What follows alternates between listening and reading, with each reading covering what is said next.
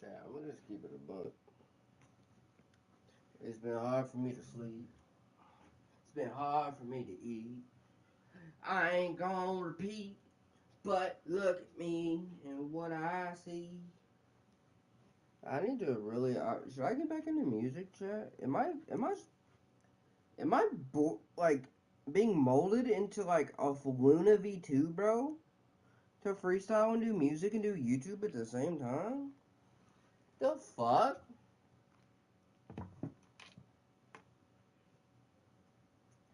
I love how I said the fuck.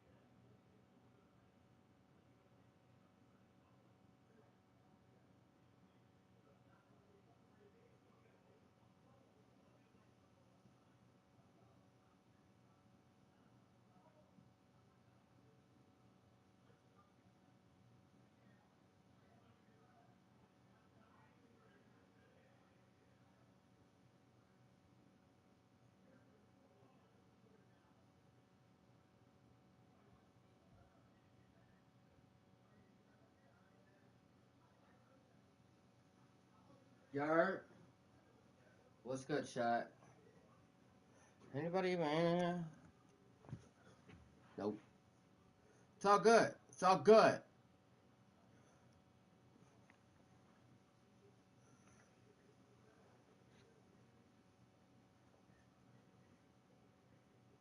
We don't need nobody right away.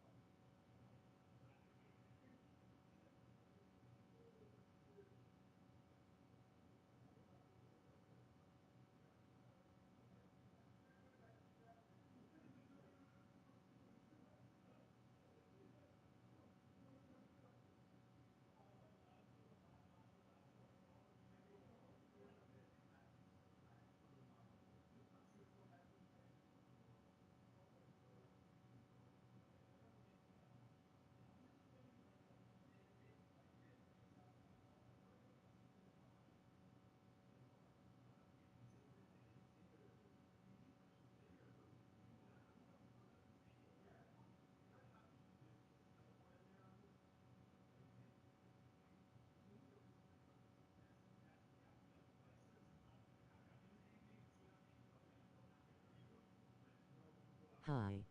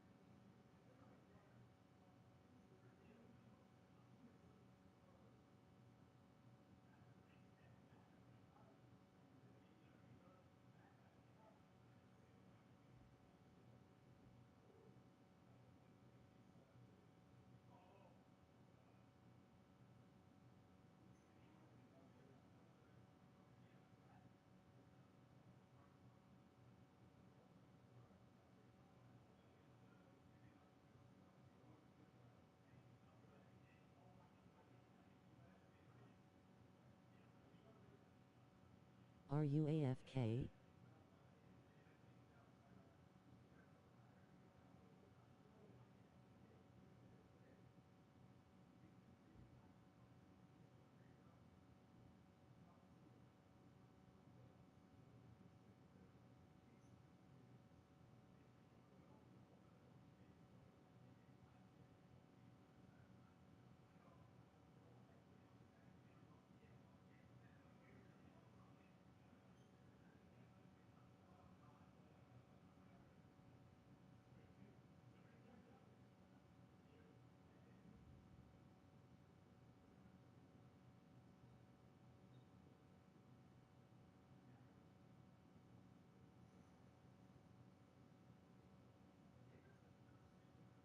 Away from keyboard.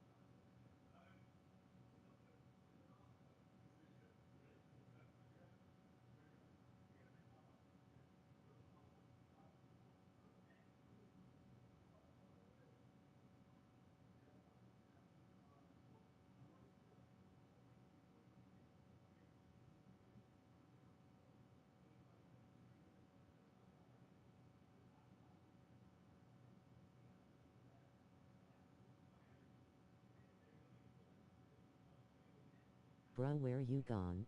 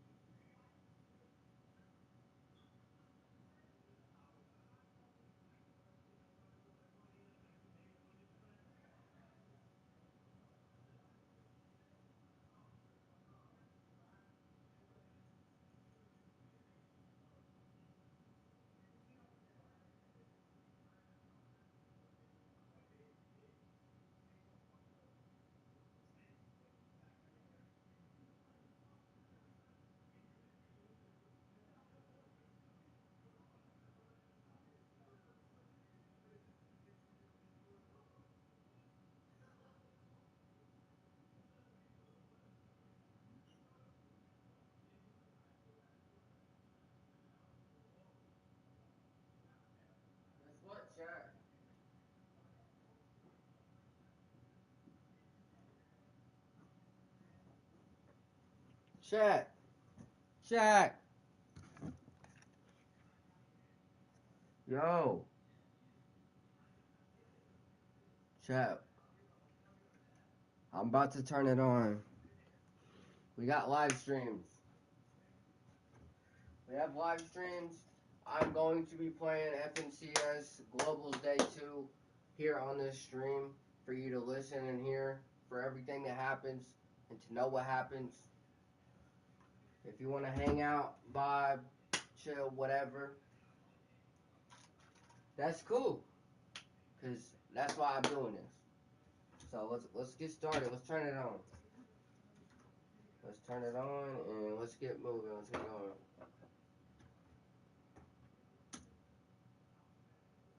Let's do it.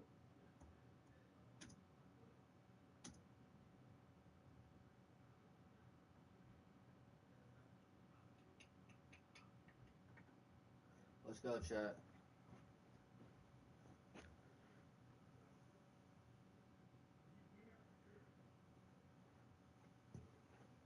Update complete.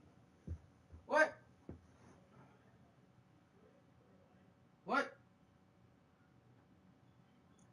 Alright.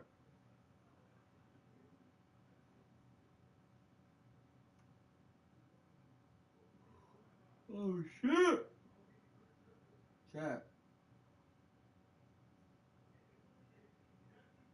Dude, I literally have not slept for this moment, dude. I have not slept for this moment, chat. Just to get this stream in for you guys. Right?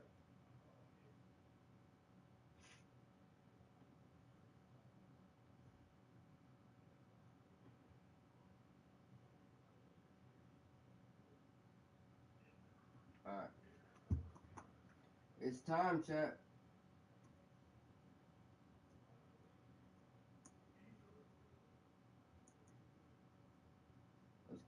Let's get it kicked off.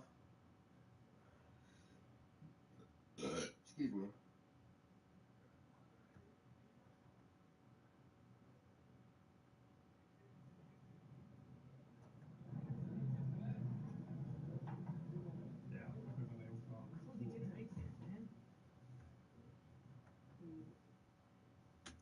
What do we do? I think we like put a hoodie on him and say he's mustache and like send him as a decoy. That's just genius. Just sacrifice my stuff. Holy shit. Chat, what is the best pro that people care the most about and they have no idea what they look like? Who's got like the least face, like their faces and out there but everyone knows they're crazy? Chap or Panzer. Chap or Panzer? Chap or Panzer. Yeah. Anyone who saw them, they saw them for the first time. Panzer's like the one close to the face, but Panzer. Chap's a good one. Chap's a good one. Chap is a good one. I would say. Nick Yonza? I think Zoe's up there, no? I would go Chap. Anyone All knows my who's viewers up there? left. Yeah. I have some red Panzer hair. height. I'm not gonna lie. I could be closer to Panzer. They're not, the crowd's not leaving. Things are really good. The crowd's not Do leaving. they know things? The crowd's not leaving, so we have to go somewhere else. If we're not allowed to go out here, then we have to go somewhere else. We're just standing here, the crowd's not going. Ages? Well, what's the other way we can get to our move? That's why I gave you. Okay. I just don't know. I don't know the back room. Go outside there to see the gentleman. Where can we get there? Would it be? So the problem is, as soon as we go outside, crowd will fall, right? So we Yes, but we have, we have security, right? Like we have hired security. Like we have a 6'5" bodyguard. Right here. The problem is, yeah, the problem is we need to also ensure the safety of the people out there. Good luck going out there. Yeah, ensure the safety of the people. You're going out? Hey, don't do this. Hey, okay, we can use him as decoys. They're going out. Use them as decoys. Okay, decoys. Okay, decoys. Okay, we had decoys. Okay, this is good. We got 46 minutes. 46 minutes, Savage. 46 minutes. Till the first game, I think. But what's good? What's good? Blessed. What's up?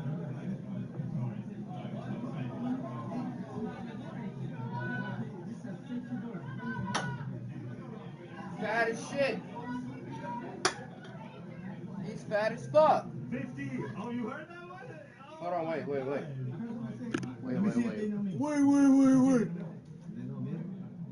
Alright. We good.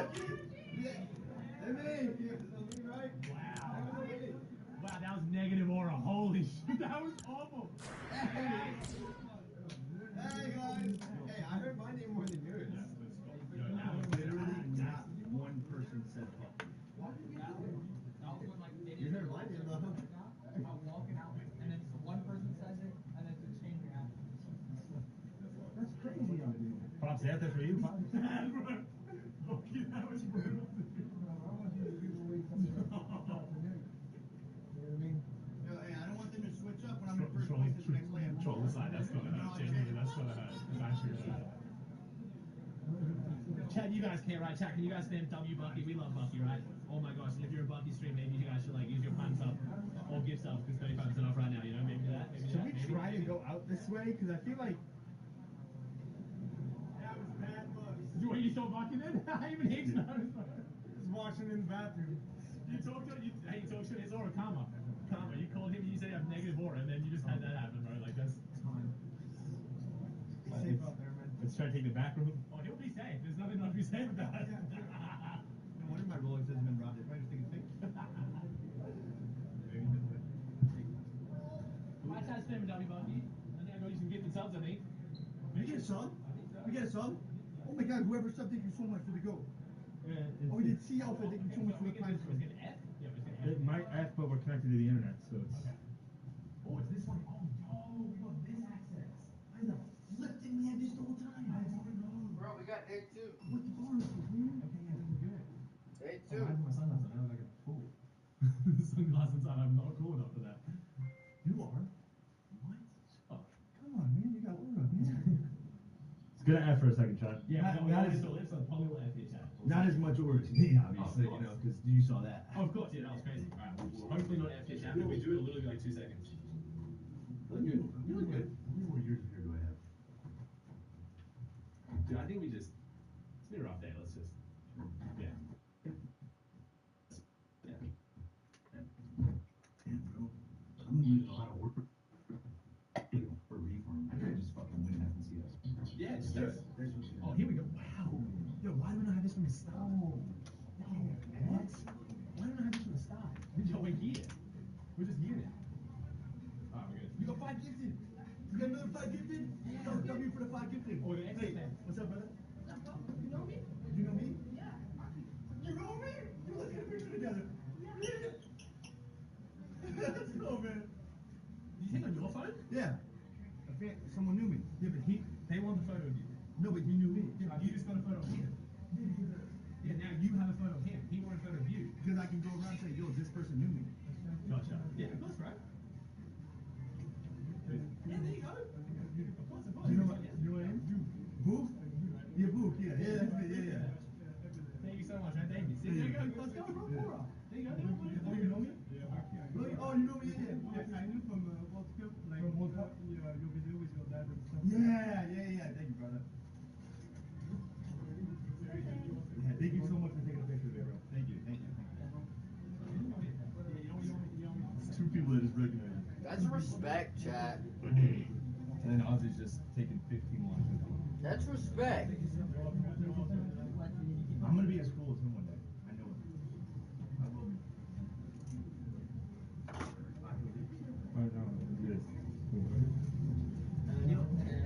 How you feeling, man? Good? Alright.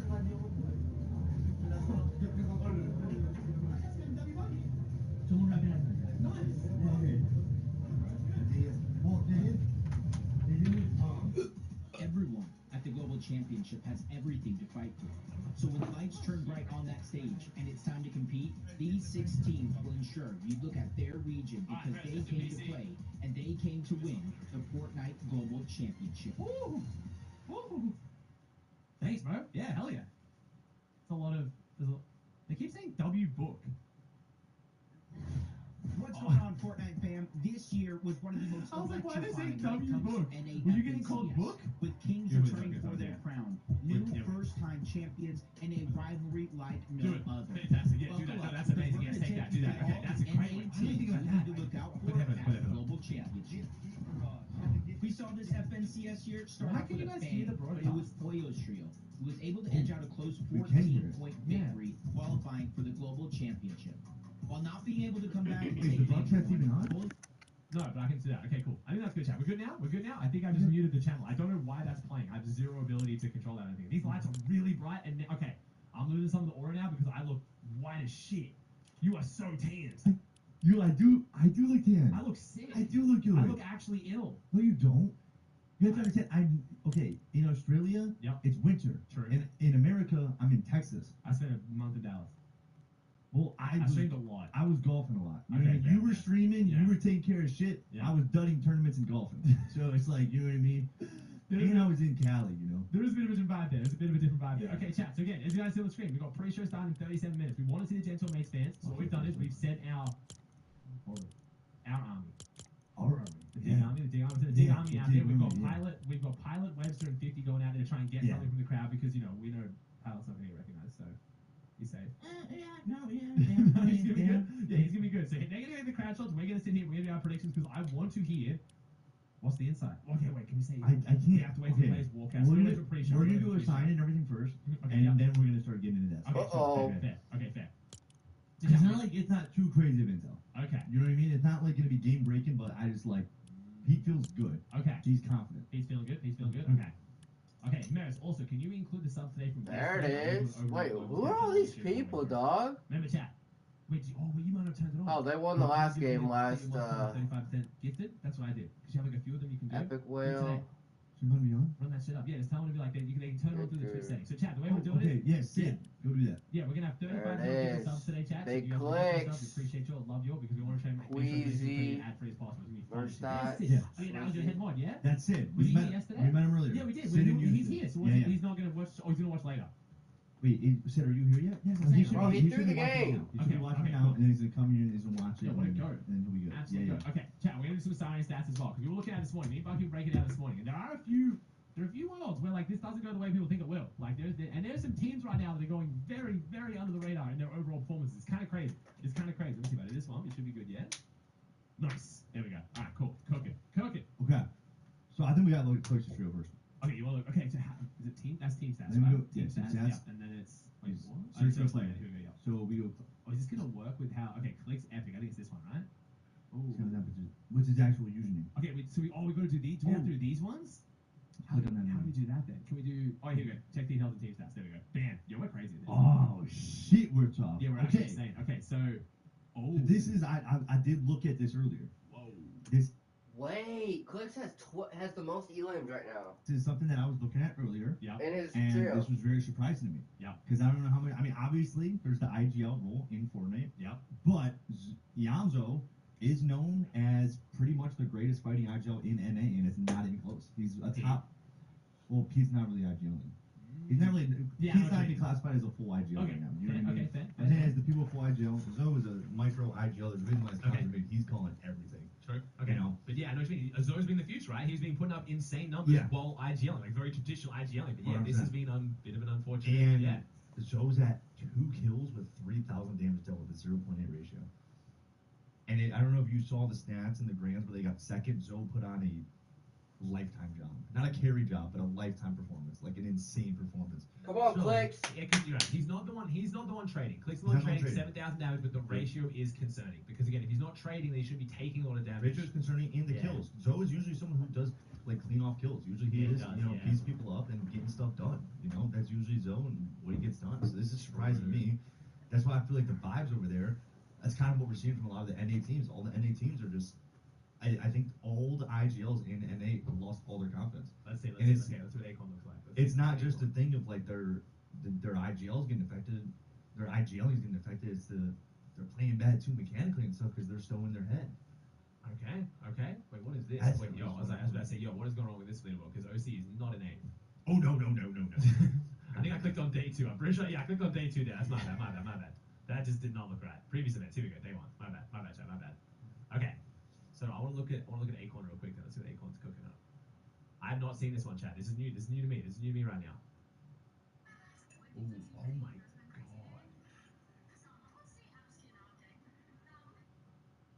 We haven't looked at this yet. We have not. I mean,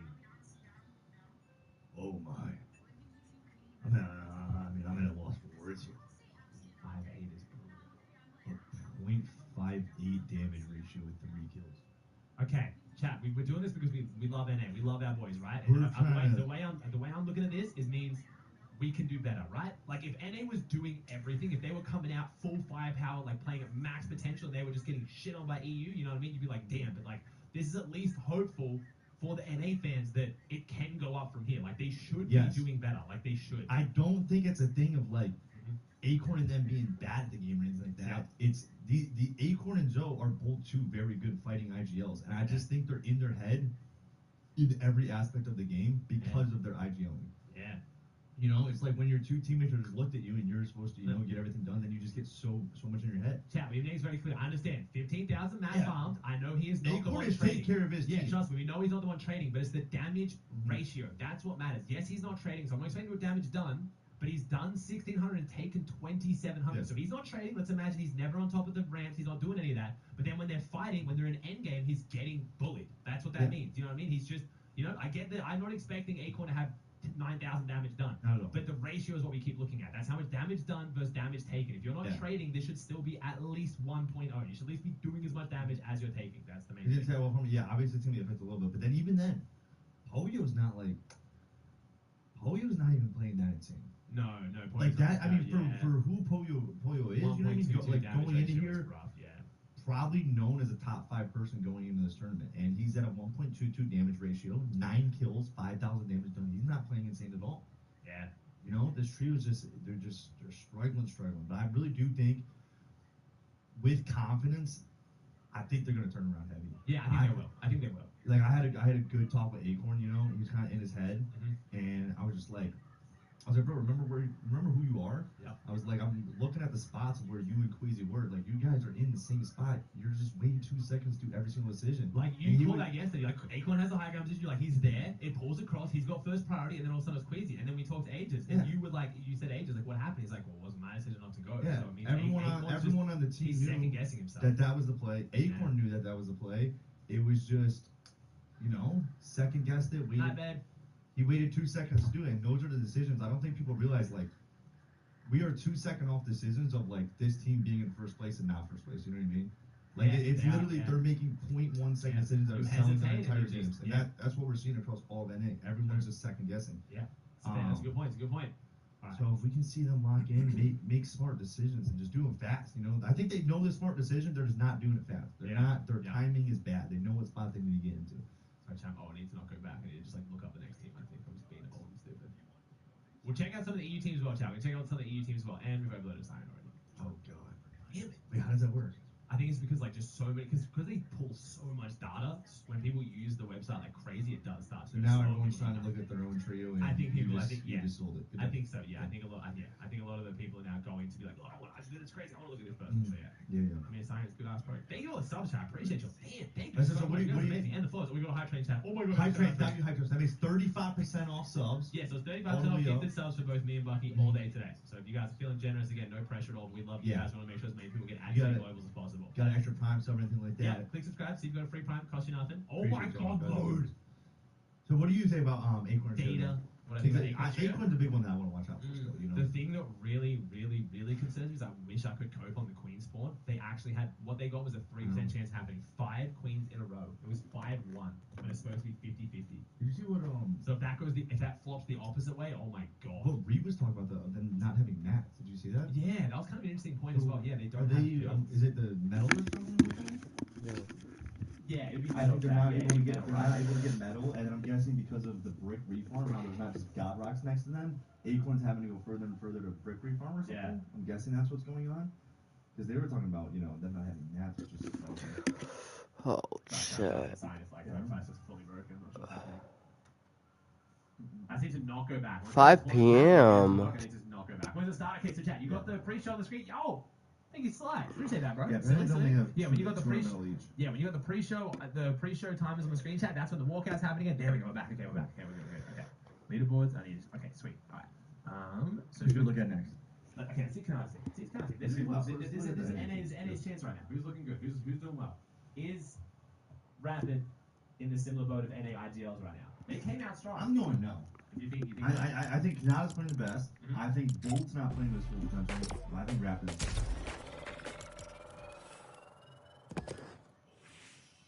shit. Damn. Actually? Oh, and Rapid's like good at fighting. Yo, NAIGLs are falling over. What the fuck? Oh, wait. Okay. Oh, I love Rapid. I feel bad 'cause I know Rapid gets in his own head too. That's why we're trying to do this like as close to the tournament as possible. I don't want to like do this shit like. Yeah, we're not. We didn't do anything last night. You know what I mean? We Again, want to chat. do this when all the players are gonna be on the stage in about 5 seconds. Again, chat. Focus on the fact that this means they can all do better. You know what I mean? This is the hope that NA fans need right now. Like we know they're better than this. You know what I mean? Yes. Like it's. But I also will say, Rapid is one of the most unselfish IGLs of all time. He is. He's got You know what I 21,000. mean? So, like, That's the fine. damage. My man is doing everything for them. It's just. We're not looking at the damage here, but like he really doesn't have a kill. You know what I mean? Yeah. So, and I know that's where they're struggling because they are getting, you know, they like they said, their mid game is perfect. They are making all these end games, but in end games they're not getting these pop off games. And that's what it's come down to is making those decisions. He's taken less than half the damage both the other players. I know they're obviously the ones trading as much as well, but yeah. So Yeah, he's no, doing pretty well, he's just farming, but it's he hasn't healed that the much. thing is like for them to be in the top 3, bro, you gotta make big plays. Your IGL's gonna have to get kills. Everyone's gonna have to get kills. You need pop off games. Yeah. All 3 people gonna have to do some crazy shit. Oh, we should look at Queasy for some comparison. He's doing. Oh, that's not what I wanted. Oh, That's fine. I thought I could do that staying pace. Okay. Is the broadcast started yet? No. Yeah, we They did it hard on the crowd. So we want Queasy for comparison? I want to see what Queasy's numbers are. Okay, Because this is the best IGL right now. That's playing the best. Yeah. Queasy's playing the best so Queasy's IGL. doing. Yep, there you go. See, 9 that's- kills. 9 kills Nice. with 1.7 damage ratio. See, that's He's what. got the highest damage ratio on the team. He's Yes. out damaging Mustache and Swizzy on ratio. He's not trading. Yeah. That's what I noticed a lot when I was IGL too. Even if you're in like a completely unselfish IGL, when on the days that I was playing good, my damage ratio was about even with my team kill. Yeah. If my ratio was even, but you're obviously damage numbers are like shit. Alright, chat. But like this is a IGL who's playing amazing. He is playing great, and then also like the kills, picking up 9 kills. Yeah. That's amazing. Picking up 9 kills while full IGL. Yeah, that's good. Interesting that Swizzy still got. I mean, Mustache is something that's fine. Mustache is like it's basically just Swizzy. It's a Swizzy like 12,600 damage. My man is still getting all the damage. Yeah. Swizzy still farmed 11,000. Sorry, Mustache farmed 11,455 mats as well. Mostly what that is it's. I know damage ratio from high chat, trust me. But you know, when you're on high, you're gonna take less damage, you're gonna do more damage. We know, but the 9 kills, they're still good, chat. It's good. Come on, like you know what I mean? Like it's still good. You're gonna be good at that's fair. Okay, that's what we clicked that. No, we didn't click something. We did click. I don't know how you take like no damage. I'm fighting still take damage. You gotta like fight these. So, yeah, that is woeful. So gets so.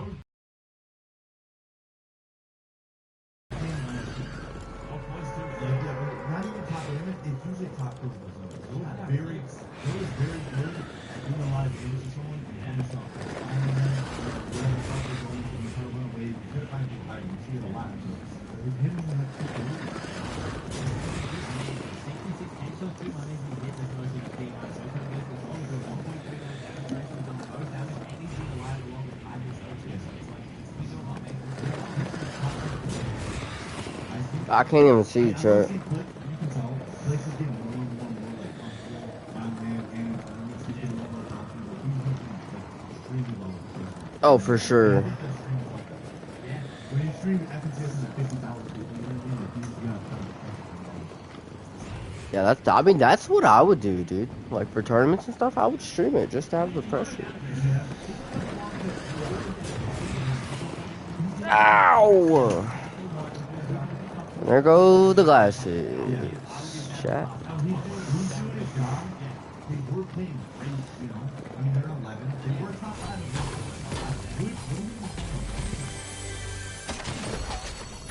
I really didn't see them.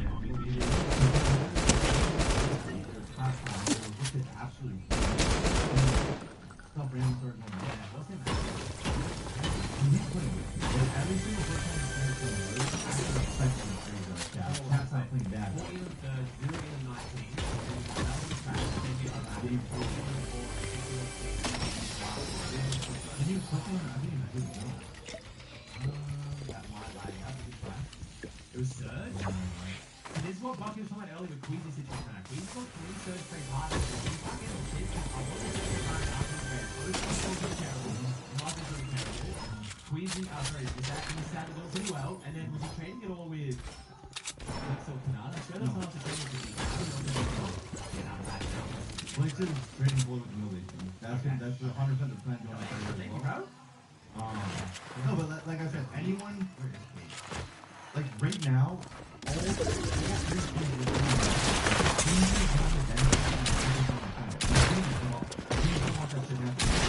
you don't want to be trading your trading firm with two other teams. Yeah. I think what's going to happen is either Mr. Savage and Mark are going to start trading, or Mark's going to start trading with OC. Great! The team South Yeah, I'm not playing. South and Mars, that's OC. That's Okay. I'm not fucking playing. Start trading with OC. What? They're going crazy out there. It's Leo. It's Leo the crack, bro. It's our Oh, man. yeah. He's on the stage. Recording. But like, two of those teams might start trading with each other and just cut out Queasy instead of three people trading with one team. That's what ended up happening with Acorn actually on the major tour of CS and NA. That's a crazy sentence. I feel that. I'm trying to type it short form to make it quick, and I'm like, whoa. I know that's bad. That's bad. Okay, That's bad. check C's or Booga, Aviv, and Threads. Okay. You good? We're all just trolling. You good, We're all dude? just Like, trolling. we good? Yeah, I did see these stats last night. And then you did see Cold. Cold had like a little post game interview. He said, I got my 7 or whatever. "Yeah, he's like, I got my 7." So Cold thinks, He's got I think 90 Cold thinks he's doing his thing. You know what I mean? 2400 damage though is not Cole's thing. Yeah. That's not. This is not, you know. 27 damage ratio. This is not the Cole we're used to seeing. Like, he's got his elims, don't get me wrong, but that is Isn't it not like- that is not a Cole damage or damage ratio. He had 2.0 in the grands they won. Yeah. 2.0 damage ratio in grands. Isn't it insane that like Pete is not even playing that bad? No. Like he's got a 1.15 damage ratio with the most mass farmed, and like he's really still doing his It's job. gonna be he got shit on by Vic. That's all it's gonna be. I know. That's all it's gonna be. The Pete haters did one thing, he got shit on by Vic. It's That's it. just stuff just went wrong. He lost momentum. I mean, I think Pete is still very confident. I think after watching the VODs back, I think he realized how different stuff could have went if he Yeah. won when he did. It's almost unfortunate that the 19 kill win from Fred was game 6, because I think that next game would have Yeah. just been a movie. Like people would have come out flying, because that did Yeah. show to a lot of people. It seems a lot of people like this lobby is shit. Like, or at least like they can't fight. Like whether it's because they're training or everyone got too comfortable. I don't think people understand how. Yeah. No disrespect to the low region, but like the bottom 15 of this lobby or the bottom 10 of this lobby is actually horrendous. Like in EU Grands, I think everyone can agree now. In EU Grand Finals, it's harder. Yeah. It is harder to play EU Grand Finals than this Globals, and I think the EU team really just started to figure this out, and they're taking advantage of it. I mean, we have EU teams dropping 20 mobs. It's Yeah. not Pete doing it anymore, it's EU teams. The EU Yeah, it teams are is. realizing, Yeah. what are we doing? This Yeah. is easy. Oh yeah, Leonie, that Vic kill game 1, just Pete came out, the crowd was booing him, like Audie was kind of against him, but like the momentum needed to be there. If he came out and shit on them off spawn, got a If crazy you- game, just it would have like that was I bad. really want them to be walked out already, so I can tell you what Pete wants to do. I Okay, remember, okay. I remember the Raz thing now. Okay, wait, look, okay, do you want to fucking write it down so you don't forget again? Can we write it down? Okay, we're gonna write it down because you're spacing out. Okay, Okay. you write it down. You write it down. Okay. So again, Vico 14 kills, chat, but 14 kills with 3,000 damage compared to Venom's 4,000. That means Vico is getting the kills off spawn. My man Vico is all the shit he's been talking on my stream. I think Vico is backing it up, because seeing 14 kills with only 3,000 damage done means he's getting a lot of those kills off spawn, which is a good thing. He's getting them when they're weak. He's getting out first, getting the gun and putting them down. How beautiful would that be? How beautiful would that be? Is he allowed to? It's Pete. He's allowed to. Chats. That's Okay. what could happen. Are you allowed know? to share that? Well, I'm gonna share, but they're probably obviously gonna ask for confirmation. Okay. So they're gonna figure out what they're allowed Okay, cool. to. It's pretty cool, Chad. It's pretty cool. It's pretty cool. All right, It'd be we'll share sick. that once the players walk Yeah, out. 'cause Once the players walk out, You could see that being like for Pete mentality. That Yeah. could be some That'd crazy, be crazy. momentum. Yeah, that switch. would. It really would. Check out Fred. How's Fred doing? How is Fred in 6th? Wall con like They are- this. They're at a Cheater, bro. different level. Look at 1.26. those kills. Yeah, dude, that is With no disgusting. damage. No damage. Yeah. It's 40, there's yeah, never 42, trade. they never trade. 42 kills, they just run it down. This is pretty much 3 games. Or they went 4-2. What one was it? Yes. I think they went 4-2.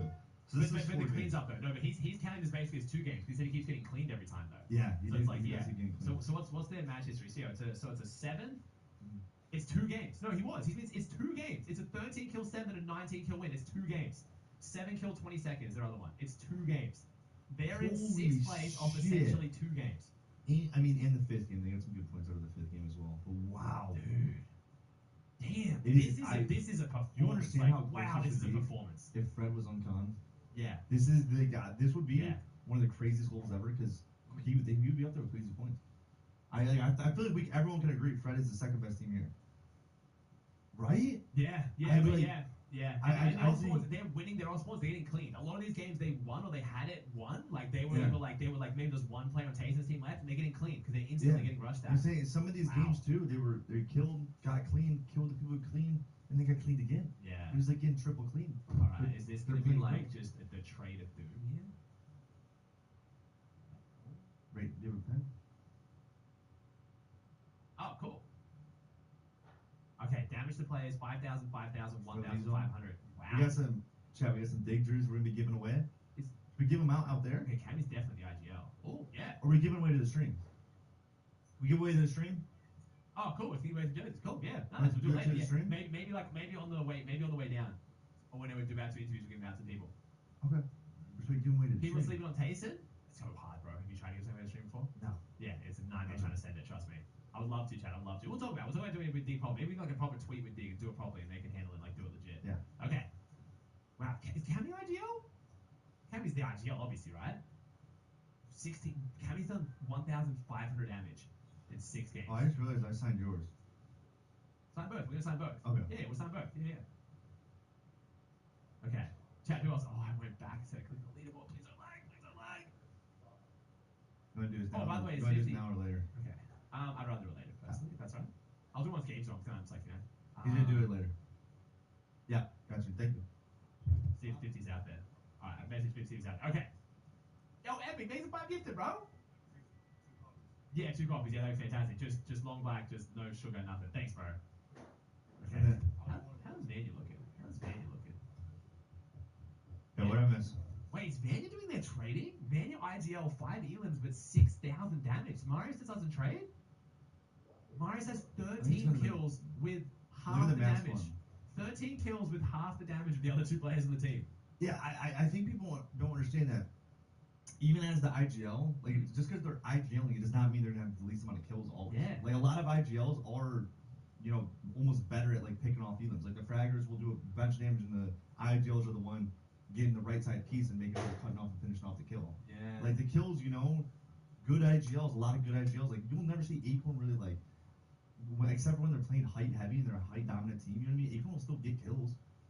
Chat, I literally You know? can't see. Chat, I can't see any tweet you guys talking about. It's like a link tweets. I literally can't see anything. I don't know if you guys have gotten. Yeah, I don't know. I don't know if you guys have gotten baited, but I literally just group has no tweets. Yeah, so it sounds like so it sounds like Marius he's basically Vanyak and Pixar are full trading. He's full Yep. refarming for Yep. them, and Yep. then they're getting so much surge where Marius is able to pull double pump. Yeah, and he's one of the I best. commented a bunch yesterday. Marius has early double pump. I kept Yeah. being like, how does he have early double And then he's pump? carrying early double pump. He's one of the best players in the game, and it's Yeah. just Okay, Pix has got 2 kills, but 2,600 damage, 6,900, 6,700. Yeah, the trading corner. Yeah, this is the trading corner. It's Chat, just- turn the stream yeah. up. We're not going to turn the mic up. Turn the stream up. What? I This wonder is if not this the can be sound. changed. If some of the OC teams get out there and start keying that. Yeah, corner. yeah. I think that little Polish corner can change a little bit. It's been. Let me see. What was the link, man? If I still got up here, let me see.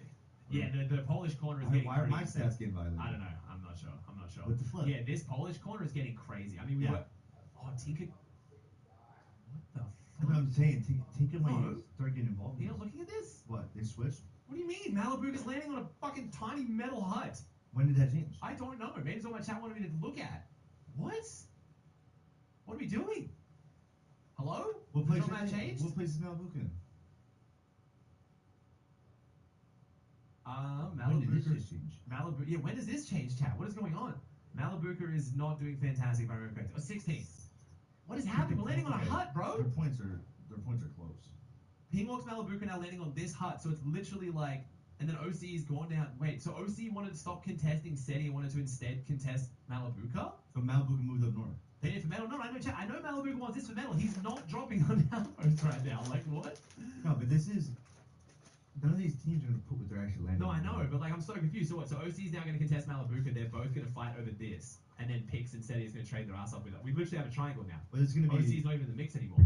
this is gonna be full team down here. I mean, well, This is gonna be I don't know. Malibuka's getting a mix with the team on him. Malibuka's not Polish, but I mean it's Oh, really? EU. He's EU, but this is the Polish triangle here. It's SETI with Pix, Damas, and then Cammy and Hari. Malibu is definitely. Yeah, wait, where? staying Oh, off yeah, this. okay. These guys So get Pete's big, just you know. marked the train as well, by the way. Pete's just straight up marked So the go train. dig in, watch his Oh, bro. he went to the train. Did they do this themselves? Or this guy This is did? game 6 map. No, chat. This is the map So I that they can pick. tell. No, this map hasn't been like altered by anyone. This is where they pick. No, like they've I gone don't know. I home don't know tonight who and they they've pick. updated this map. No, or is Yeah. like does Noble change it based on where they all dropped? I swear this is not where they, because I swear the way Noble map. I mean, I think you're in that they manual. might have a choice in this, but I don't. I think it's bold. No, it's the game 6 map. Yo, we got to make that way more clear. I love that we're doing this with the vital and noble things people can mark. We got to make that way more No, clear. Blue Okay. changed it. Yeah. Okay. I didn't know that. Okay. We got to make that way more And clear. that's like- mad confusing. yeah, Can that we match see is the clear. screen when Okay, the that's- I already talked to a lot of the teams. 2025 Okay, W/login that confused me because I starts. thought it was the way it was, but like you have to manually pick it. So I thought players had like gotten off last night and gone home and be like, "This is where I'm now landing tomorrow." Okay, Yeah. gotcha. All right. And that's- Gotcha. Okay. Look at Dino's team. We did the team. Yeah, is Vico getting a, you were talking, is Vico getting a shit ton of off spawn kills? He's got 14 kills and 3 guys down, but I think my man is carrying the spawn, so that Yeah. tells me. My man is getting down, getting the gun and shitting on at least 1 or 2 people.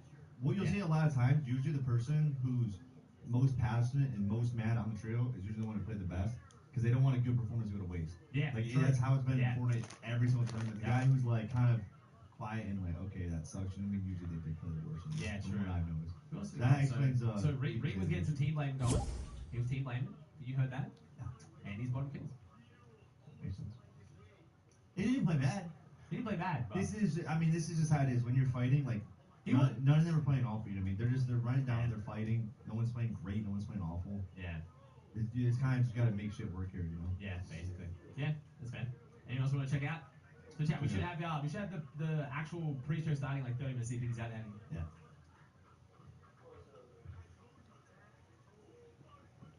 What does that mean?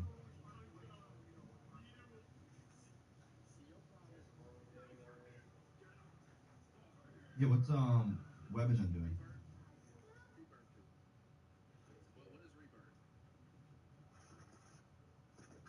Wait. And we gotta check. We'll check out Arc stats as well, because Arc, I don't know if you guys know, Arc is one of the West boys, and Arc is in second place when it comes to kills. Second in elims, and they're in 12th Oh yeah. place. So Oh, you can talk. You got. Okay. Yeah. So yeah, you're good. but they're in second place, or he's second in kills, and they're in Yeah, 12th yeah. on the tournament. Yeah, and true. Yeah, what is they Arc are just going to? known Oh my god. as I don't know if people know, Oh but my god, 1.4 damage ratio too. School is clowned and known as the worst player on West. He's just like, why did anyone play with School? Kind of. 9 bad. kills? Yeah, School's actually playing good. Yes, he's got Yeah, no, he's not triple playing bad Salvo's at all. kills. And Salco, 0.5 damage ratio, and he's not the IGL. School's the IGL, right? well, they don't. Okay, the thing is, they are all so dumb. There is no IGL. I was about to say, so they're West, so This none of them are. This is a region where IGLs don't exist. You know, Aren't you? I West IGL, IGL, West, yeah, and yeah. look what place I got. IGLs don't exist. You run that shit down. So that's what's happening here with this trio. They have no actual solidified IGL. They're kind of just running around, figuring out what trying to get done. And Arc is almost solo 12th place. Yeah, If I had to say, Yeah. like that's 18 straight fragger kills. He's just getting it done. yeah. Like his stocks, After this are crazy. I'm so curious to see who ends up. He playing has to go next year. central. He has to go central. He needs to take If he advantage can of get this. to Central, it is going to be a very interesting next season because Arc is 12th place on your first land, and he's got a lot of kills. He's getting it done. Nice. 6,000 damage, Holy 1.14 shit. damage ratio, 4 Elins. He's doing well. Muzz doing well. Okay, Muzz. Okay, Muzz. I Okay. love to see that out of Muzz. Yeah, okay. Nice. I think Muzz is like getting. I feel like Muzz has always played. Oh, So, I was Muzz so bad with the coffee. Thank you, bro. always played so nervous. I feel like he's been nervous for so long. You know what I mean? Coming from like OC, Yeah. going into NA, he's always struggled with his nerves. Where is King? Where's King? Are you dropping out 13? King's putting up some damage, but Pierce is getting the Ooh. kills. Pierce is King getting a on lot of the six kills. kills. 12. That's actually surprising. King on 6 kills is very surprising. That is shocking. Yeah. Wow. It's like Phaedrus, IGL, and King and Prisoner kind of just running it down. I mean, Yeah. that's. Chat, if you're just coming in now, we're doing this like 20 minutes. You're asking me, we've already checked chat. Sorry. Oh my god, my eyeballs. Yeah. That was fun. Holy shit. Oh, That's not easy. oh, hell yeah. Yo, Well, you did ask for 2. I did ask for 2, now we both have 2. Beautiful. Beautiful. Beautiful. Thank you. Ding. Okay. Oh yeah, we're prepared today. Oh yeah, we are good. We are locked in.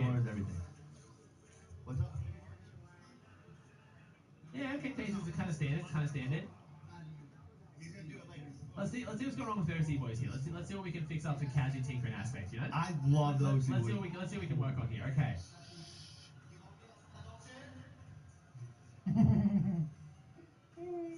We've done less than 3,000 damage total. 700 damage. Yo, that's 120 damage a game. Like, think about that. Like, that is literally, you can't even kill someone. You can't even kill someone with that. My region, baby. Holy shit. Yo, chill. My region. Yeah, your region needs to no longer be allowed at land. Because this is ridiculous. This is actually ridiculous. 700 damage. I mean, who are they conning? They're conning Kappa. So most of these games, they probably die out the ears in these games. Straight up. I mean, that's insane. Check the other OC. Alright, is that Mounds doing? Whoa! Queasy. Holy shit, we're trading our tits off with Queasy. Yo, we are selling. We should be doing well. Yo, wait, what? Okay, so I interviewed Goofy on stream. My chat heard you weren't there. I interviewed Goofy. I said, how you feeling, bro? He goes like, our early game's great. We're getting our surge on Queasy. And then we're just zone 5, 6, we fall apart. Are we not seeing these stats? Mountain's got 500 damage. Oh yeah, so man, I told you, Mountain told my stream he is the worst player here. He knows it. Mountain shouldn't be here. I love him. He should be. He's Goofy nice has kid. most mats farmed with 5,200 damage. Yo, Mountain is some shit. What the fuck? Bro, he's got a 0.29 damage ratio, bro. And they're making endgames. It's like he gets in a box and he doesn't even shoot back. You're right. He hasn't even farmed as much as Goofy. That's crazy. He's only not farming. Yeah. He's getting out farmed too. That is insane. His player accuracy is 2%. 2%, bro. I just shoot a minigun and just get lucky, bro. Get 2%. All good though. All good though. Hey, we're good. We're gonna turn it around. We're gonna turn it around. I think we are. We got this. Yo, I'm actually impressed out of Goofy though. 5,000 damage is that's how you were signing. Goofy's one who joined with Anon and Razan. Yeah, he's playing good. Really good. Alright, so W Goofy. About what you'd expect. Yo, resigns, man. So yeah, 1.2 damage ratio on Alex is looking Yo, good. wait, why is Anon? Anon's kind of showing out. Yeah. He has most mats farmed with 112 damage ratio, Yeah, 3 kills. Yeah, Anon moves a bit. Is Anon, okay, I don't know anything about OC. Is Anon actually good?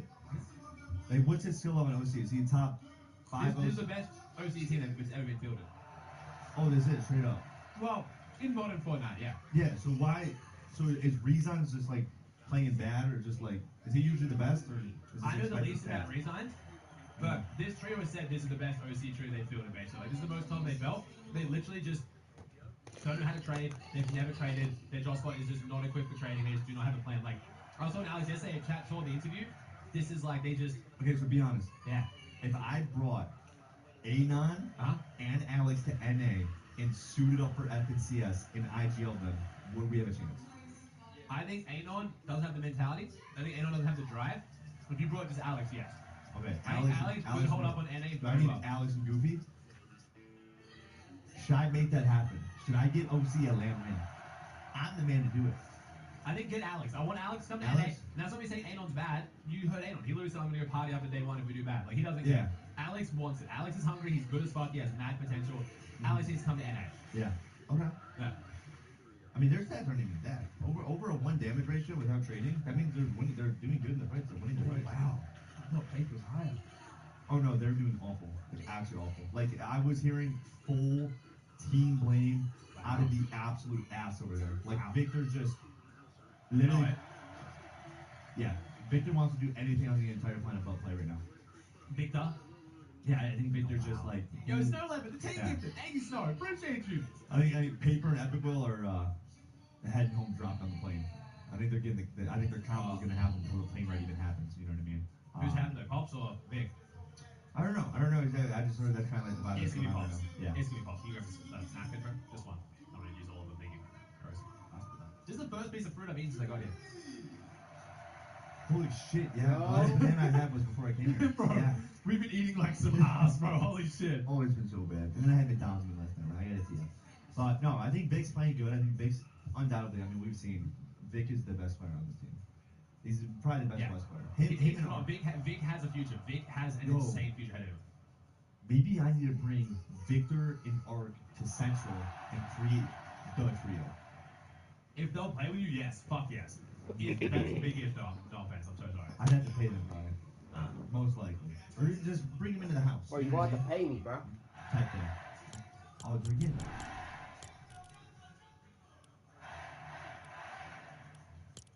They don't stop, man. They love it. They love it, chat. They love it. Free show soon, chat. They, Free show do starts not, soon. they actually do not stop, man. They love it. What other teams? We missed any teams? Chat, is there any teams that we missed that you guys want It's to gonna be people who weren't here. There's gonna be kids who be like, click, savage. Like, it's gonna be the kids who just weren't here 20 minutes ago. Yeah. We definitely did miss a team. That struggle. Oh, we didn't talk about setting out cold hands up. Okay. So they're in third. We should probably talk about third. I think There's a leaderboard, chat. Off and then just really consistent in games. Seti though. I mean, he's getting his kills. Damage ratio is bad. He's probably getting. Okay, he's farming for me. He's got Yeah. 15,000. Yeah. He might just be getting out tagged when he's farming. I think, yeah. But he's picking up his skills in endgame. He is getting Yeah. stuff on third place. He's ideally perfect. Yeah. You know what I mean? Yeah. He's ideally good. He's ideally really good.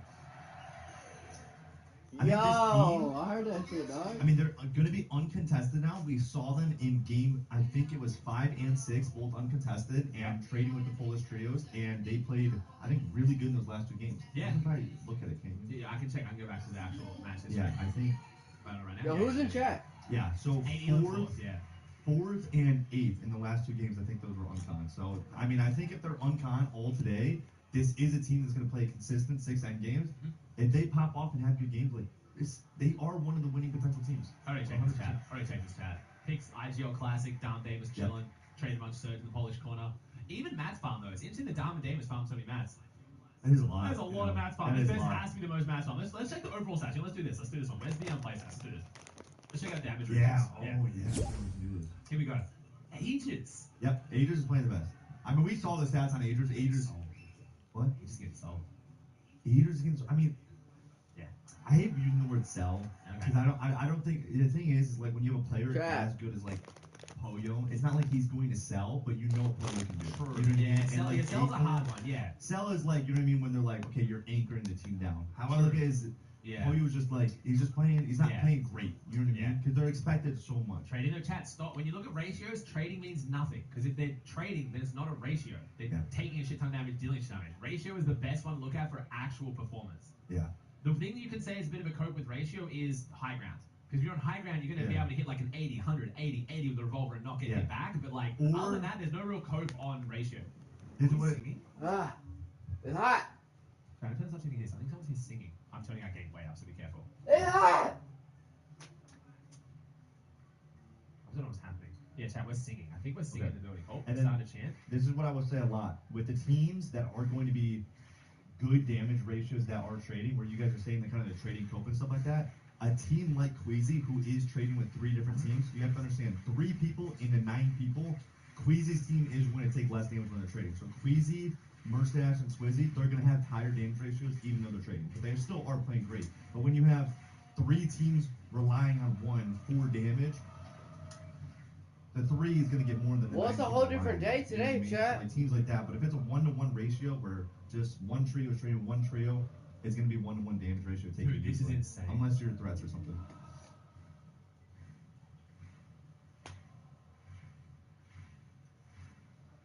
It's a whole different day. You never know. Peterbot already claimed he's gonna go for it all though, so he already said it. So it's finna get real hot. Do you guys hear that? Definitely. It's finna get real hot in here, chat. Dude, it's so sick.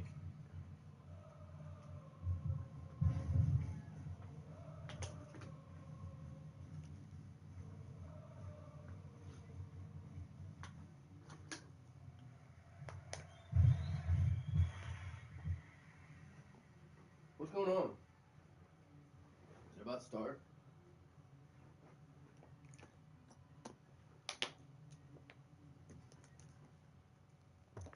Chat, it's finna get real hot, dude. Peterbot's finna go after it, dude. Ow! Turn cover? We can't, chat. We can't.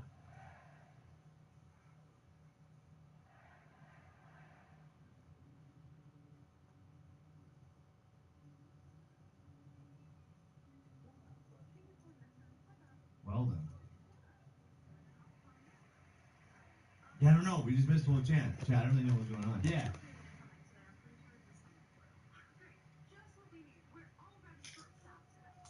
They're still. They're I mean, still they're going. still hype. Yeah, they're hype, chat.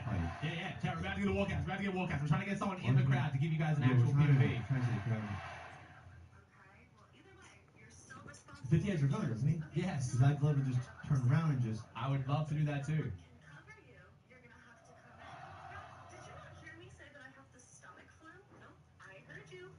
Meredith, did you literally say he's actually in the food? Like he's where the food is? Alright, top one lead thing to Peach. When they walk out, the players are still in the playroom. They're about to do their walkouts. Yeah, players are still. I'm not gonna lie. Some of the players are probably watching the stream right now, trying to see some tech. So we can't leak too much tech. We're probably like Higgs even said. Higgs said he was watching the stream like 10 minutes ago. So we're gonna leak now. It's not even. It's not even like the one thing isn't even a strat. You saw it. Yeah. It's not even a strat. It's just something cool. It's something cool. It's something cool's gonna happen. It's just something Yeah, cool that people. We don't. Mini Force. We don't chat. Let me see. I'll try that camera, but I don't think it's gonna work. Yes. I don't know why they've just. It's like the feeds. They're just doing this. Okay. Anyways, back to the damage ratios. Yep. So we obviously have Queasy, Swayze, and Mustache all up there. I kind of explained it where you have one trio trading into 3 different trios. Yep. The one trio is going to take less damage because they have 9 different people to shoot with. So they can do more damage with taking less. So that's why their damage ratio is so hard. And they're in first place by 500 points. Yeah. So they kind of just getting shit done. Yeah. Age was playing great. Tayson had a 5 damage ratio of game one. Remember that? He did. Yeah. He did. Yeah, he did. That Tayson- first game went crazy. Tayson started off with the game of his life, and then still even ended still second damage ratio after losing all spawn. Dude, they're going insane. I know. Yeah. You're not. Where's 50 at, man?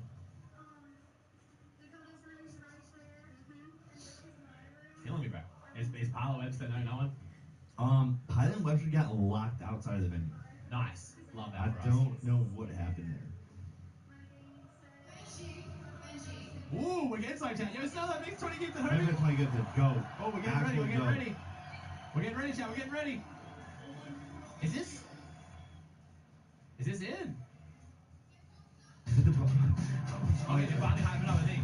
Is that what they're saying out there, though? I don't We're getting ready, chat. We're getting ready. Even live?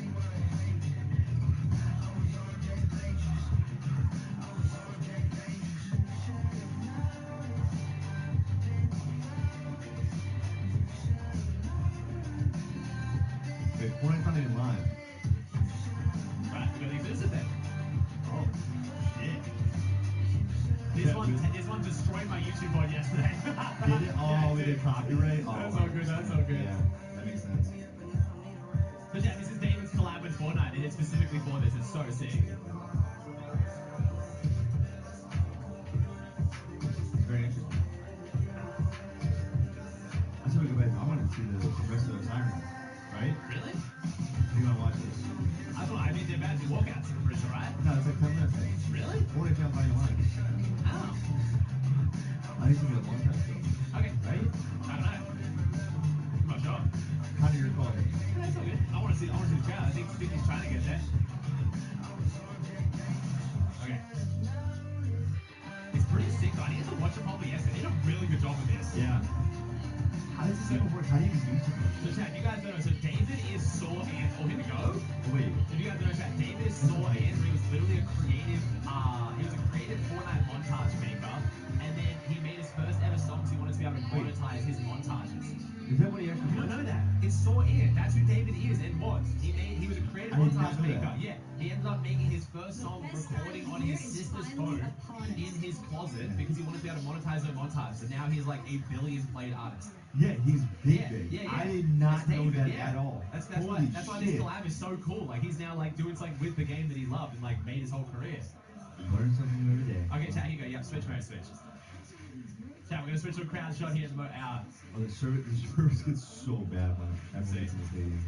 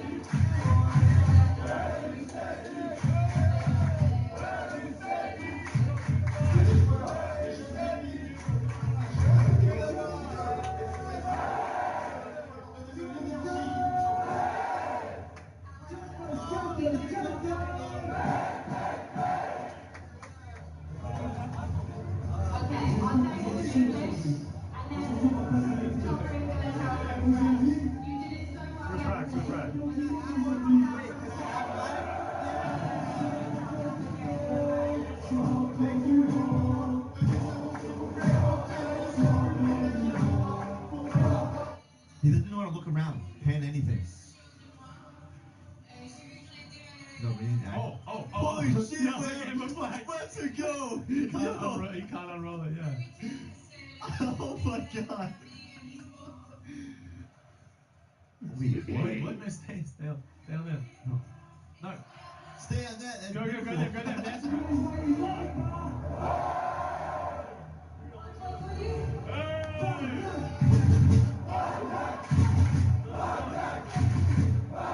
Holy shit.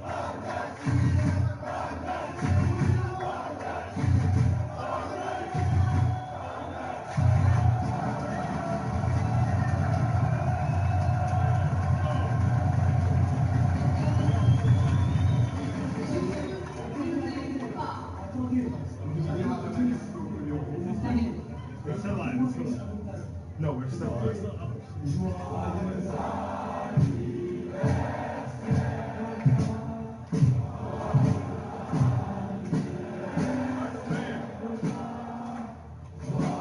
This crowd is hectic, bro. Oh, is this the national anthem for them? Yeah, that's the national anthem for France. What?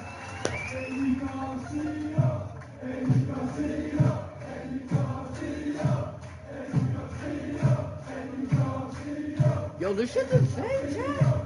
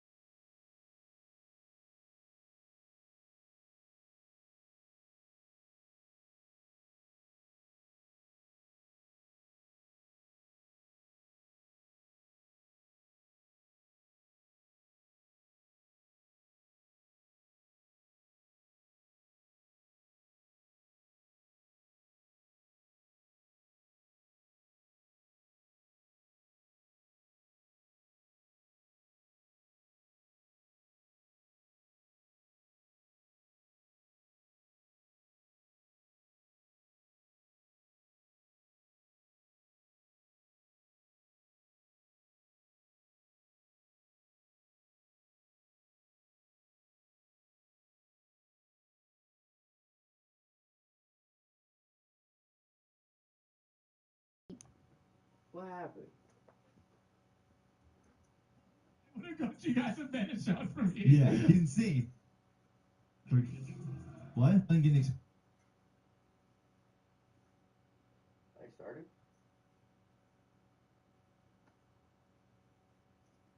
Yeah, well, everyone in the UK's phone got tested. So Are they walking out? yeah, Get out there. That's what we need to see. We need to see the Are they NAI walking deal out? tee up.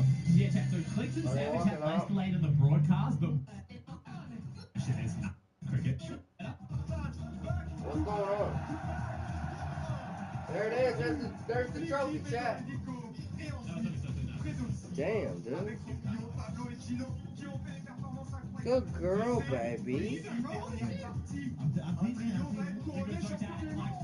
It's like, yeah.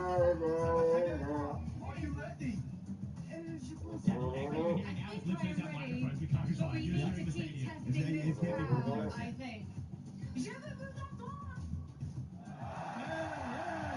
I'm going to be testing them on their English very soon, Benji, I think. Oh, yeah. Ça va être incroyable. Frankie. Is that what you're saying? Oh, qui? Oh, qui? The two Bucky. Yeah. Is not It was a about game. any of us except these players. And the winners will be raising this silverware created by Thomas. This silverware. It is the most beautiful silverware, but it also means Fucking that silverware. you are the best team in the world when you raise it. The question is, Best team in the can world Queasy, when you raise Quizzy, it. and Mustache Like, hold brother, on what's the- until what- end of game No, 12? yes. Not happening. They're about to start, I chat. need to make sure I'm not coming off as Queasy hater. I want to They're see about to Queasy start. not a runaway. The walkouts are I finna do happen. not want to see them win. I will be the hater. Okay, so. The walkouts are finna happen. 100% chat, no matter what. Sure. I'm not The supposed to walkouts. I want to see any team win. But obviously, yeah, no. Good for Yeah, the Queasy. walkouts are finna happen. Turn anyone's downfall. Let's go, let's go, let's go. Let's get hype. Peter said he's going for it all, bro.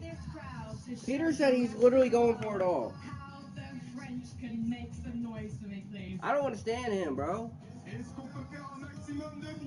This dude's fake. This about to be loud. You're washed. More of that to come today, but for now, let's talk about If it what needs to be loud, you happened turn in you up. games You're 1, washed. 2, 3, 4, and 5, and 6 yesterday with the Atlas test. Fortnite I think you should fans, be closer to welcome Mike. back. No, it's okay. The Global Championship. This is day good trippy number boys. 2. It is great to be back here with some of our favorite friends. These players, You're and fucking this washed. amazing crowd.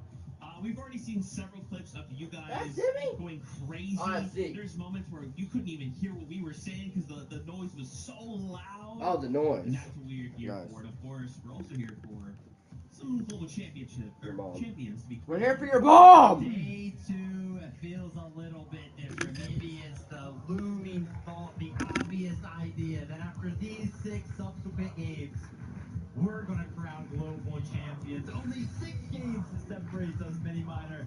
Only 6 Big one. games remain. You're back. Legs on the deck. I don't even talk about it, right? Let's Yeah, get 11 right. states. Well, we can say what we've seen.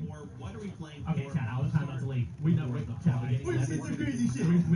We might have got a preview to the 11 speech, Chad. Oh boy! Hey. Money, that's pretty sweet.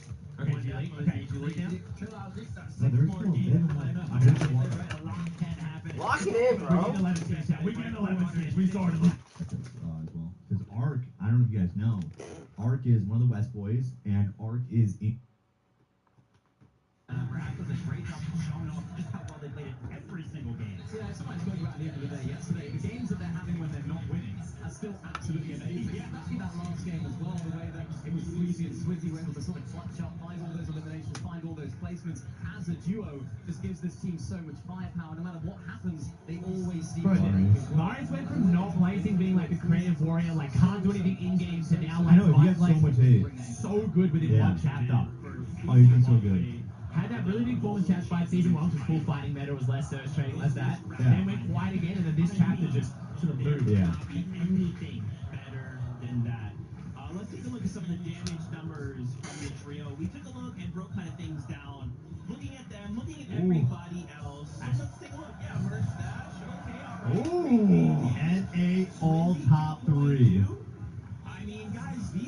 Revolver damage. Oh, it's revolver damage. Revolver damage. 3,388 with a revolver. This is their. Why are they showing revolver?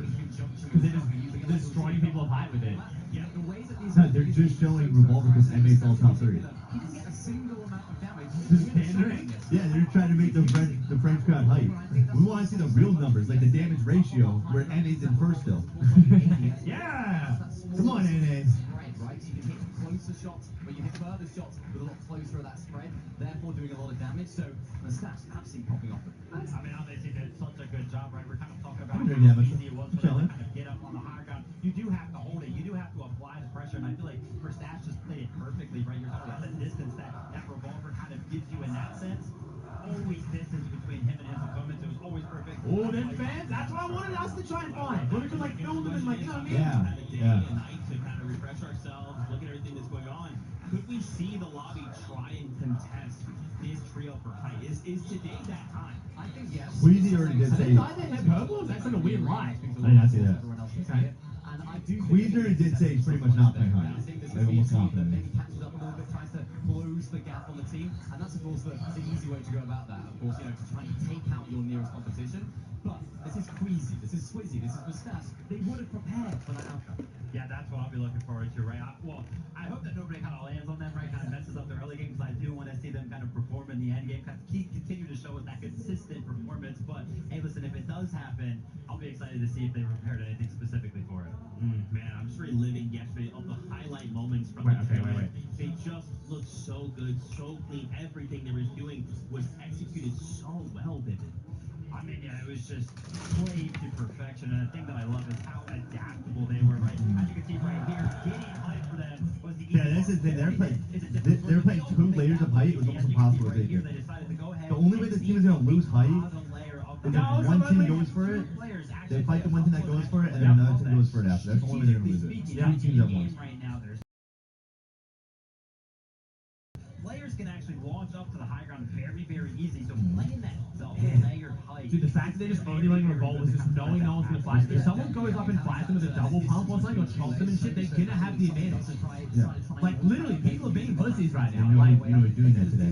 what? So easily, and again, we saw it with Come on now. Verstappen. You know everybody's scared of the big Pete, man. Come on. Everyone just decided to come on up, making it so simple for them. And then in another game, they decide not to, but they're very adaptable. Queasy Weeder. Exactly, and as you can see right here, they go with a They different play strategy. height.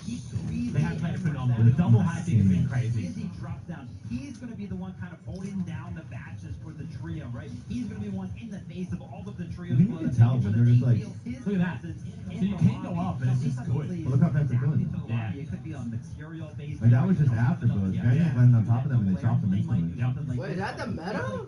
What's up, Lennox? How's it going, bro? For high ground. But if you look at every single one of the games, they always Yeah, tweeting about what if in like the 12th zone instead of it closing all the way in, it was a Destiny It's Jesus. one of forever, it just keeps going.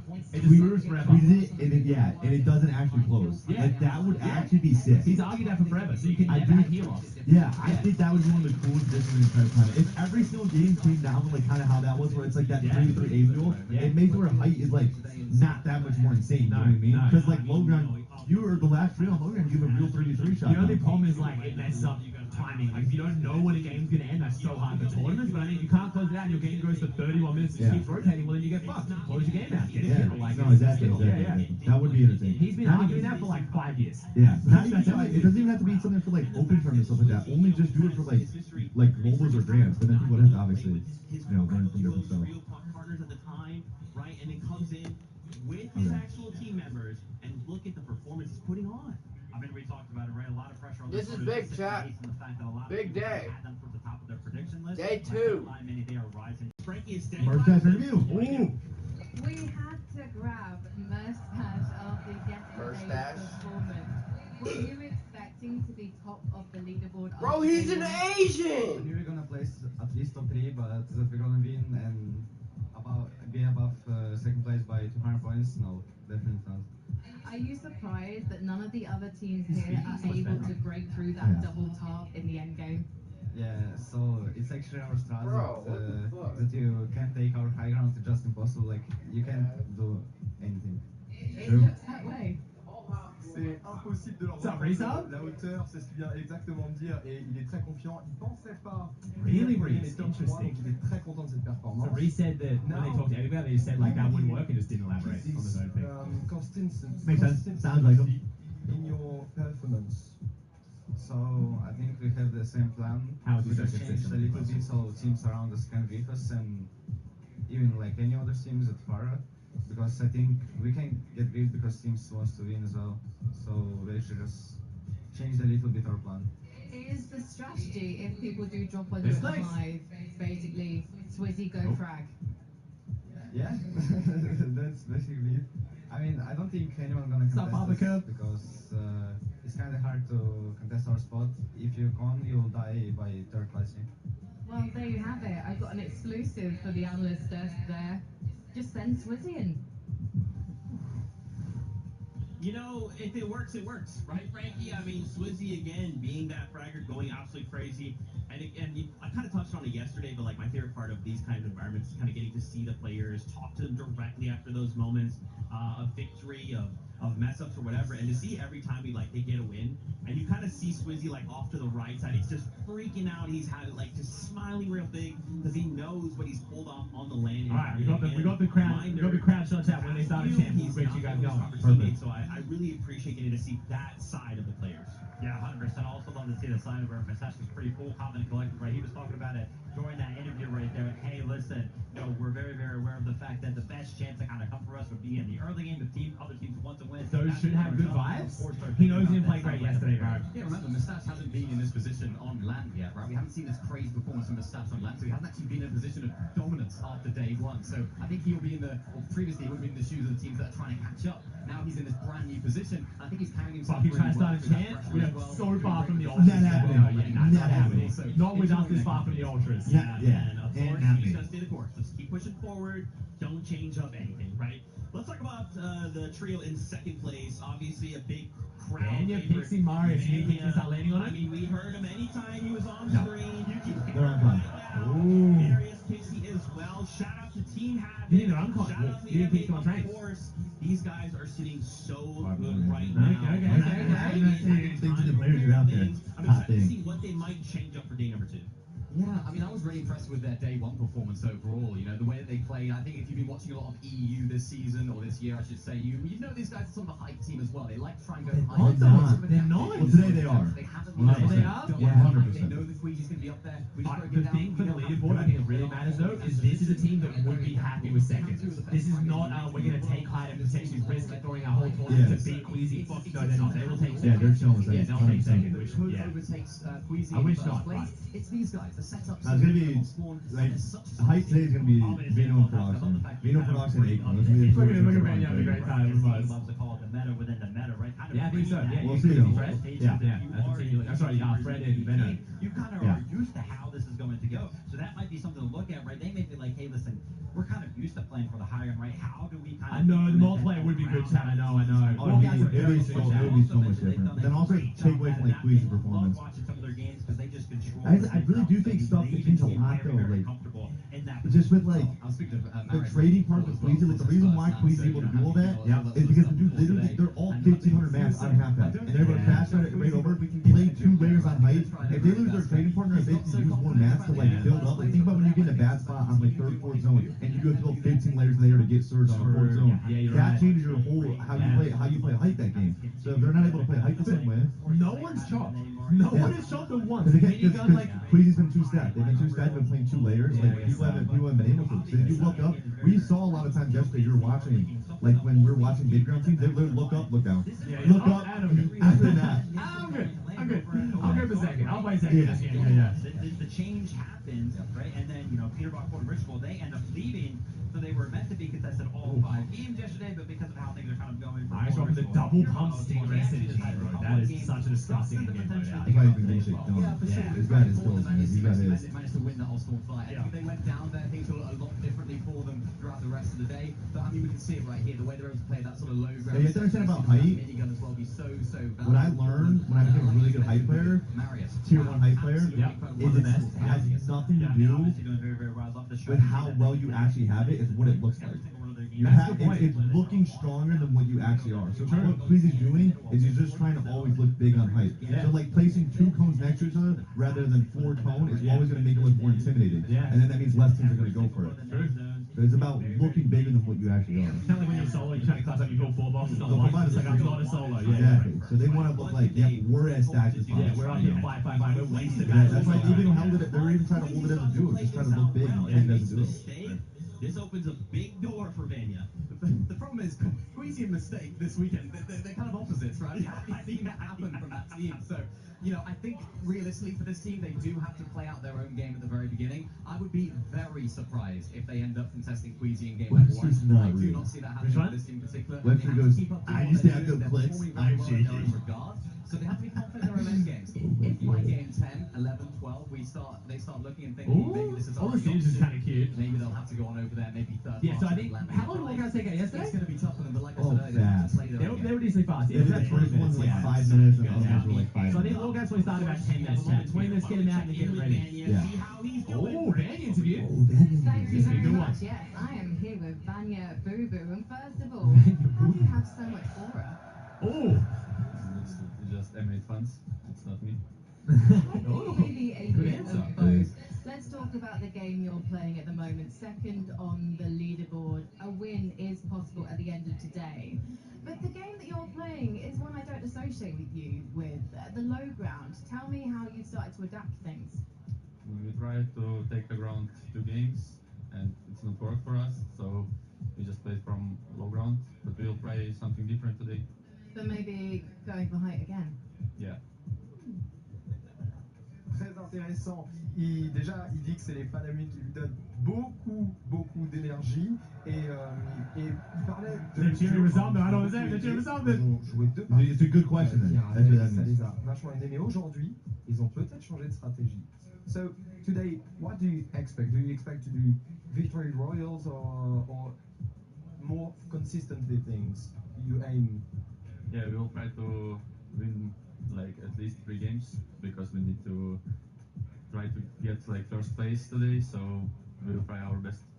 So they do want to play for the She win. was really picking up momentum. I don't think so. Oh, they're talking, they chat. Yesterday. Yeah, I think so. They play Are chat. you feeling hot to go, warmed up and ready? Yeah, we are so ready. I think he is. Just look at Vanya's eyes. Let's head back to the desk. He did not move his eyes. That was a dead stare. My man doesn't. Yeah, my man, yeah. Holy shit. I hope they do play for first, man. I hope they do, but I don't think they will. So I'm on board. Oh, because he's translating about the M8 fans. So they're like, Yeah. oh, Obviously, yeah. they're locked in, Yeah, right? smart. It's interesting that he says we have to come out and win 3 games, right? I like that the ceiling or like the bar is not like, oh, we just need to like be consistent. Yeah, we no. need to do this, We need a do hat that. trick. We need to do what Queasy Yeah, did. and they need 3.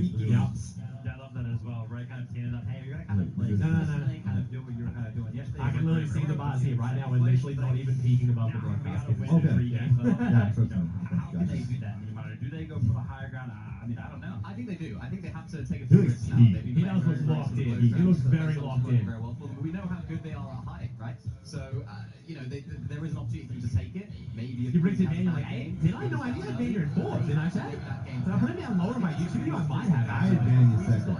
I had him higher on my one when I got here, but I think I had him lower on my YouTube video. I think you're right. That was great, Noel. Because they played bad this season. Play for now. City, Yapko, Panzer. One time I saw Vanya trading, bro. Plays going into day. Swap to mobile man. That's it.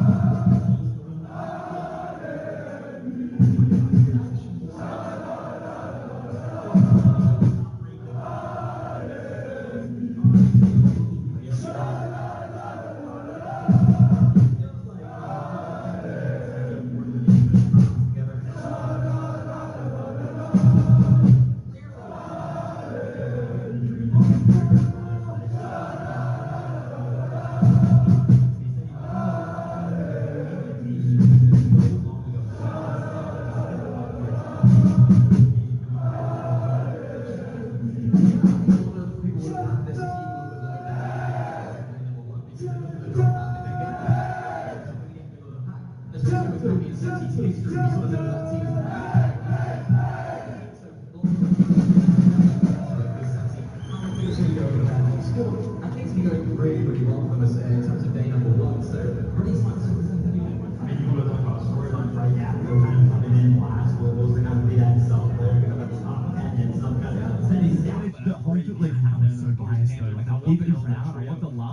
excitement and the passion, but I don't want the like they're not a Okay, mates who just, on a serious note, how much do you think like the crowd has played into an affecting players?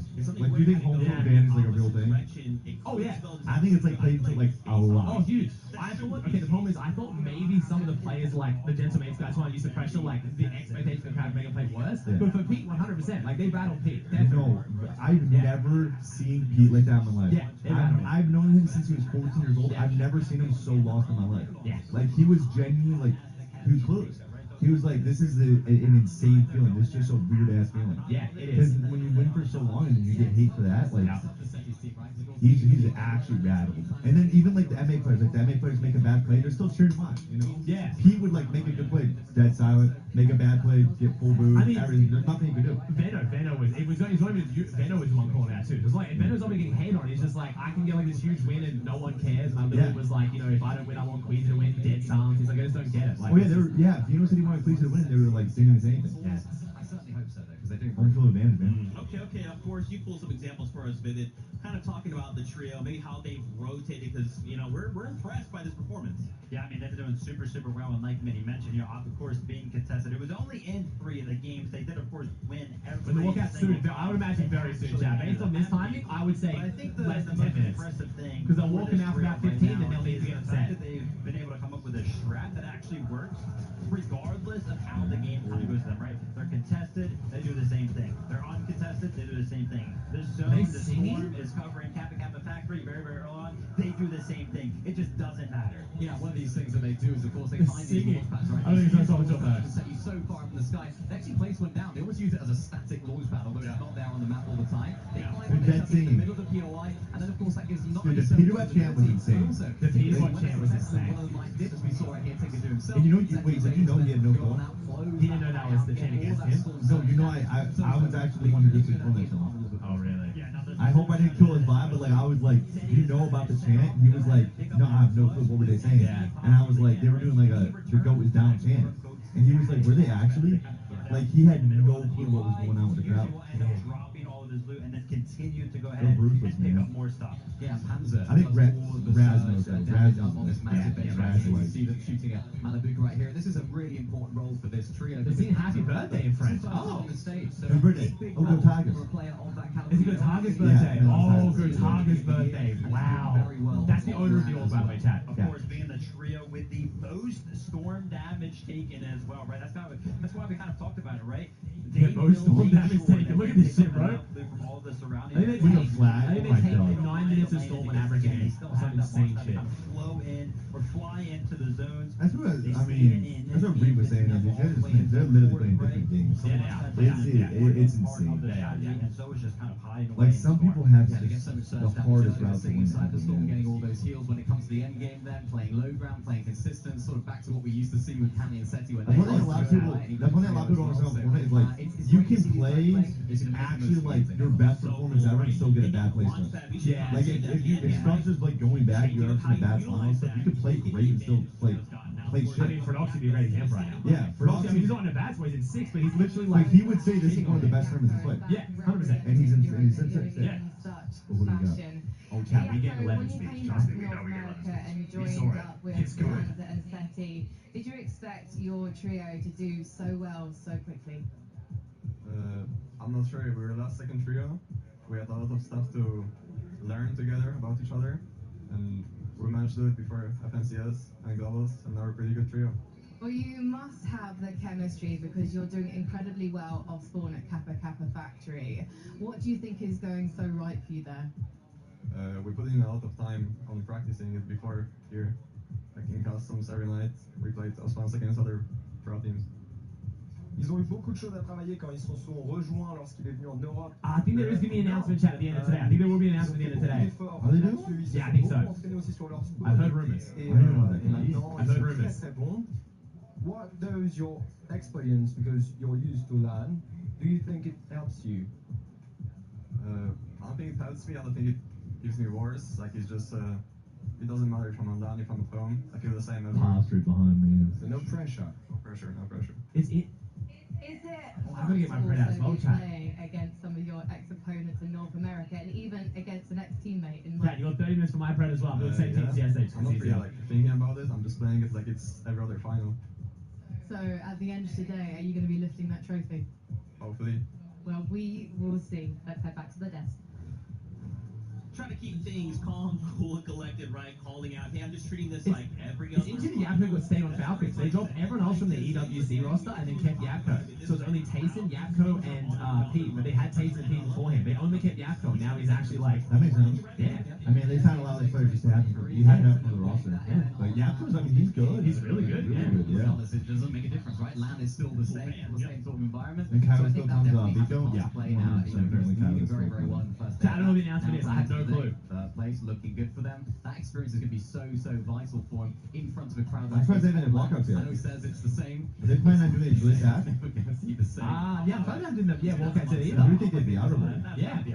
Oh, 20 minutes of long time. But I love the fact that you could then mention, hey, listen, you know, we're kind of a last-minute trio that kind of formed, right? We kind of tee up what was like, hey, listen, some of these trios, they've been playing together all year. They're going to be so experienced. They're going to be used to playing together. Why can he win triple contest in the Raft and not Utopia? Chat, I've said this many times. I'm going to try to flame you. If you think Peterball is triple con at Raft, you didn't watch or you don't understand Fortnite. You don't know ball. It's literally like, imagine the people had the circle. There was literally a line down the middle that the two teams that were contesting Peterball would not cross. He was not contested. Yeah. He got his half of Raft literally every single With game, the 12 down games. without getting tagged. Yeah. If anything, it helped him more because he got early damage. Literally, it was like, it He was was better than just being scanning them and then wearing a second limit for damage. It was crazy. It was not con. And then all eyes are on first place right now. How do we stop? How do we give ourselves kind of this best chance, which is kind of good when you think about it for Steady True. Hey, listen, the race is on, and all eyes on Queasy right now. They got to be feeling good. Oh man, high eyes right now are actually on this crowd, Vivid. We got Frankie standing by. Why don't we hear from this crowd right now? Can you imagine? Oh, here we go. Est-ce que Lyon, vous pouvez vous mettre debout? Mettez-vous debout, parce qu'on va faire un maximum de bruit. Oh, they're standing. Oh, we're standing. Everybody go crazy. It's almost the beginning of the first games. This is why I love this crowd. You ask them nicely to do something, and they do it, and they look so good as they do. Should we test their voices now? Oui, est-ce qu'on peut tester votre voix parce qu'elle trouve que vous êtes très énergique? Est-ce qu'on peut prouver au monde entier qu'on a la meilleure communauté française au monde? Faites du bruit!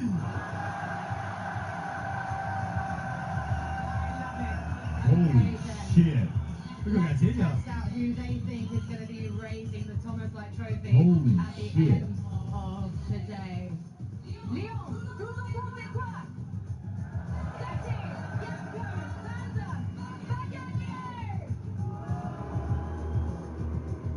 Well, they made noise. They don't like the Polish. You know, remember Steady, Canning, Akira, that big Yeah. C'est que Vania, Pixie et Marius vont gagner! bit harsh. Finalement. Yeah. Queasy, Swizzy, let's go gagner! Whoever wins Jogger, I have to say, I think they're never going to forget this crowd. I had chills. I had chills.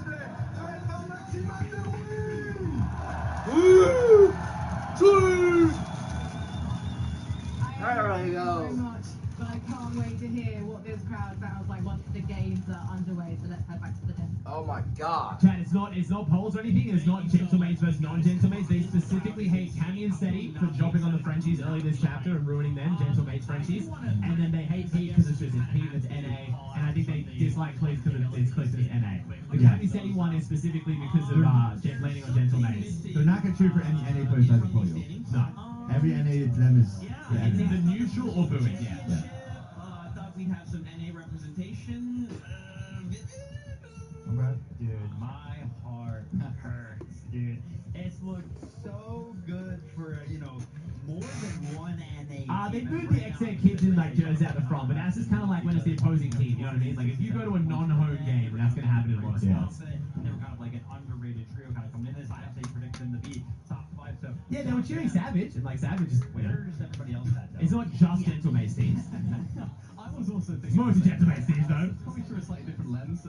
Like, EU's on top. Wait, are you telling me I could actually like Yeah, I mean, honest. Yeah, they watch this shit live? Winning game number 1. I think they Were they? Like from Fortnite? write the game? Like, you're telling me that? You're telling me that, right? Like, I can spectate my own people that I want to watch from my PlayStation? I've never done this shit before. Chat, we got 24 minutes. When he got the crowd going, so they don't hate it. I think it was just like, France, let's go. And 24 minutes. It was a game 5. But when he won, they weren't like, boo. It was game 1. Yeah. They were just hyped because it was game 1. Yeah. If it was game 4, they would lose. Exactly, right? And still, you know, coming into this competition. Oh, fuck. Alright. We got it. Thanks for the camera. You can sit in your camera through, but don't show your face. I know you're ready now. I know you're Yeah, because then they all start. I'll bet everything you wanna be. What did it do? I think we like put a hoodie on him and say he's mustache and like send him as a decoy. Genius! Just sacrifice my stuff. Chat, what is the best pro that people care the most about and they have no idea what they look like? Who's got like the least face, like their faces and out there that everyone knows they're crazy? Chap or Panzer. Chap or Panzer? Chap or Panzer. Yeah. Anyone who saw him, they saw him for the first time. I'm like Panzer's close to face, but Chap's a good one. Chap's a good one. Chap is a good one. I would say.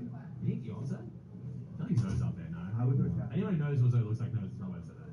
Yeah. I have Panzer sight. I'm not gonna lie, I can be closer to Panzer. They're not, the crowd's not leaving. Things are really good. The crowd's not leaving. Do they know Pink?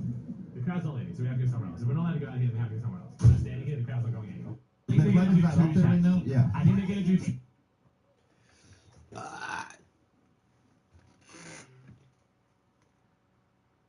Higgs! His girlfriend's here and he's not really locked in. Yo, he's not real. What is this? It's fine. That's not red shirt. They're gonna win too, like him, but I mean, Click's been kind of selling lately because like his girlfriend's here and he's not really locked in. Yo, he's not real. What is this? It's fine. That's That red shirt's diminished. This is why you say single Canada. Whoa! Single, it's been rough, you know, it's whatever, but we're What's gonna lock happening? in this thing. They're trying to get NA back in this shit. North America is locked in. Let's head back to the desk. No, we're not! We're literally trolling. NA is fucked. What did I just see? Your time. That was pretty good. That was pretty good. That was pretty good. Alright. Come on, NA. Come on, NA. is coming back stronger in day number 2, okay? All right, I don't want to hear it from the EU fans. We have a plan. Now we just execute on that plan, please, man, please. I mean, hey, listen, did you talk about rallying your troops? We did get them all Please together. leave me alone. Didn't they, right? Yeah. Trolling, chat. We're actually getting trolled. I don't know if that was. Thank you for hype train, chat. Appreciate you. Let the subs and follow. Thank you, thank you. Yeah, everybody subbing. I love you guys. I appreciate Always y'all. got 35 still getting subs all day. I appreciate y'all. Thank you. You guys went crazy yesterday. I love y'all.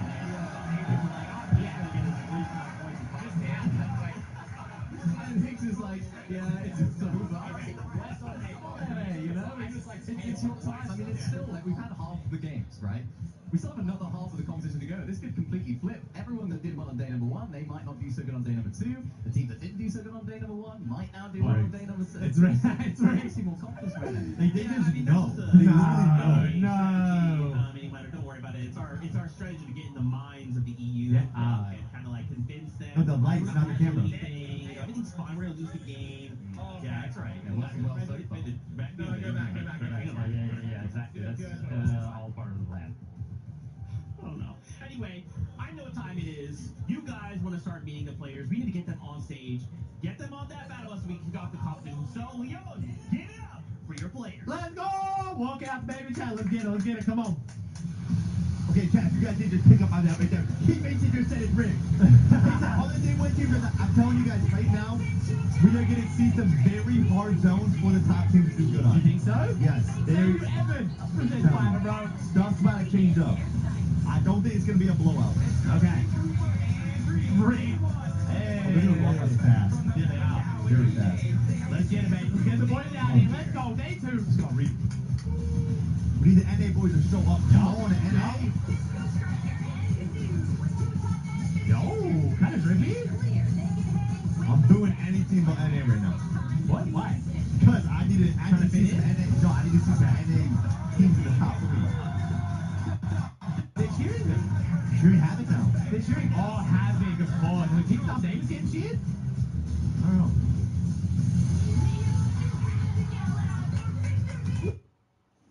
Hold on.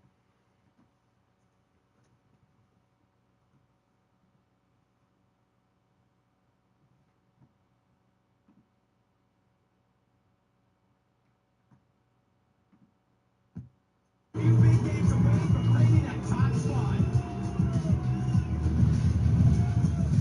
They knew it'd never be easy, but the Lord Mansour and Adapter had their work cut out for them. Let's see how they fare. Who the fuck are they? The wonder from down under. Anand, Alex, and Resides. With an entire region supporting them, we will look at these guys to climb up the ladder all day long. W. Despite a tough opening, Leo and ability to adapt and second to none, so never count these guys out. Whoa! Looking to break into the top. Let's go! Let's go! We love Boyo. First of all, please, Leon, can you show some appreciation for Havoc Pigs? Oh, come on, Havoc fans. I know you can be louder than that. Havoc Pigs, let's hear you! Okay, I'm going to come over now to Dom and Demas. Yeah, why don't you be louder? In fourth on the leaderboard. You are contested, uncontested, I should say. Do you think that's the reason why you're doing so well? Yeah, probably.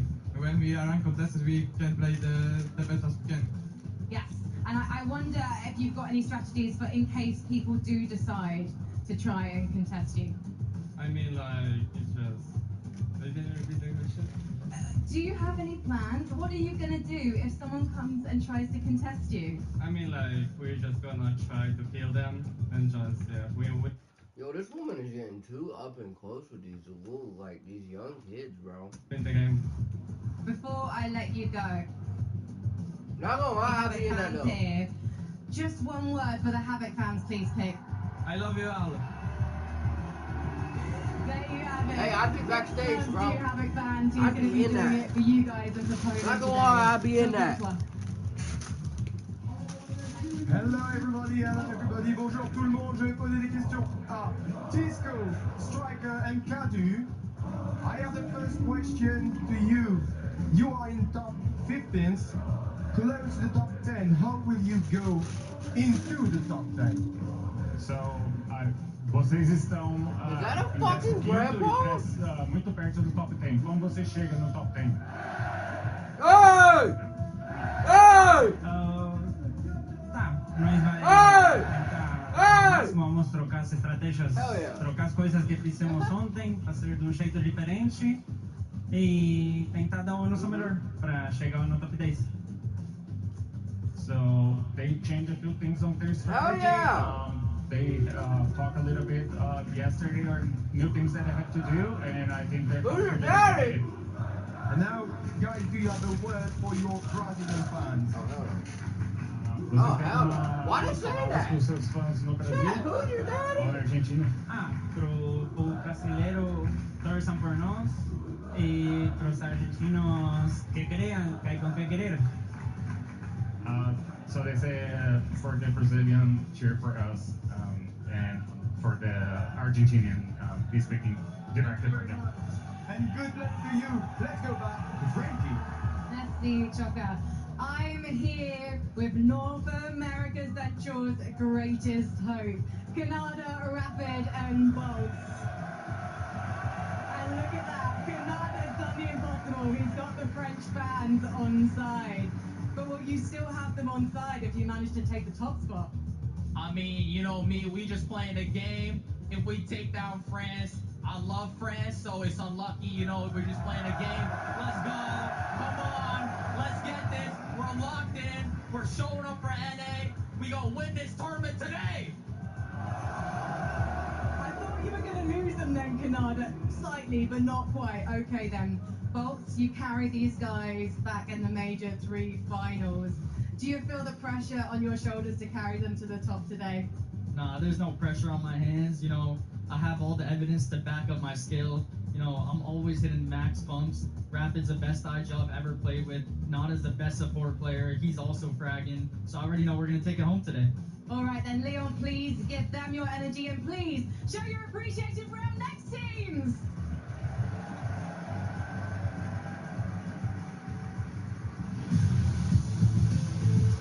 P8's in. These guys won't go down without a fight. You can expect to be down, but they are never out. The two-time FNCS champs are looking for a major comeback today. Let's get it. It may be a new trio, but I, John Candy, and Ani have been around long enough to know exactly what it takes to overcome the competition in a two-day event. Who the fuck are those guys? The pride of Middle East hero, Halan, FKS. They prove they can fight against the best. Sure. With 6 games today, they have to lay it all on the line.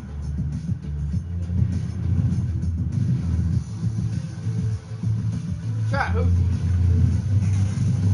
times 2 might be 8, but Flex, Higgs, and Ealto are more than capable of breaking into the top 3. Just give them time to rep the set for an elite performance. This is it. Game 6, they showed their potential.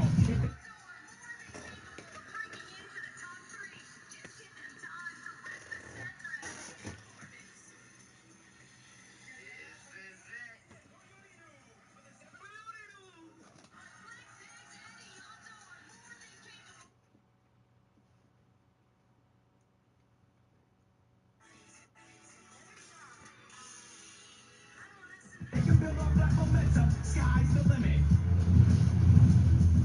Please welcome Mixon, Focus, and Uphold. They won some hard battles, but today's all about finding their tempo to jump some placements on the leaderboard.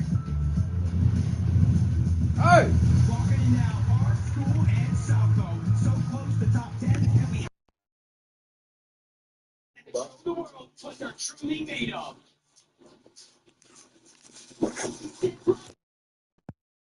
And you could easily mix things up in an effort to overcome and overtake their competition in the lobby.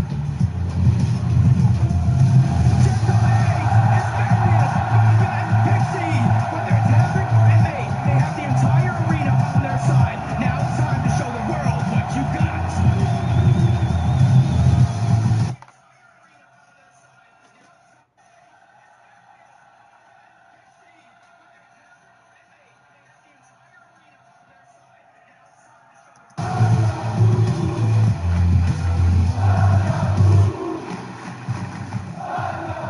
I wanted to come and speak to some Are they saying, North let's go American poo-poo? West players. So please, Bacchus, Pug, Let's go Pug, please be poo-poo? on your feet. Let the fans see you. Yes? Pug, this is your very first Fortnite Global Championship. How are you finding it? I'm finding it good. I mean, I wish we were uncontested, but you know, that's how the game is. So hopefully we can pull off a better day. How are those let's see score what fights going for you at the moment? It's going 3-3 right now. We're going to the next couple games over the next 2. Have you been discussing how you're going to Shut the hell overcome the up. situation? Are you thinking of maybe moving your job? Holy shit! Oh yeah, we're pretty, we got everything covered right now. We got locked into it. Interesting. It's hard to be Tell locked me, in you when are you got at them, Joe. 18th on the leaderboard. Obviously, 6 more games, everything to play for. Do you play it safe, or do you play it like you have nothing to lose? I mean, we definitely aren't here for some mediocre placement. We're going to try our best to end up top 5 at the end of the day. Well, you're winning majors 1 and 3 in your region, so I know you've got it in you. Thank you so much, guys. Let's head to Chopper. Eh bien, mesdames et messieurs, nous sommes avec Hydrock, Camille et Charlie. On va leur poser quelques petites questions. La première question that comes to me is you're on the 9th position. Oh, so God. You're close to the top 5, closer to the top 5. So how will you bring your team to the top 5? I think we just gotta follow the game plan like we did yesterday, and made a couple changes. Just gotta make sure we don't have any 0-point games, and just stay focused today. And so you did a great job on consistency, because being top 10 is Look your daddy, huh? something very great. Do you feel confident for this second day? Yeah, bitch. Yeah, I mean, I feel as confident as I can be. I think we're just going to do our job and try to perform the best we can.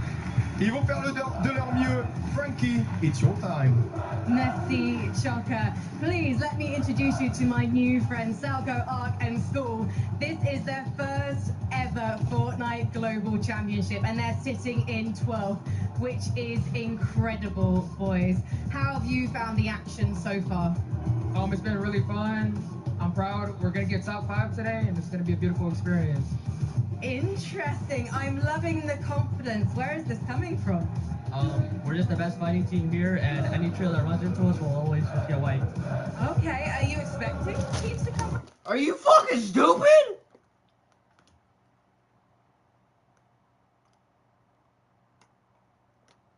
This motherfucker got a little bit too much confidence, bro. He just said any trio that runs into us will get wiped. Are you fucking stupid? No, we're gonna be running into them. Interesting. Okay, I can't wait to see you guys. Better correct that dropping shit. from the battle bus today. Good luck, guys. I think though I love how she already called them her friends, dude. Like what? Like. need to hear some more support from the crowd. And Leon, would you like to meet your final teams? We can't hear you. We can't hear you. Next is Shadow, Sphinx, and Muzz. Even with the odds against them, this trio's got no problems with defeating expectations to finish with promising results. The terror of EU Flixie. After day one, they showed their potential with one win. Now they need to fully show out in order to steal that top spot. It's a new day for Razzle, Raito, Oh my god, and fucking night to review. Maybe they'll bring some Chinese new results motherfuckers with it. again, bro. A warm welcome to Pablo, Bonaxi, and Tino. Being contested didn't stop them from getting a victory. Now they just need to continue to take matters in their own hands and win it all.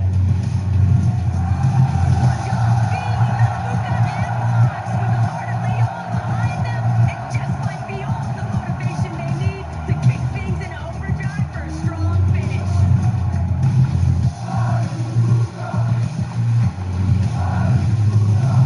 Give it up for Chad Reason and Mr. Savage. With 3 games inside the top 6, they've shown experience and firepower. But now it's showing the world what you got left.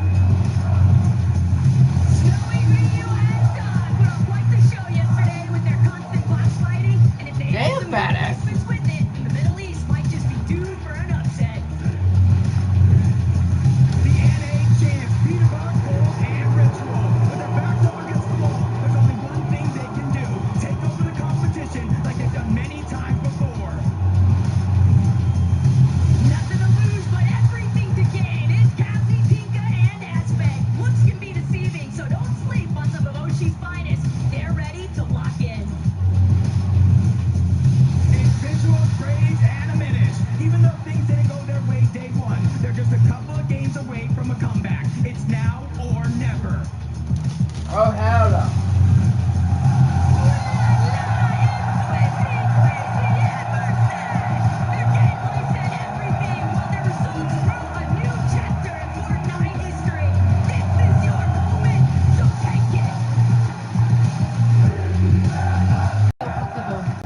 Yeah, I think like it's kind of hard, but 1% chance, 99% faith. I think we just got this in the bag though, but nothing's impossible, you know? You seem to be very nice about some of your fellow European teams, also the American ones. I saw you fist pumping some of the North American guys. Is it all love on this stage? So I think that's not all lot. There's 0 French players at this LAN. Keep booing me. Okay, I might give him the sunglasses to put back on. Flixie, let me come to you because you do have top 5 experience from last year. And I want to know how you learned to go even further from last year to this year. I mean, this year we played first in Norway, the first sentence yet, so we know how to win and we're gonna do it today. So yeah. Well, I have a feeling these guys are going to start to really enjoy being the villains when they prove themselves in just a few moments. But for now, let's head to Choco. Hello back. Cette fois-ci, je suis avec Fredoxy, Pablo Hugo et Gino. Ils ont gagné la dernière partie hier soir. You won the last game yesterday. How you feel? Because you are the last one who won a game and you come back. Are you proud of yourself and are you here with a good energy? Yeah, I mean, we finally got to get Luda's spawn, and hopefully we can continue today, winning a game. Ils vont continuer de gagner aujourd'hui. So have you tried to change some things or have you moved anything in your plan, in your strategy? Yeah, we reviewed, of course, but I can't tell too much here. So let's not speaking about it. Mesdames et messieurs, la dernière question. Do you feel that the crowd is crazy in France? No, I don't feel like they're against us, but they're definitely with their hate. They are. Thank you very much. Let's go back to Frankie. Thank you very much. I'm just getting visuals and brains to stand up. And Minish, please, on your feet. You're in 20-second place, okay? We can't afford to have you rest on your laurels here. What's the plan? I'm just locking in, you know, getting in the flow state. Just like leaning back in the flight chair. Yeah, that's properly locking in. And Minish, what's the plan? We're landing on Queasy. Oh, landing on the hive. That's a very tricky drop spot, though, Braves. It's an incredibly tricky drop spot, the hive, especially when you're up against the players who are at the top of the leaderboard. Yeah, we practice it in the practice arena a little bit, so we should be able to do it good. Visuals, I'm believing this is really going to happen. You're really going to drop the hive today. I guess you'll have to find out. I think we will have to find out. One last time, please, Leon, victory!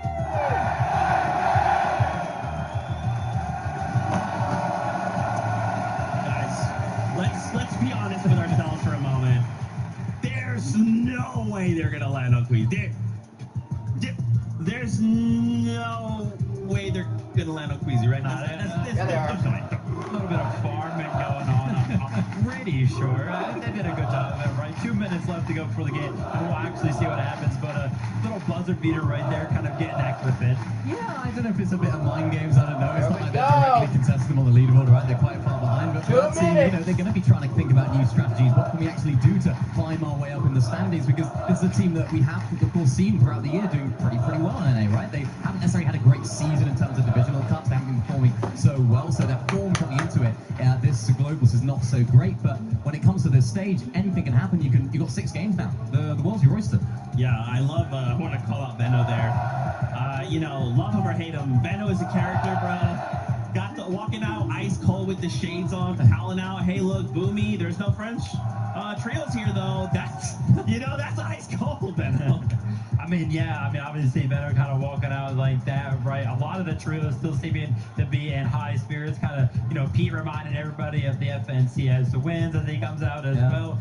But I think there was one of those walkouts that stuck out more than all of the others, right? And it's going to be the last one, of course. The crowd giving its utmost, loudest roar, I'm pretty sure, of the weekend so far for Queasy, Swizzy, and Mustache, and they deserve it. And they love it. They absolutely love it. They're playing to it. Their play style sort of panders to it as well, right? Playing that high ground play style, the way they can win games, they can have clutch moments. Even the fraggers, of course, doing exactly what they do best, just providing highlight reel after highlight reel. They're a great team to watch. So not only, of course, we have 2 players on MA, they're also just great entertainers as a team.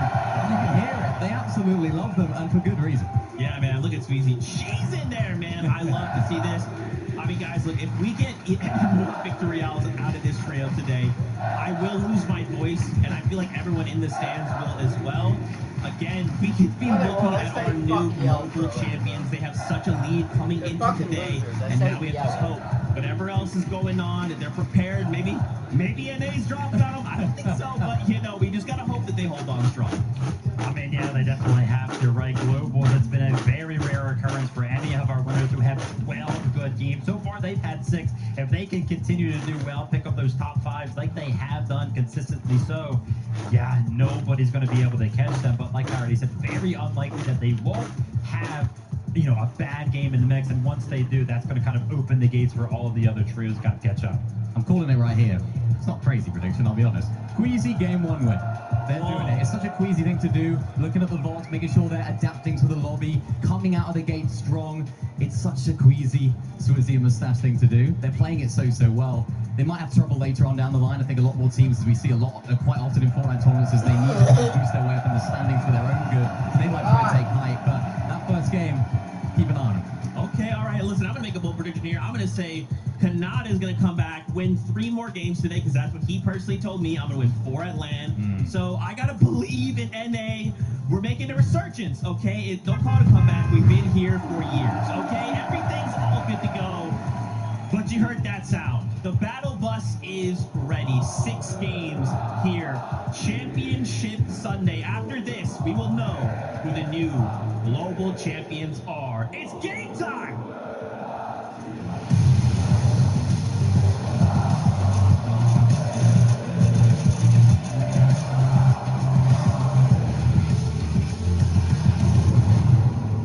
Almost a year in the making just to get to this global championship. 3 different majors. So much heartbreak, emotion, and passion going into this moment.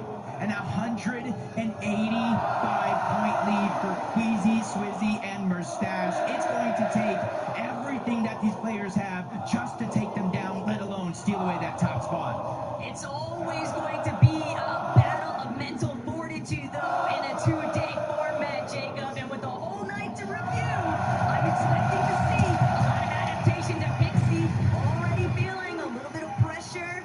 Tags applied from a distance, but this is what it's really all about. Rangers ruin for Noxie. Pablo's already down. For Noxie with the sweeper. He's trying to see if he can wrap around, provide a little bit of supportive measures. King Shrink's gonna fall. This could be everything right now for Gino. He's trying to wrap around. Gino knows we might as well just finish this elimination off. We don't want to allow any kind of revive opportunity.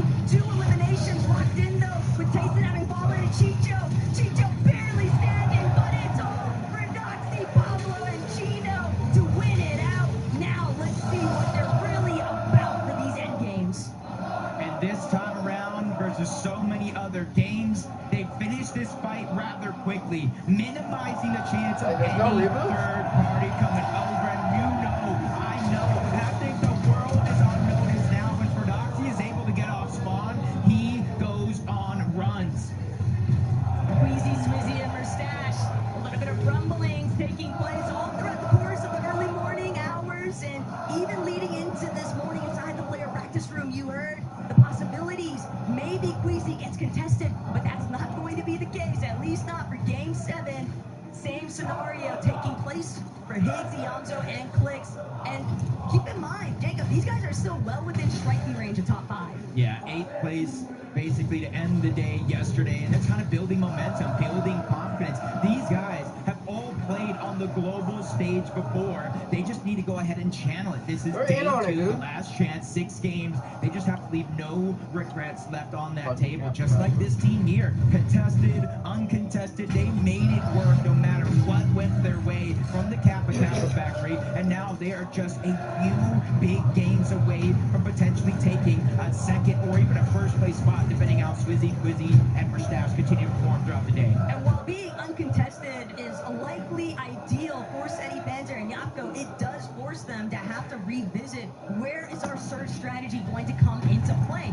They're not the only ones that have had to take those instances and just rewrite how they want to work it through. This is the first game, chat. On the other hand, just lurking, waiting, farming. First game. An epic whale with a dastardly plan. I'm trying. You said it yourself, lurking, but from one team to another, you're kind of seeing the change up of strategies. Instead of finding out over at Dystopia, it looks like Epic, Paper, and Victor V are ready to make moves. 72 points after day number 1 is a hole that they didn't even expect themselves to be in, especially to start the day. It was Victor V that stopped the momentum from building from Peterbot himself by taking him out in a crucial 1v1 to save Epic Well because he was down. It actually looks like Epic Well, Paper, and Victor V might have visited that bird a little bit too late. iDrop and Co. likely already stripped most of the metal here, and it's just the scraps left behind. Paper, Victor V, and Epic, they didn't exactly have the most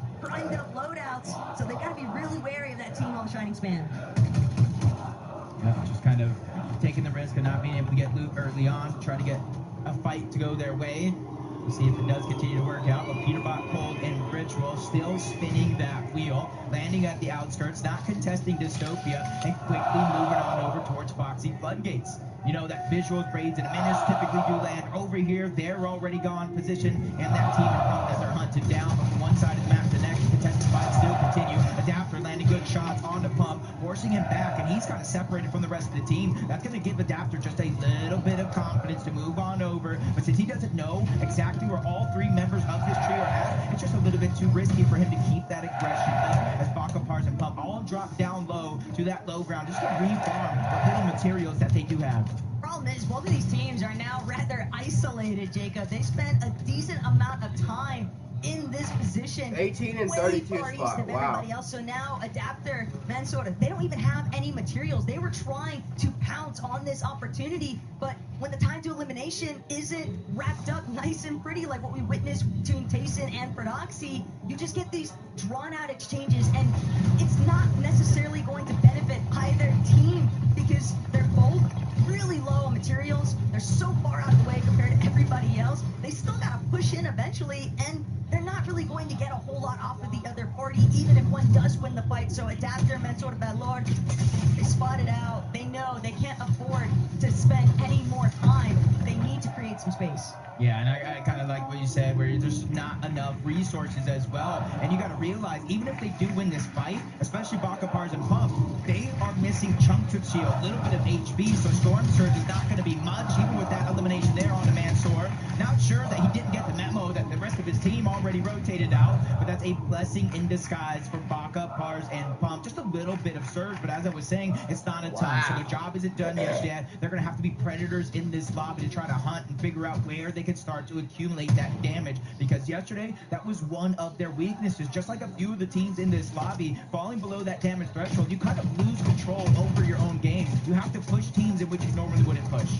The elimination feed certainly lighting up though with a chunk of Nox, and Bolts loses his shield, but based off of what we just saw inside of this Surge base, don't think that Bolts is all that pressed for it. Pixie, Vanya, Marius just taking their time. These pre-established Surge bases, you have a pretty good idea of where other teams are going to be at, so you know that you're very likely to be able to farm a few Surge tags if you just set up in advance. Activity still going on this side of the map. It's actually going over back towards that OXR HQ. Peterbot, Cold, and Ritual continuously trying to hunt down Visuals, Braids, and Diminish.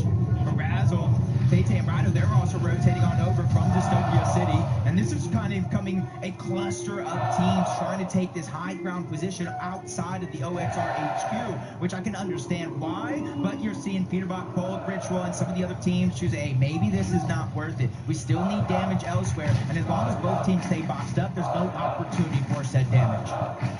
Problems definitely occurred though for Visual Braids and Diminish. Raito, Tete, and they're also fully aware of the fact that Peterbot's team very likely still lurking nearby, so it's not like they're going to have a smooth exit. But Victor V, Epic Whale, they found themselves a little bit too tangled up here. Reef, Curly, and Cooper certainly have a little bit more priority positioning, but Epic Whale, they just don't have a whole lot to work with in comparison to Curly, who's just trying to charge, see if he can run Epic down, but Reef now taking the forefront positioning. Reef instead going to be left to fall behind as Epic now scattered, but that's breathing room. Yeah, and this is just a tough position to see both Victor V and Epic Well's loadout.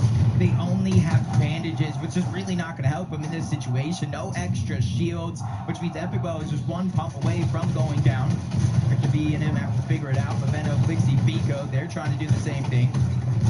Not necessarily fight the same off spawn, even with 2 eliminations, quickly rotating away from that cannon crossing. A little bit of elevation difference, but that's going to go over to Veno, Blixie, and Pico. So now they have the options, the choices of what to do next. The key part, though, about Veno, Pico, and Blixie is you give them an inch, they're going to take a mile here, and they know that they applied a good amount of damage against Medivh and Buiniru, so they could be content with the surge that they built up, but knowing those guys, they're definitely out for more. They want at least 1, 2, even 3 eliminations, but Medivh, Wixie, they're going to actually outpost in personal, but Wixie bit off more than he could chew. Pico's going to have no problem shutting that one down, and it's Blixie, credit for 2, Veno with 1, but a nice cleanup all the way through. But they just kind of went for an all-or-nothing play, and just the team's timing wasn't there. When Aim got kind of shut down, Buyuridu wasn't able to put down pressure because he had the DMR, but now it's turning around on him. Vico, Blixie, Benno, they're dropping down from above. They know they have a huge numbers advantage. That's why Vico's playing from the top down, trying to cut off any pass, any escape route towards the top, takes a shot, reassesses the situation, knowing his teammates do have the pressure. It's going to allow him to heal just a little bit. It's not just getting a good shot. Buyuridu doing the same thing. Benno's being forced back, but the numbers are just way too much for them to handle. Vico gets the last lap on the Buyuridu. If it had been anyone else, might have been a little bit more worried there for Benno, but we knew he still had Blixie and Vico to back him up, no problem. Only 52 HP remains though for him, and whether or not Blixie, Benno, Vico decides to stick around, they might realize there's a third party that could easily roll on over, but they found the elimination they needed to, so now they can just look to cut off a knot in the process. Yeah, I got that same feeling that you did. Somebody might be pushing over. The fight might have taken way too long, drawn a lot of attention, and guess it actually has. All the way from across the ocean, OCE from that low side on the map. Storm Surge is going to be one of their biggest worries dropping there if the zone does pull towards the south. They really have to start to figure out a way to take advantage of it. And with two teams here, Vico, Blixie, and Benno, and a solo player that they did leave behind down below, they're just kind of waiting here, getting information. They know Angel's team also left on this side of the map, so they're trying to figure out where is the easiest possibility to get that damage. It's just no secret. Anon was very vocal about the fact that he is not a fan of the way Surge has been working zone by zone. Up 1,000 in one, down 300 in another. It's the nature of the game, and it can be brutal at times, but that's exactly why we see them trying to be more proactive, trying to create those aggressive Surge instances. But I'm not sure Benno, Vico, Blixie is the team that you want to take your chances on. I feel like this is the team right here. Pollo, Agers, and Acorn. 10th place after day number 1. And I feel like the majority of the community had this team in their top 5, in their top 3, possibly winning the entire thing. But now, Acorn, one of the best IGLs, Pollo, one of the best fraggers in the game, and then Agers, the guy that can do it all. They're really going to be tested throughout these 6 games, just like Cammy, Audi, iDrop, haven't left their drop spot, not any bit, but this fight continues to come to them, from Epic Realms team to Tay-Tay's team. They're all just trying to get as much Storm Surge's damage, because they know that's the kind of currency, that's the flexibility that allows you to rotate early when the zone pulls towards the north. That's something you can focus on versus everybody else. But these kind of scrappy boss fights are exactly where Asia tends to shine, and that's why we see a little bit of reservation there from iDrop, Candy, and Audi. They know what kind of position they're currently holding on the leaderboard. They don't want to give it up. Pollo, Agers, and Acorn, though, they just continue to take advantage of all the objectives surrounding them, even if they have to make some earlier rotates. We saw how difficult their day 1 started out, but by the end of it, we started to see that little bit of a bounce back factor, Jacob, and now with the whole night to actually hit the vibes, I'm so certain that Acorn has definitely cooked up something.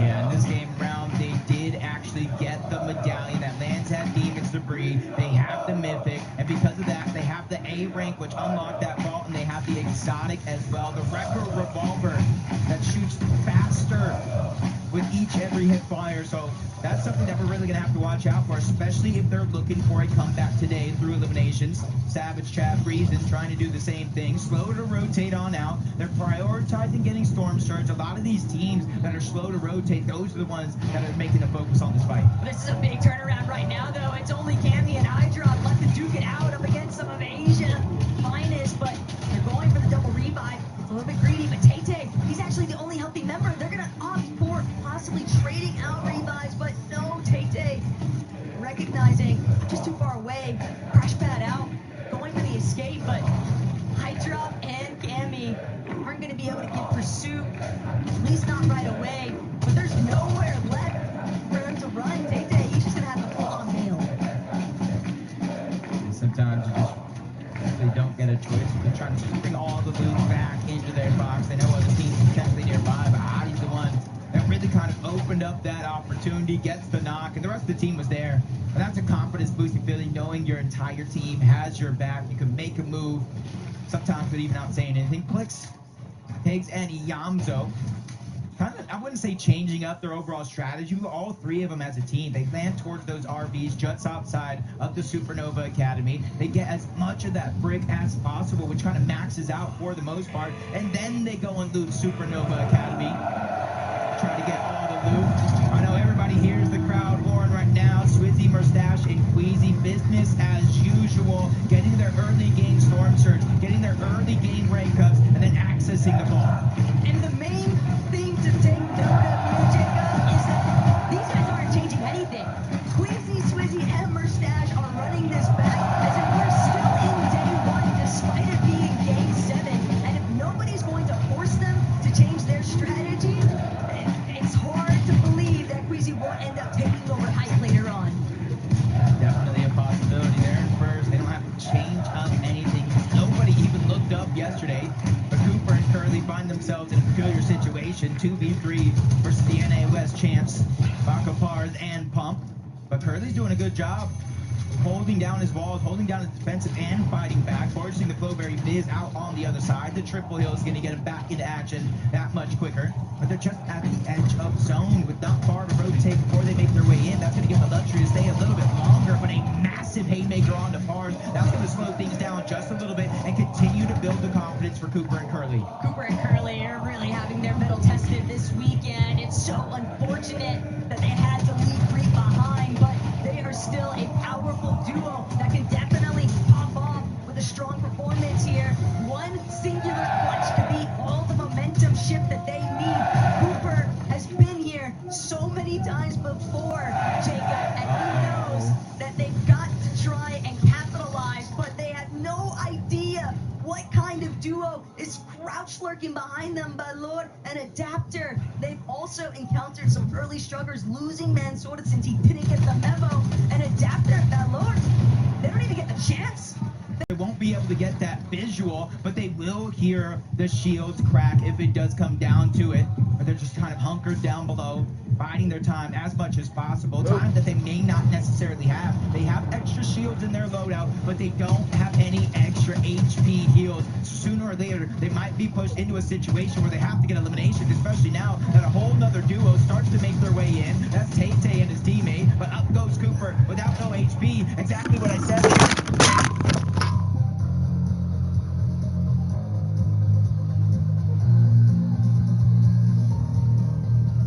Shot.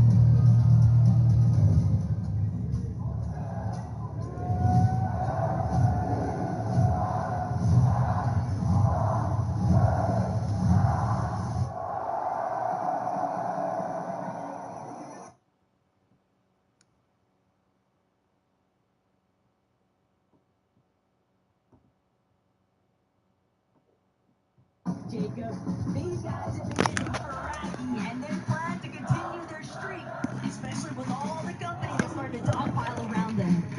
What you saw in the distance, Baka, and I believe ours both going down, looking to get cleaned up by Chap, Savage, and Reason. 410 damage above the threshold, slap dab in the middle of the zone as well. Cold, Ritual, and Peterbot. I was talking to them before today. They didn't have too many game plans other than just play better. They know their performance yesterday was abysmal, and that's just a huge fire underneath their belt to do just that and have a good comeback. And Chino's just fighting on the other side. That's Anon all the way from OCE, but his teammates are coming in. Backup has arrived. Chino's just getting pushed back further and further. Resign's starting to feel that confidence, but there's too many players all around. Prodoxy surprisingly resigns, catching him off guard. Multiple players just trying to push in, but Prodoxy making sure to save the day. Down goes Resigns, and up goes their chances to win this fight. Just look at the way that Prodoxy and Chino played this box fight, though. So many separate angles opened up at once. Resigned HP just disappeared. Prodoxy and Chino still looking to try and pull things down, too, here, Jacob. They're fully aware of the fact that they've done enough to at least push Oshi back temporarily, but that's not to say that it has had the same effect on the Polish counterparts directly next to where they're located. We do have that extra med kit down below, just in case.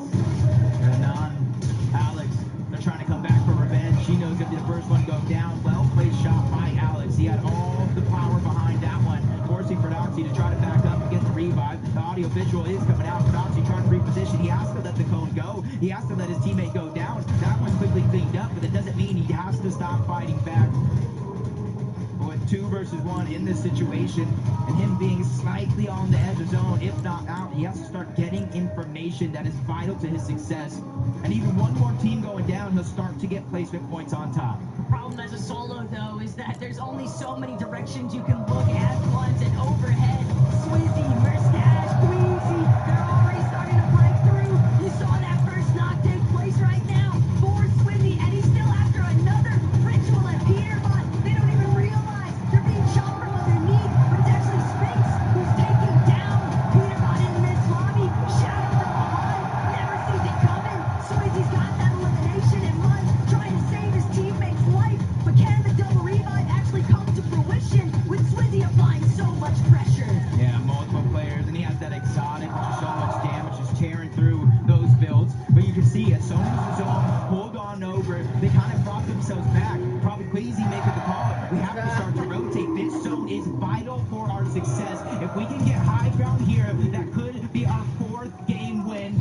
But while one team's having an easy game, Iamzo and Clicks, with one of them being down, Iamzo's trying to get him back up. They have 1 crash pad left in their inventory, 6 splashes for the HP if they need it, some Flowberry Fizz, but it is a far pull for a duo to have. A little bit sad there for Merstash. He really wanted to see if he could get a good chunk out of Acorn, Agers, and Poyo on that rotate, but crash pads are out.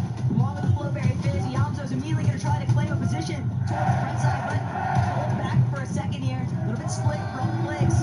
Clicks going to build right back up for his teammate's ad. He needs some of these chuck splashes, but of course, another rotate. There is no time to stop, especially with Queasy, Swizzy, and Merstash right back at home base on the high ground. That happened so fast, you blink, you might have missed it, because now there's a whole other team on top. They're getting battled out, chopped down even once, but the consistency for them to remain in the clouds is absolutely amazing.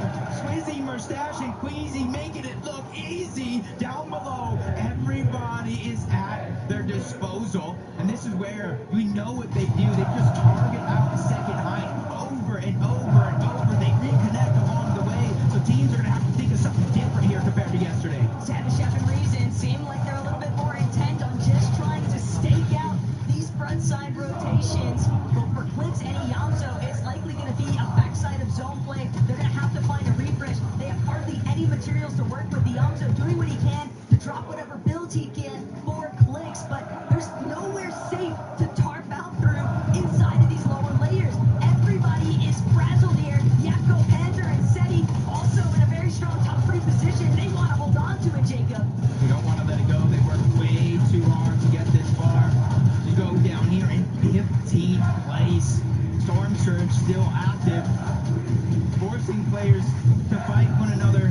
Even though they have to rotate to the zone, they're trying to keep their 3rd place spot intact. They're only 8 points behind as we stand in this game, but Merstash, Swizzy, and Queasy are just double tarping, making sure to reinforce the Venno. They're trying to look up. At one point or another, maybe 2 zones ago, they were the team on high ground, but it got stolen away. They're ready to battle it out. M8 versus M8 as Poyo's ready to take on the competition, but towards the backside zone, they chop it all down. Queasy, you saw that one coming from a mile away. That's exactly why they had Merstash overhead, still looking to try and build things out here, but Swizzy blocking off Acorn so professionally. Everybody's been chopped though. They're all falling down. Agers has been eliminated. Poyo and Acorn trying to go right back up on the height, but it's not Luca.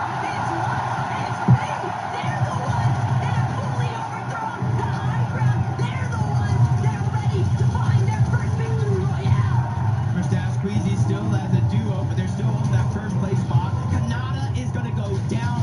Only 3 of the teams in our top 5 still alive. Merstash, Queasy, they're trying to be heroes, but Queasy not only takes a big shot, he loses Swizzy across the way. Merstash has to figure out a way to reunite into the same box. They do that very, very quickly, but it's not going to matter. Queasy goes down. Merstash gets the elimination, but he's all by himself. The family sacrifice might have been everything that they needed, though. Merstash tarping like a madman, just trying to block off every possible angle. He knows there might be an opening, a teammate underneath that's just so much worse off than he currently is. But instead, it's Paul, Kanata, and Rapid. He's looking to play spoiler, but he can't get enough damage applied. Merstash still, somehow, some way, tarping through this middle layer, and nobody seems to be cutting him off just yet, but he's running out of material, and Malibu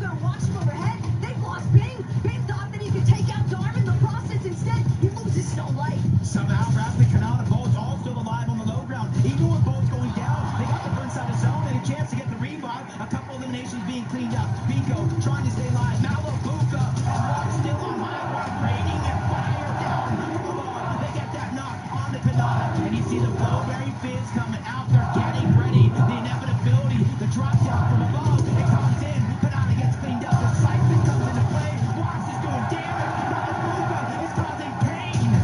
Wax and Malabuka, they might just be able to do it, Jeff. Not going to be able to withstand the pressure here. Malabuka with a huge cleanup shot. Wax now just needs to seal this one out. And just like that, Malabuka and Wax, they take down PC. And that's going to be the first victory royale. We are in Game 7. A night and day difference when it comes to how these end games played out. Yesterday, not a single team woke up. Today, 1, 2, 3 or more teams try to fight for it, and it's Malabuka, Wax, and Pings that took it all, Frankie. Let's get you up on your feet. Your fans want to see you. The Havoc fans want to see what? The link, and Malabuka. Malabuka, just one question really from me. What took you so long? I don't know. We're not sure what to talk about today, but maybe we'll figure out something today. You definitely figured something out. You managed to take the high ground from the high ground kings led by Queasy. Was this something you worked on, managing to take high ground from the top spot? I mean, it was pretty high ground this game, so we just going with. So do you have the Americans to thank for taking it first and chopping the boys on top? No, we just all. Just everyone. So why would you I could actually head over to China. Wax, do you have a word for this crowd that are supporting you and your teammates? Yeah, I appreciate you guys coming out, supporting us, watching us play. It means the world. Hopefully we'll be able to clutch up and come back today. And do you think you'll keep the consistency now that you start the day with an amazing victory royal? Do you think you'll keep your consistency? Yeah, of course. If we just get some good socials, I think we'll be able to win this day and come back. Malabuka, just before I let you get ready for the next game, have you got anything you'd like to say to the gentlemates? Might win.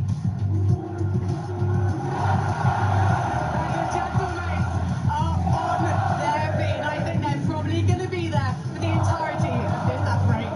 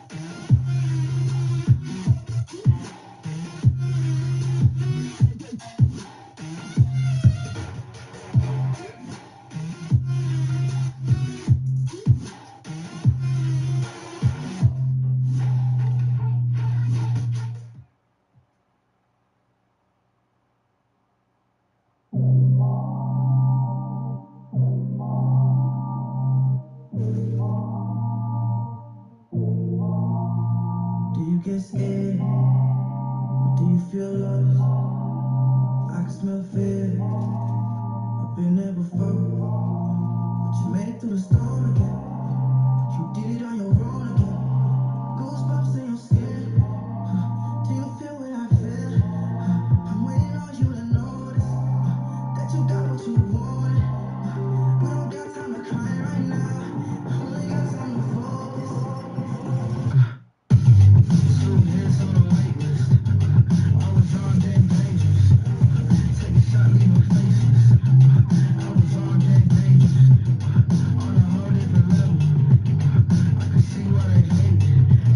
I was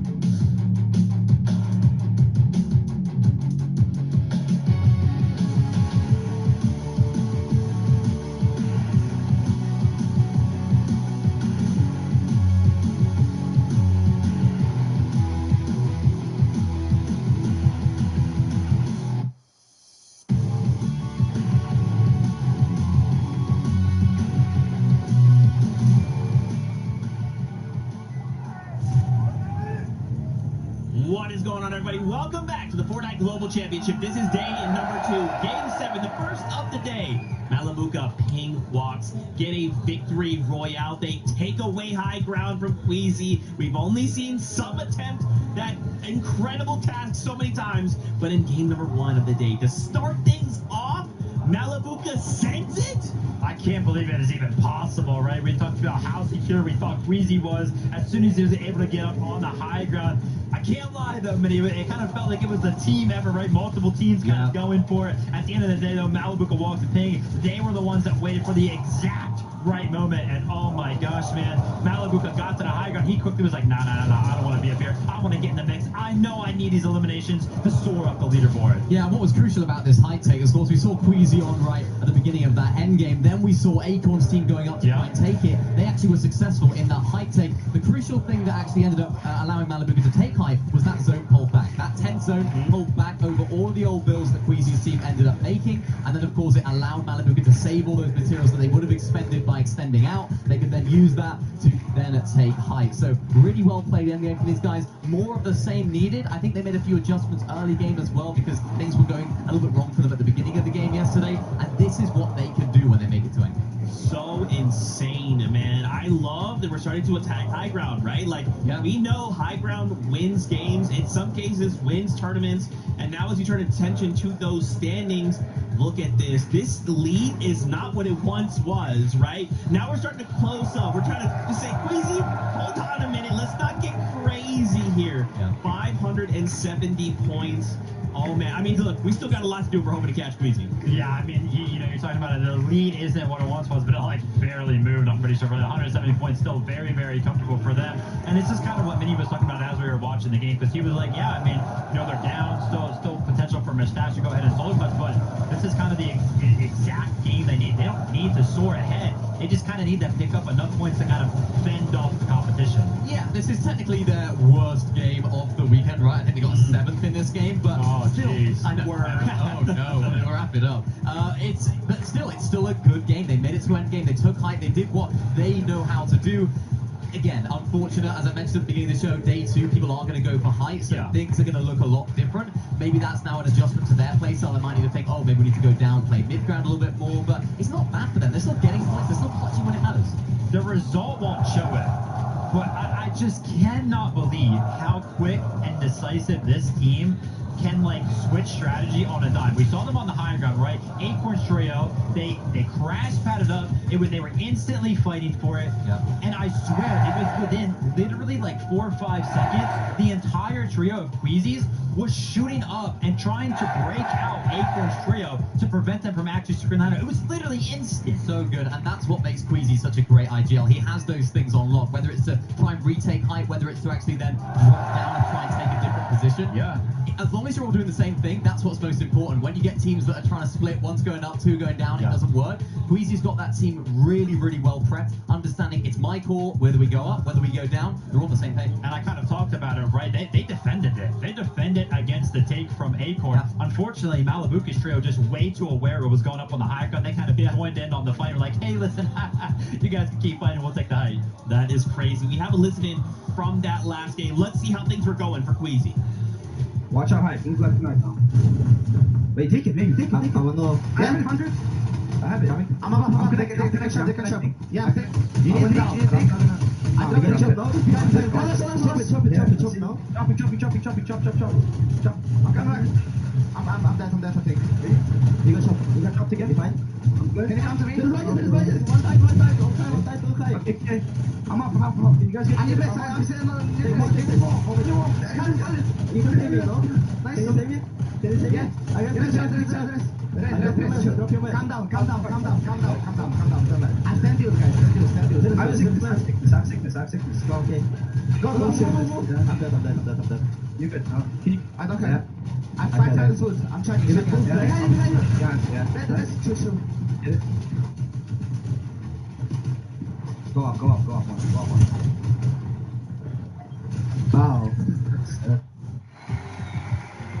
Crazy crazy stuff there. Hope you guys at home could hear it, because I sure couldn't. This crowd is going crazy. They stand behind Queasy, okay? Yeah. They know who they want to champion. They know who they want to win. Man, oh man. But for the trio, right, to be in this kind of situation, I love those adaptations. I'm almost curious, right? Now that they had someone contest them, now I almost wonder, what are they thinking going into this next game, right? What kind of little micro adjustments are we going to make sure that doesn't happen again? Yeah, in this scenario, I would not want to be Queasy, right? Because he's kind of got to be the guy that decides that for his trio. Hey, listen, do we kind of give up on the whole high ground thing? Obviously, that is our best strategy, but, you know, we're kind of have this comfortable lead to where if we kind of just play mid ground or low ground and make sure that we pick up, you know, a decent placement every single game, we'll still hold on to the lead, or do they just play what they know? It's these moments where champions are made, right? When things aren't quite going your way, when something happens that you didn't expect, how do you adapt to that? How do you adjust what's been working so well for you to have the courage to say, right, you know what, let's change up what we're doing. Let's maybe loot in a different area. Let's try and look at other teams who Storm Surge early on, because it looked like they were a little bit lower down than we've seen them in previous games. Maybe we change the way that we play our end games. That courage is what makes champions champions. That is crazy. You know, yeah, you have that comfortability. How do you say, look, we have to break what we know? Yeah. If we want to be champions, maybe that's the answer. Let's go back to these standings, though, and start taking a look at the second page and see kind of where things are going. Wanted to highlight here Mr. Savage showing up here in this final end game, having a good game. We still need work, right? There's still work to be done, but having, you know, starting to kind of pick up steam, starting to pick up momentum with 5 games more to go. I'm excited to see what else they bring. I'm actually kind of surprised they didn't move at all from 11th, right? They were in the mix during that end game right there. I think it was Mr. Savage from the trio who took some of the splashes out into the storm early on to make sure that they ended up touching up. I mean, it's great to see them in the mix. Obviously, you know, making it to the end game pretty often, but 11th place, they seem to be kind of stuck to that position on the leaderboard right now. Yeah, and I think that just speaks to how high quality these end games are, right? They're very top heavy end games. Lots of our teams that are doing well already are making end games and still doing well. So it's very tough for the teams that are a little bit lower down to sort of break into that upper echelon of placement. But if they keep the consistency going, if Savage can keep clutching up like this,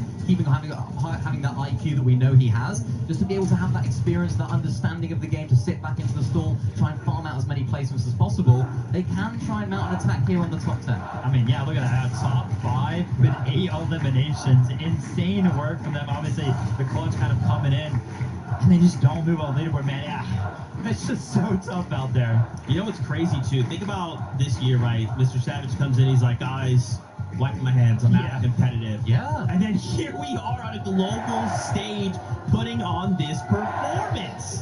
I'm interested to see whether this can sort of reignite that sort of love that he has for the game, right? The grind factor that he has, his burning passion, desire to want to win an FNCS, because I really hope it does. I think this is a great opportunity for them. You know, they're not doing bad. They're in 11th place. They just came off the back of a really good game. They have the firepower. We've seen them performing very well in the end game as well. Maybe this is a sort of a beam of hope, if you like, for him for going forward. And we want to see him. Everyone in the EU, we were rocking. We were all very sad when he announced that he was retiring, but very happy when he came back. And now it's here. What a story. Oh my gosh. Also, we can't forget Clicks as well, right? NA. He's coming back. Don't even worry about it. He's putting on a show for us here. Again, though, the job is not done, right? We do have 5 more games, but 5 is going to dry up so quickly, Vivid. So for not only Clicks' trio, but for every other trio, we really need to make sure our strategy is locked tight. It felt like yesterday I was almost begging for a game from Clicks' trio here to just please make it to the end game as a healthy trio. You know, give them an opportunity, give yourselves an opportunity to show your game plan, show how good you are, show how good of a year you've had over on the NAC region. And again, right there, game number 7, a whole night's of rest, opportunity to go over it. Higgs is down early. Yeah, it's tough. I mean, it's not the ideal start for them. They've made it to the end game, which they've been doing quite consistently well so far. They're not in a bad position by any means. And I think they just need that one big game. Ideally, sooner the better, right? Because they're a team that does thrive on hype. I know Clicks is, you know, one of the biggest streamers, if not the biggest streamer in Fortnite. He lives off of the people watching, and he wants to be in the spotlight. He wants to have that moment to himself. And that could almost catapult them. That could give them that confidence, instill that confidence back in them for the rest of the games. For them, they've just got to try and make something happen in the end game. More so, as you said, stay as a trio, make something happen, and hopefully feed off of that hype and confidence. Maybe that's a VR and getting rallied behind, like the crowd, right? Like having them to push you over the line to kind of start to build that momentum. But I like what you pulled out. The sooner the better, right? And it's not even just them, it's everyone, right? These little strategies with only 5 games. Guys, it's only 5 games. If we're going to try and pull out some kind of strategy, if we're going to try and swap our drop spot to land on someone else, it has to happen now, right? Like if we're not in this top 10, we got to get ourselves in there. I mean, the best time to do it would have been last game, but the best time is now, right? This is the time to switch things up. I think this is an important moment for the teams, right? They've had a little feel as to what the lobby's looking like, well, what teams are doing around it, which is so crucial for the Surge meta. So now they can really make those adaptations. It's all well and good looking back at the games from yesterday. This is a completely different day. Everyone's doing different things. Yeah, and touch on the last couple of few points here from that game specifically, right? Raymond saw Veno. He was kind of up on the high ground. He was kind of, tutoring with the idea that he could maybe take it from like 8th zone. I saw him kind of build up for it and actually end up like fighting for it or trying to defend it. But hey, listen, they were kind of thinking about it. And then obviously Kanada's trio finding themselves in the mix towards the end game as well. Guys, I love breaking down things between the games. And I'm getting word it is almost that time to kick back into all of. Never mind. That's the battle bus, so you know what time it is. Game 8 starts now.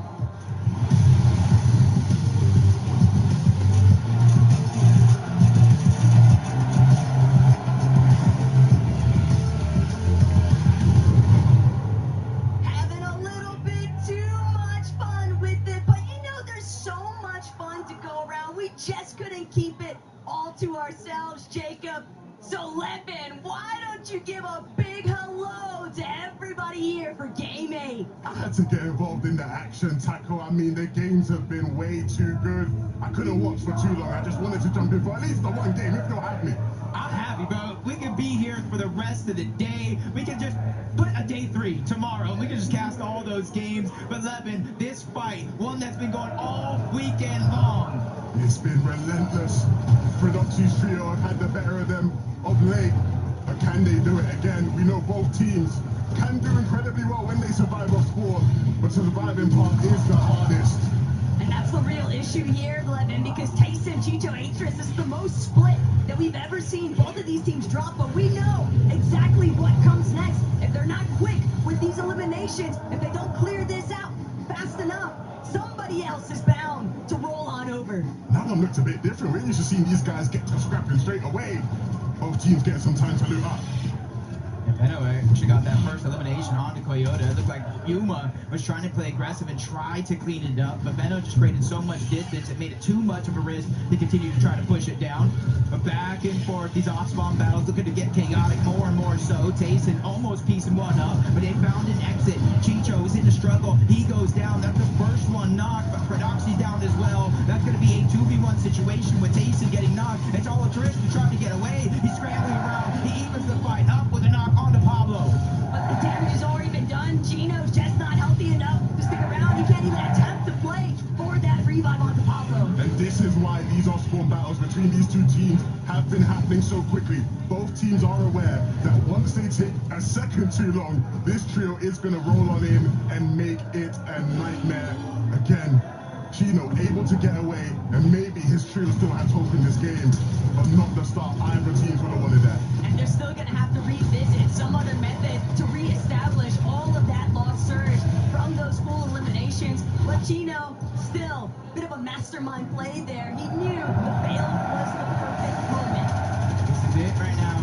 Uncontested yet again, but the biggest difference from that last game to every other game before, there's more and more players looking up. There's more and more teams ready to contest it. They realize there's only 6 games left throughout the entirety of the day. 5 now with 1 already done, and their chances to overcome that point deficit is going right out the window. I mean, watching it on the sidelines, it doesn't look like anything really can get in these guys' way. I think they've showed their ability to still get so many points out of games, even if it's a game where it doesn't quite go their way. One of them still able to clutch. Can anything stop them today, Tackle? And that's the thing, though, is can anything stop them? Not necessarily, but can anything catch up to them? There's nothing scarier, in my mind, than a wounded animal, and that's exactly the position that Peter Cold and Ritual have been in after yesterday. But Gazetta away, Scarpa, they picked up exactly what they needed to. Chino's not going to have that opportunity to try and play hero. Uh-oh, the third parties, maybe in this case, going to be a fourth party over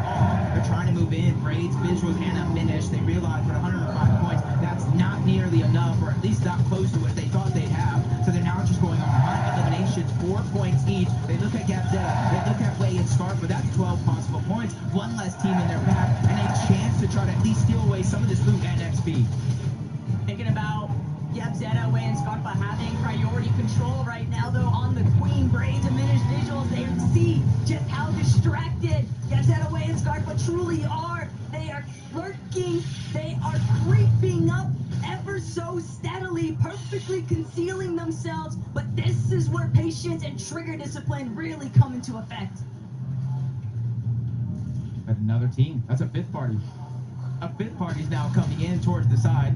So even though Braids, Diminish, and Visuals are trying to lurk and grab some eliminations, surprise attack one, they could be the ones that's happening to them. Mikado, Tisco, Striker, instead of going for a lurk, they just immediately take the high ground. They said, hey, if you guys want to rotate out of Ranger's Ruin, you're going to get tagged up the entire time. I still have no idea about a Minish's team just waiting in the wings. When that opportunity opens up, they will be ready to take it. But which team is going to play their hand first? Who will make that first move and knock the domino over? Just in a little bit of a stare down currently. Gadu, Tisco, Striker. While they had seemed initially so intent on getting involved, the way that they've now just put everything to a pause, surely this has got to work out for Visuals. We've got to start to think so, right? We know in this lobby the thresholds for Surge are so high. Time is such a valuable currency. The more time you spend doing nothing, the less time to have to get Surge later on. Someone has to do something quickly, and I think they're starting to realize that. Oh, but yeah, I think everybody's realizing things aren't pushing. They're not happening as quick as they should. The third parties don't got their opportunity to lurk for elimination. So Striker, Kadu, Tisco, they're going to be the first ones rotating on out. But Arc School and Salco, look, instead of going towards the south, typically they were fighting that team. Kadu and his entire trio. This time they're pushing up toward the north. Vortex, Goofy, and Mountain are going to be in their line of sight. School missing a crucial shock. They are in the zone, so every second is just more damage being ticked off. Salco's going to be the first one dropped, though. NA West is now in danger. Arc, he was doing so much to carry his team yesterday, but School not going to have that opportunity. Vortex, Goofy, and Mountain defend their current hold, but it's also making you wonder what happens to Queasy now that they've been interrupted. Yeah, this is going to, again, be a real test. Will it be a chink in the armor? Will it be another walk in the park? For our OXR HQ team, things looking like a walk in the park. I mean, we've seen them do this many of the games so far in this competition. And the crowd will chant for Vanya Brew, but they know things are looking good for their MA boys right now. Pixie will be fine, I'm sure the revive will come through. Got me excited there for a second. You know me, I like action, I like seeing the knock. You were excited till you noticed that it was done by Bolt, and then immediately you came back then. Quickly remember, Taco. A little bit of that race action. But okay, there's a third party, there's a fourth party, the fifth party towards the north. Okay, we got a sixth party now joining Rangers Ruin. Honestly, when Rangers Ruin first appeared, this is the team that said, hey, we're ready to take a triple contested fight against Prodoxy and Taste Trio. They ended up changing things up a little bit, but now they're going back to that home base where they first called it. And now they're just trying to get damage onto anybody, and this might be a good plan for a team like Cold Peterbot Ritual that had struggles throughout the first 6 games on day 1. They're trying to figure out the formula for success here. It's about the struggles. It's more that they've just been homeless. There's nowhere on the map that they've been able to establish themselves. But crash pad from overhead, getting the jump on the start. That is a big opening factor here for Peterbot, Ritual, and Cold.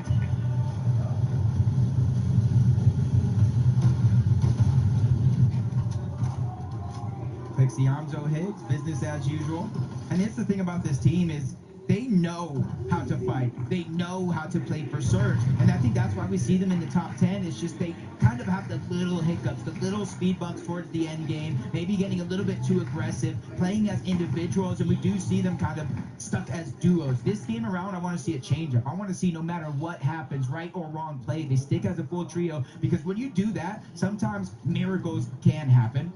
But you're seeing kind of one side, the north side of the map, kind of getting a little aggressive. Teams just trying to push each other in order to get their Storm Surge. On the south side of the map, with the zone pulling over in this direction, this is where you're going to see more and more of those Surge bases set up.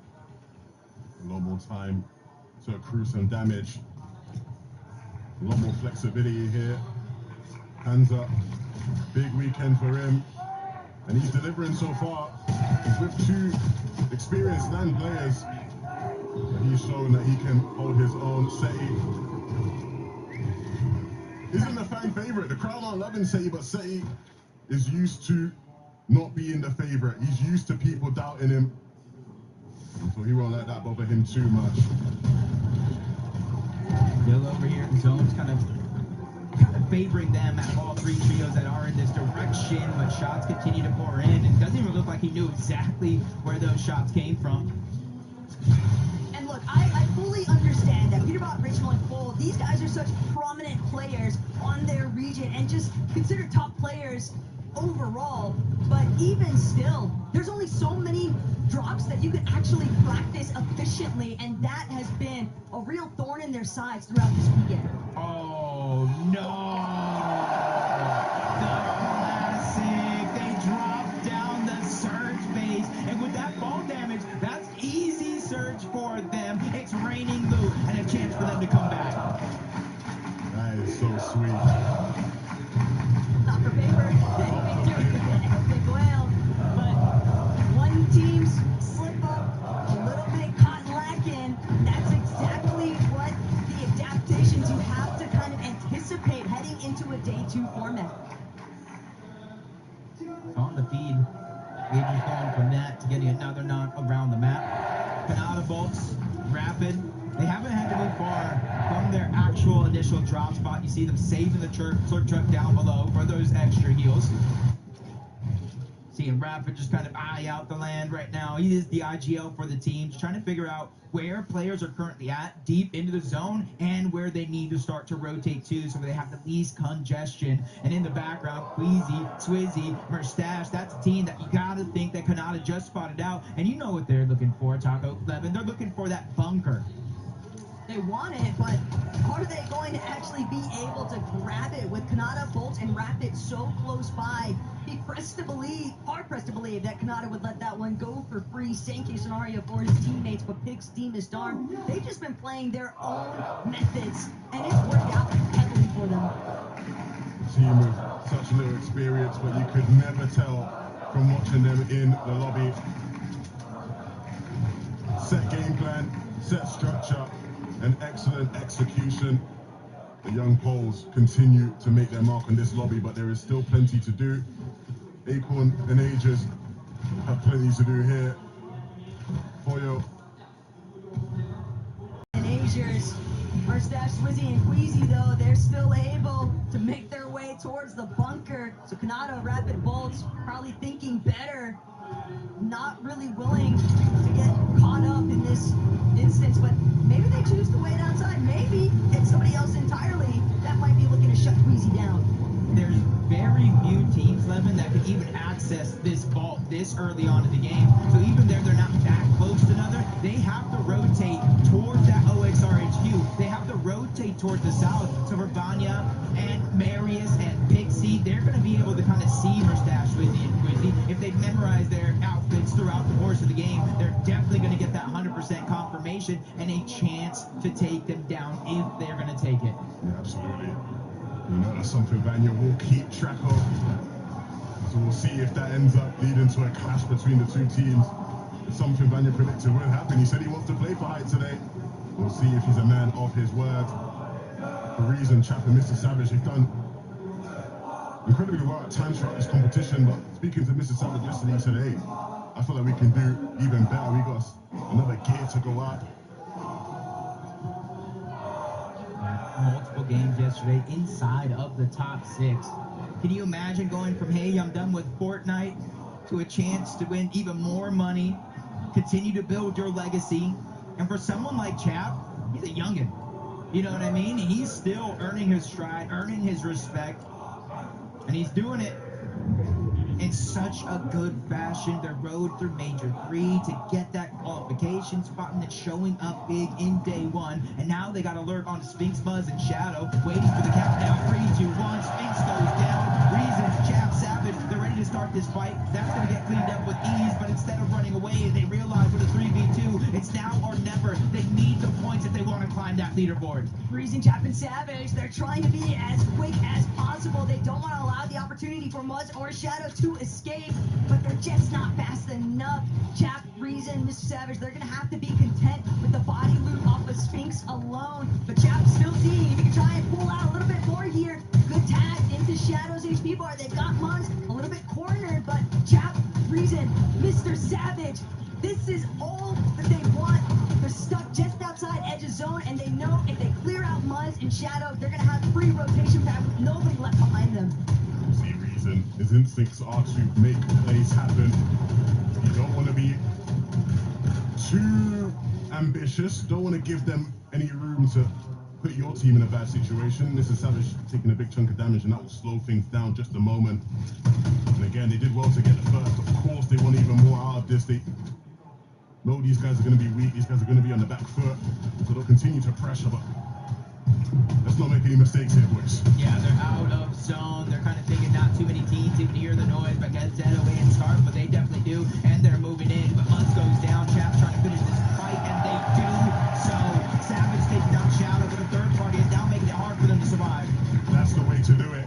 You saw Savage, Chap, both shotguns in hand, playing together, taking advantage of the man advantage, and now that puts them in a much more favorable position. Well played from Chap, Savage, and Reason.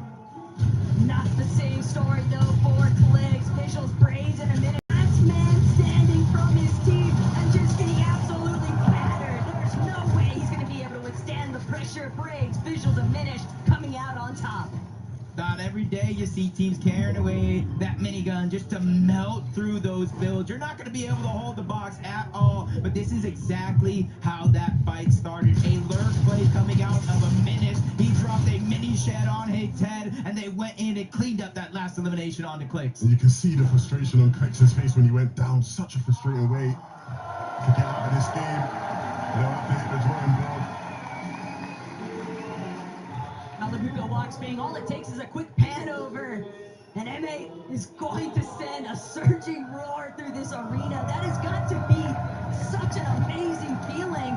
But saw a glimpse of Mustache just now, and this could be trouble brewing for both of these teams. Yeah, and Tackle, you'll know better than anyone else whether it was a one-hit wonder.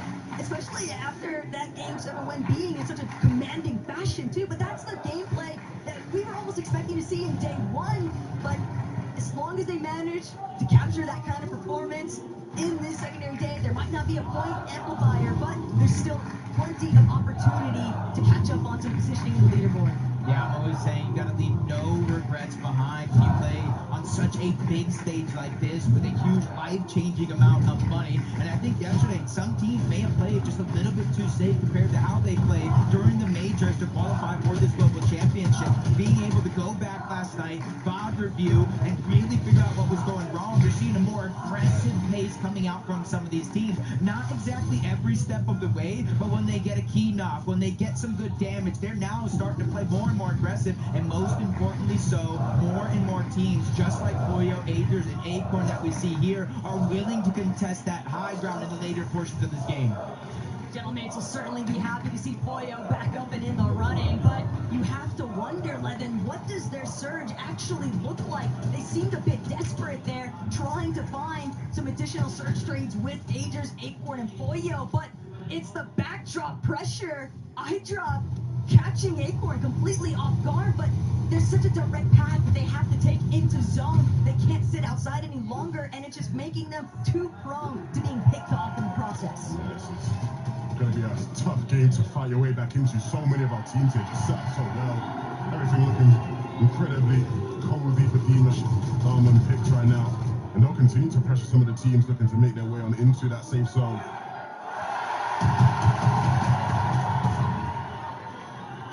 Just gotta let it sit and appreciate it after all. But Pollo, Gentlemates, they can hear everything surrounding them. But Pollo, he's gonna look to try and close in on the surge base. Again, desperation factoring in, heavily 500 below. They've got to get damage online. They've got to do it ASAP before they find themselves being taken out of this lobby entirely. Pollo, Agers, scrambling, but it's not enough. They can't stand tall. Cammy, Hardy, and iDrop now benefiting exclusively from those siphon materials. Cammy could smell the desperation on those guys, and they capitalized. Unfortunately, it was always going to be an uphill battle for Hoyo and his trio. That was a tough game, but there's still a couple more for them to get back in it. Cammy, though, now looking much better off after being able to pick up some of them cycle nets. Yeah, and it was actually iDrop who got that initial knock and elimination onto Acorn, leaving them that far below the damage threshold. Now the zone pulling up over towards the north. This is a good zone for the majority of the lobby. There's not too many different elevation changes, especially drastic ones at that. It's just as long as it doesn't pull towards the west. That's what the entire lobby has to be hoping for right now, including Pings, Walks, and Malibuca. From high ground, victory royale in that last game to low ground for now. But this is exactly kind of the same pace they were taking. It wasn't until zone 10, maybe even 9, that they actually went up for that high ground and held it for the rest of the game. But you're seeing some teams above the damage threshold with their eliminations, but 4 eliminations though, Benno, Vico, and Flipsy, they're 178 below the damage threshold. They know they have their work cut out for them and get focused outside of the lobby, making it hard for them to find their way in without burning through these materials. They've at least got an ample amount of mats though, so they're not too pressed just yet, but they're going to have to start to kick things into overdrive because Vico, Flixie, Benno, they're still sitting underneath that damage threshold. They've got Oceana directly next to them. This is the first fight they can find. This is the first fight they're going to take, and Anon immediately being thrown back. That's all the damage that they needed, just barely pushing them above the threshold line. Those are the fights that they strive for. Those are the fights that they are so effective in. We've seen it all year long. They'll find themselves in tough situations like that and create a way out of it. 511 damage here. Kanata, Bolts, and Rapid. They had a fantastic game number 1. Unfortunately, they weren't able to pick up that VR, like Kanata said, to start the day, but they're here again with another opportunity with Rapid and Bolts by his side. His IGL, his Fragger, that's a lot of confidence that's continuing to brew in that trio. Same here for Pickstorm and Demons. I said underdogs to top dogs. Levin, this team is probably one of the biggest surprises in EU, right? Yeah, these guys have been phenomenal. We've highlighted it so much. But this is another example of a game where they're playing at their own pace. Excellent timings. I know when we've spoken to Coach Sven, he's always talked about the preparation of these guys being so important. They understand how to play this lobby. And again, this looks like a game where we will probably see them in that top 5, top 4 towards the ends. They want this. They're starting to get a little bit of posturing now. In zone, they're ready to maybe try and make that approach towards only high points from very early.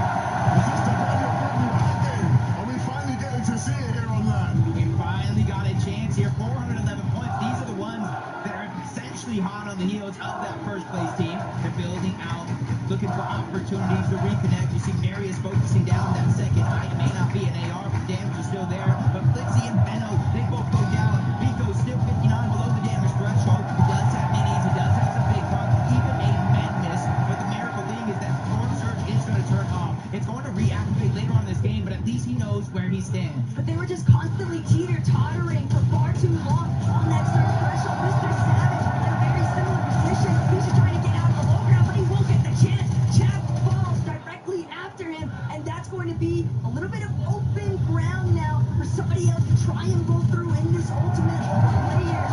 Still, Swizzy, Mustache, Bleezy, they are plotting for that height take. Yeah, it's never a good sign when you see a team fighting on zone transition. You want to be ready to rotate. These guys are crazy, scouting out the rotate, where can you find an angle to use that crash pad, then have to create more space to do it. That one's going to be easy.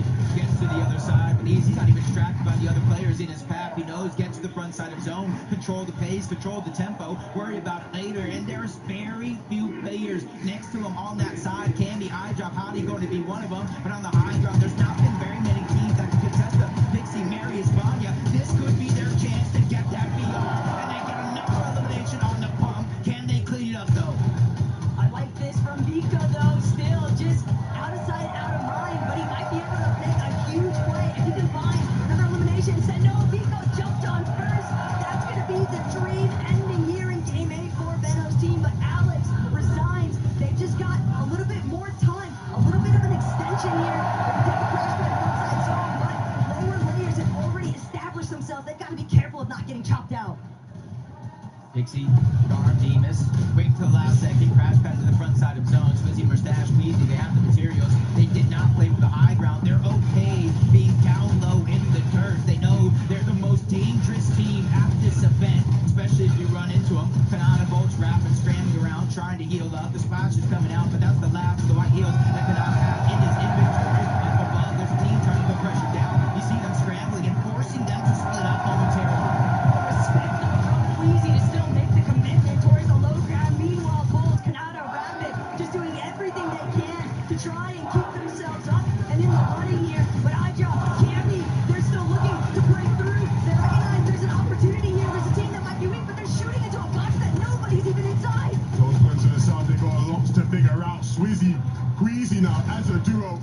We've seen them dominate from the skies, but how good can you guys take it? Swizzy wants it, looks to chop. Pixie, Marius, Vanya, they've held on well for now, but this is the hard part. Can they continue to hold on as the 11th zone ends?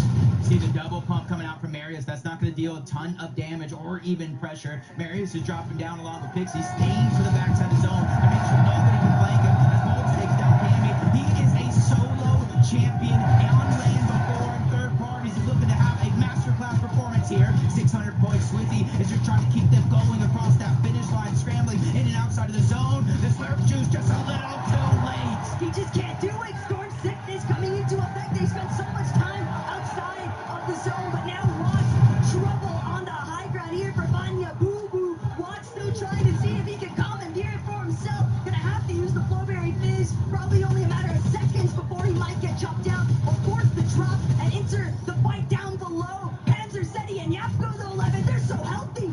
Yapko, they're looking strong, but can they close it out on the low ground? Demus will fall. And so now, Seti, Panzer, Yapko looking to remind the rest of the competition that they are in it for the win. Watts has no more HP to hold on. The tree will be the only thing stopping it. They just need to connect with the final shot, and the Storm will do the job. They are the favorites, but right now with Leon, you must give them respect. They win game number 7. Seti, Yapko, and Panzer. I started the day saying just a few big games away from that top spot. Frankie, they're just a few games away. On your feet, boys, on your feet. Seti, it felt like it was just a matter of time before you got your victory royale of the 2025 Fortnite Global Championships. How did you manage to do it from the low ground? I mean, I just have the best teammates and we have very good chemistry, so it just works. But the chemistry has come so quickly for you guys. Yapko, coming back, we talked about it earlier, from North America to Europe. Why do you think Europe is so successful here in Lyon? I don't know, we're just crazy. You are crazy, absolutely. Incroyable, mesdames et messieurs. Félicitations, congratulations for this first victory royal. This victory is the beginning of a lot of victory, do you think? Do you think we will have more victory now that we started? Yeah, I think so. So, how will you manage to have more victories now and to keep going on this? I mean, we just maybe found the secret right now, so we're just gonna keep trying the same thing and gonna see how it works. Seti, I think you're enjoying this crowd. Yeah, I love them. It's like a love-hate relationship now. Well, I think I'm gonna leave you to enjoy them a little more because we need to take a break. We'll be back with game number 9.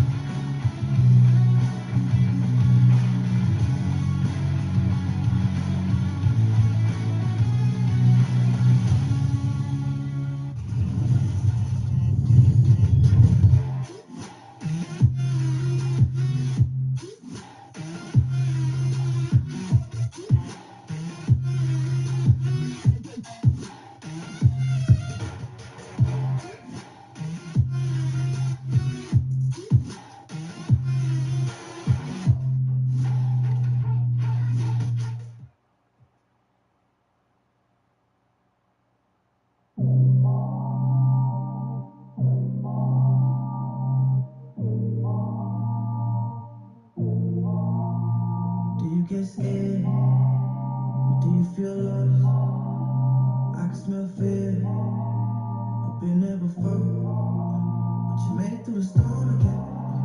You did it on your own again. Goosebumps in your skin. Do you feel what I feel? I'm waiting on you to notice that you got what you wanted. We don't got time to cry right now. Only got time to focus. Soon hits on the wait list. I was on dead dangerous. Take a shot, leave my faces. I was on dead dangerous. On a whole different level. I could see why they hate it. I was on dead dangerous. I was on dead dangerous. You should have known this.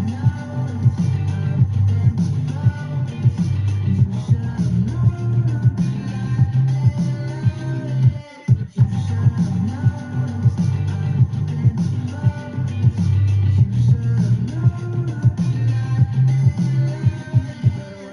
cause we aiming at your head.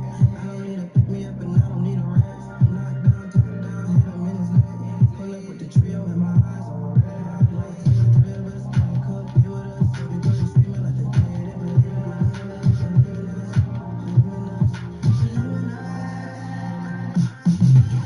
Soon hits on the wait list. I was on dead dangerous. Take a shot, leave my faces. I was on dead dangerous. On a whole different level. I could see why they hate it. I was on dead dangerous.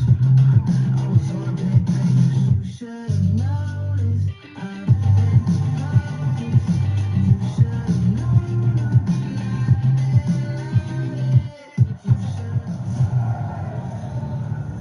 Welcome back to the Fortnite Global Championship. Oh man, we've seen it.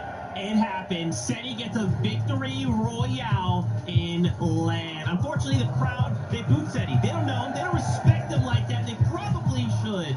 But still, for SETI and his trio, this is big, right? This is momentum, Kelly. I mean, this is huge, and honestly, I think all three of these players deserve all the respect. Fans are coming in here, never being in a LAN position, and now coming out on top. But really, what I want to talk about, Levin, watching this team, Zone 9, dead side rotate. Look at the congested side on the western side of that zone. Everyone was over there, and they just kind of snuck by on that dead side. And when you see a dead side rotation, that's usually earlier on in the game. But they did it Zone 9, and they did it so cleanly, and they kind of avoided all the other aggression on the low ground, which allowed them to make it to the end game. And I mean, those are the type of rotations that, you know, SETI has been synonymous with in his career, right? He's always been able to execute those, especially in late game scenarios. I think the big thing with this team is, again, they had such a strong start yesterday. A lot of people sort of would have looked at them and gone, are they going to keep it going again today, right? And can they really get a foothold in this competition? SETI showing right here, he's here to stay. He won't let that crowd affect him. And that's going to be a big game for them in the standings. You see them now securing a position in third place. Man, they are moving up, dude. But, guys, look. Yeah, I mean, 438 points. If that was all, you know, that was the talk, it'd be fine. But when we look at the top, Queasy, Murstache, Swizzy, 606 points. It doesn't matter what situation they're in, right? They don't need to be winning the game as long as they kind of hold on to that lead, right? Keep buffering that as long as possible. Kelly, eventually that game is going to show up, and they're going to win that game, and then that's it. GG, everybody else. It's just so hard to really do anything to this trio when you look at their early and mid game and just how solid of a strategy they have. Obviously, the early game is just clean for them. They have no issues rotating into that bunker, making sure that they're getting those heals and that metal. They're able to take these early engagements and they just use their metal builds because they know in the bunker they're going to be able to replenish all of that and even in a surplus, and then they rotate over. This was the first time, though, that I really saw them kind of controlling the front low ground of zone. And even in that position when they didn't have what they needed for high ground, you see them. They're still peeking up. They're still looking at high ground, potentially as a duo to steal it. Nothing can slow this duo down. I mean, look, they're always going to give it a scout. You know, you always got to give it a look. And I mean, look, think about it. If they're not up there, they got to be thinking whoever's up there is not as good as us, right? We're the best. So if we're not up there, maybe there's a chance for us. I mean, look, these guys, again, we've just been banging on about how good they are, but they continue to show us how dynamic they are as a trio. That's right, man. I want to take a look more at these standings. Whoop! Just kidding. You heard it. Game is ready. We're jumping back into all the action. Let's go.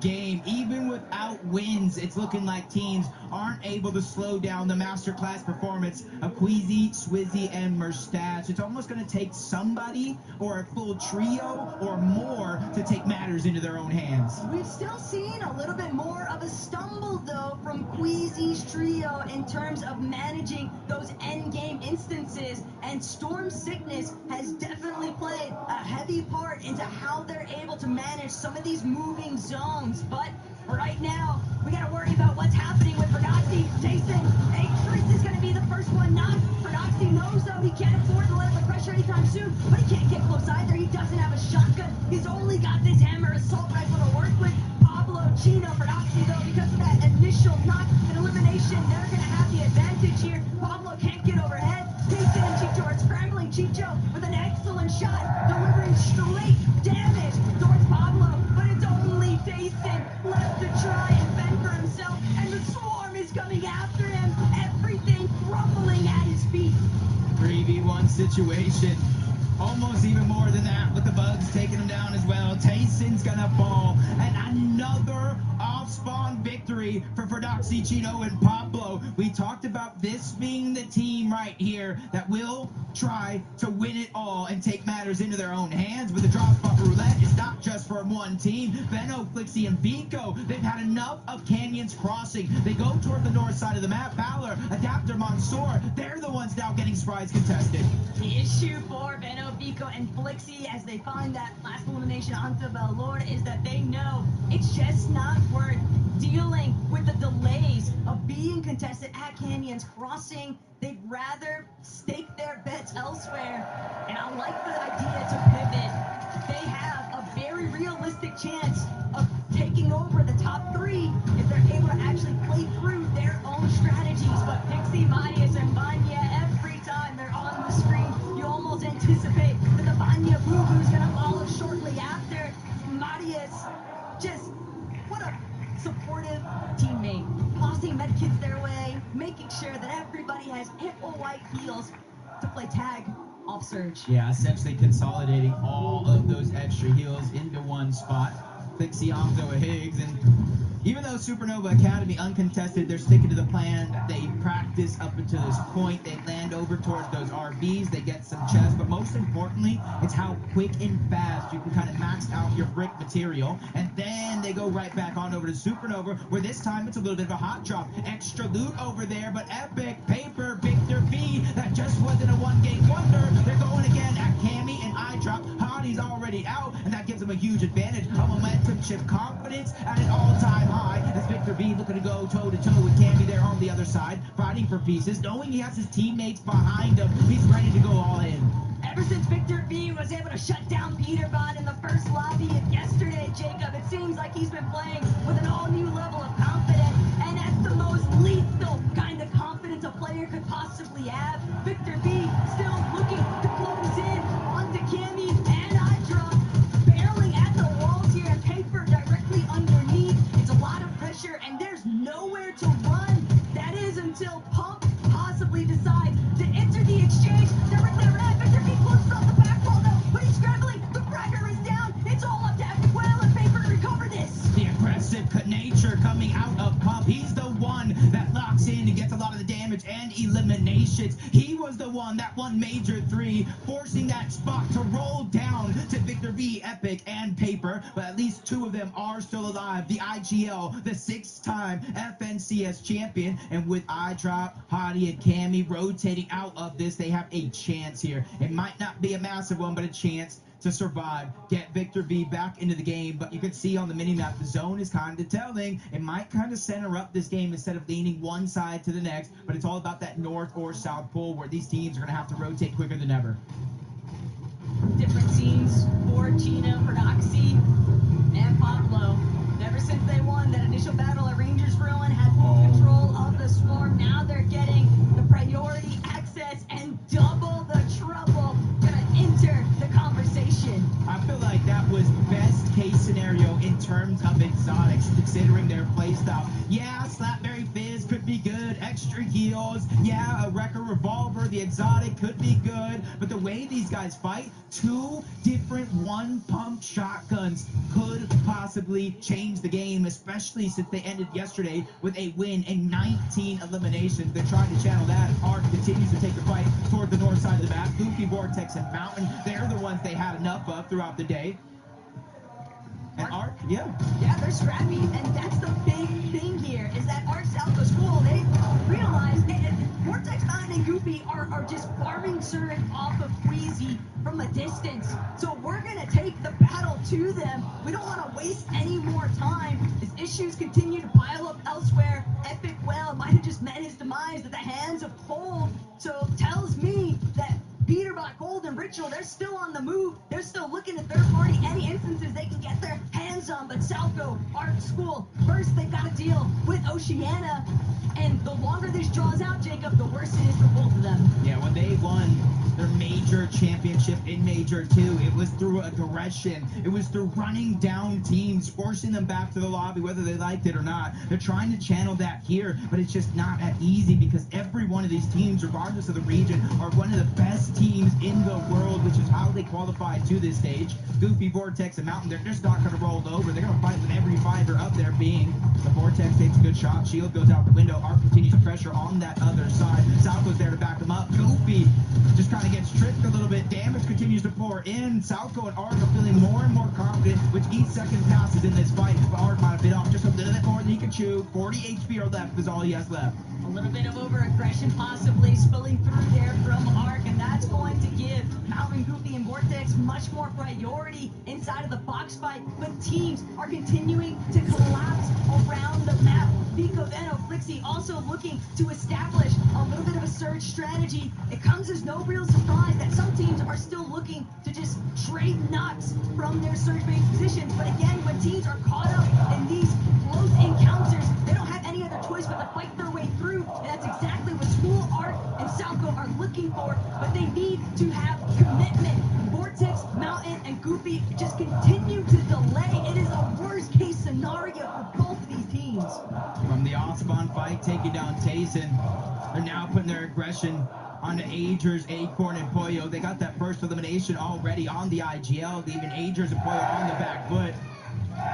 And it's not only that team they have to worry about. If you look at the minimap, the north, the south, even the east has third-party potential written all over it. Pollo's taking a lot of that pressure, and this is exactly what I warned you about. When you have that one-pump potential, they're immediately going to put it to use. Down goes Pollo. For Doxy, Pablo, and Chino are looking to take over Game 9. It's less about the one-pump potential for me, Jacob. It's more if you see Prodoxy, Pablo, and Chino win that off-spawn as quickly as they did, you never know where they're going to come from. These guys are experts at executing the roam strategy and finding their surge through sheer elimination, firepower, and Agers left to pull back the Demon's debris. But this is like starting from square one. 2 builds. We can see a little bit of where things went south here. Checking back in with Prodoxy, finding that initial knock, leading into the elimination on the Pollo. It's just disastrous right now for Acorn. Not just them, though. No Savage. He was not trapped, trying to get back into it, but he's going to fall as well. Him and Reason just go down to Snowy and Sod. Ryu, he was eliminated early on, but they have to watch out. The third party's now looking to crash. They know, they heard it. That's Reed Cooper and Curly trying to make up for lost time. They were able to get the revive off, but saw just a sliver of HP, looking for survival. The launch pad comes out, so they have to abandon ship. Cooper sees it into the sky. This is his only chance. They cannot let him survive because they need the points. They need the surge, and they're going to grab it all. Curly and Cooper, just the perfect tag team to nail those players. The moment that they try to escape, third parties are just so vicious, and it's crazy to think, Jacob, at how much action has really taken place inside of the storm. Oh no, I saw what happened in the feed, but now we get to see it here. Flixie down. Vico's trying to fight back to get the elimination onto Tay-Tay. Rido's essentially going to be by himself. And you see him lurking around. Benno just runs into the brick wall. Rido's oh my god! Back to back! I'm speechless! I can't believe we just witnessed that! Benno and Vico have Raito in their sights, and yet, somehow, some way, they're the ones that are sitting waiting for Yamzo, Clicks, and Higgs, drawing us back into Supernova Academy. But Jacob, this is preposterous what is taking place. I feel like all three majors was kind of like leaning towards one thing. A lot of these towers, the surge, the trading shots. But when you come to the global championship and things don't work out, you have to adapt. And you're really seeing a lot of these teams adapting at its finest. Marius Vanyak Pixie from the OXR HQ. This is exactly what you were talking about. Consolidating the heals early on in the game. 3 med kits in the inventory. Extra med missed. So now, even though they have to rotate on up, they're as healthy as can be. The Blueberry Fizz and that launch pad means they can cover almost 8,000 meters across the map before they have to land. It's all about just trying to stay out of that render distance. They don't want to be scouted out as they're soaring in off these rotations. But Pix, Darm, Demas just continue to impress. You would never believe that this is their first ever LAN experience. They have played with so much confidence throughout the entirety of this weekend. It almost feels inevitable before they find their victory royale. See, Darm clutched 60 points as a solo, the most of any other player. Taco, we have 8-time champions. We have 7-time champions. We have 6-time champions. We have some of the best players in the world, but it's Darm, the new kid on the block, that's really putting on a show here for his team. If they can continue this pressure, you know, I think that something can happen here when the score is over at the end of the day. Only time will tell. Non-Resign and Alex, they haven't moved away from their drop spot 2 yet. The zone has kind of helped them out, but now they're going to get a farther pull than they've ever faced so far. And the only big question, seeing nobody else really around them, is how much surge do they have? Well, at least have that rip pod incoming, a little bit more resources, a little bit more utility that they can possibly utilize. But heading towards the top of this mountain range, Anon bound to have spotted out those players a little bit further east from where they're located. So you have to anticipate that there's going to be a team possibly looking to set up a crouch sneak play. You can never be too careful. You got to check every single corner in day 2. Canada Rapid bolts rotating on over, trying to get as close to the center of the zone as possible, give themselves a little bit of elevation to work with, not too much. They don't want to be kind of the focus of the lobby overall. Seti Yapko Panzer, same thing for them. They already got their mountaintop. Just at the edge of the zone, though, Seti's using that bush to his advantage, not even a full box. If you don't respect the player, you gotta respect the gameplay. Maybe Seti can win over this French audience. Maybe he could be an honorary, nominee for somebody to cheer for here, because they've really been playing lights out this weekend, Jacob. They deserve a little bit of credit for what they've been able to put up. But right now, it's all about Anon, Alex, and Resign trying to shut down Seti, Panzer, and Yapko. They don't want to allow him to find any sort of rhythm. Yeah, it's going to be tough, though, because you saw that stat. Yapko, with 2 different versions of the AR, he has the most damage in the lobby, making sure that they can play these games out with flexibility. They can play these games out with space and positioning, because he is making sure they are almost always above that storm surge threshold. And it comes from positioning like this. Remember, Taco, they landed the Kappa factory all the way towards the east, so they're making their rotations a huge focal point of their game plan. As we jump on board, Clicks, Higgs, and Iyamso still rotating in from the north side of the map. They're being trailed by King Phaser and PHN, which is not a comfortable feeling, because King Phaser and PHN love to fight. And it's not only that, but look at how much material they've been having to burn on their way in. Not only that, but they're also just announcing to everybody else inside of zone already that's looking back, oh, there's walls going up. Oh, there's definitely at least one team approaching us from the flank, so they don't even have a chance to try and even posture more towards the inner section of that edge of zone. And Phaser, King, PXN, that is the last team well behind you, because for the reasons you just mentioned, Jacob, they love to fight. And they do so as a full trio. So it's almost like a hope for Clixiamzo and Higgs or any other team positioned nearby that they're above the damage threshold, because that's one less aggressive team that you do have to worry about. But you're seeing when it comes to our top 10, 2 more teams have went down. Still got Malabuka's team alive, 300 132 points. He's only 2 points down from 8th. 2 more points after that for 7th. A little bit more of a run to get into the top 6, but with that player and team already down, it's a realistic chance. Uncontested has proved to be fruitful, but oh my God, Dexter strikes somehow. Somehow Panzer Yako narrowed down. Seti, the invitational champion, has to figure out a way to fight back, but that Braid's on the other side. Visual diminished. They have to be nearby, and especially now more and more teams are closing in on the distance. Seti has to figure it out. He gets to the line. There's just nowhere left for Seti to run, and this is going crazy.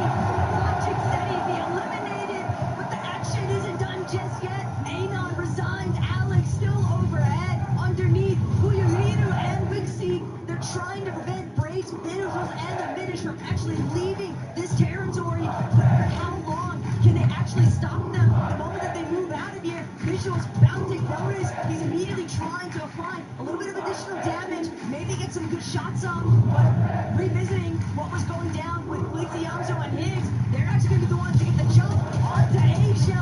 Brazo, a little bit too isolated, and that's going to be an immediate knock into the elimination. Yeah, Brazo got frazzled by Clixie, Yamzo, and Higgs, but they're not giving up. And this is a change-up with another knock. Elimination going over to Yamzo. It all comes at a cost because Clix goes down.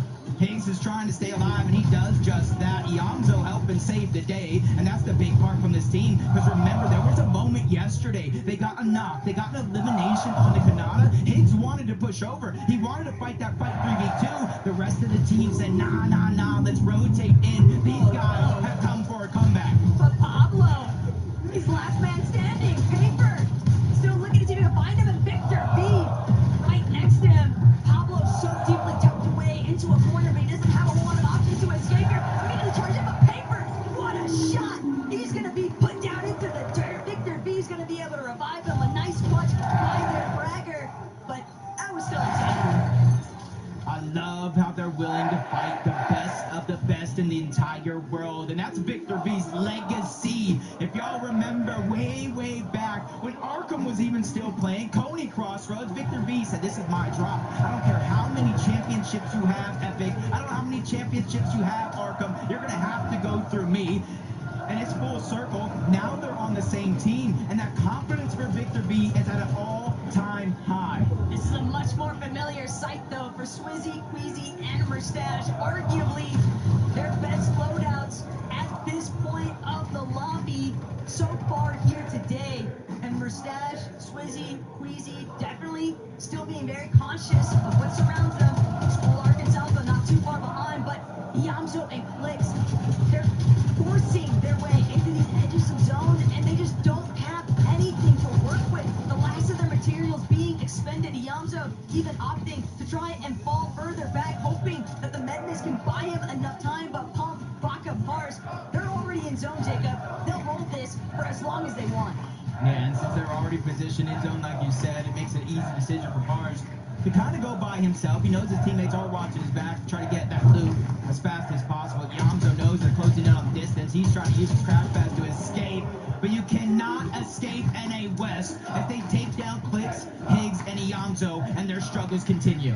It's just asking for way too much for a Yamzo to wiggle his way out of that one. Even if it hadn't been Baka, Pars, and Pump, you can see there's still several other teams in the area that were bound to lobby focus that solo the moment that they spotted him out. Malabuka walks Ping though, looking to get a little bit more active here, trying to funnel teams around them.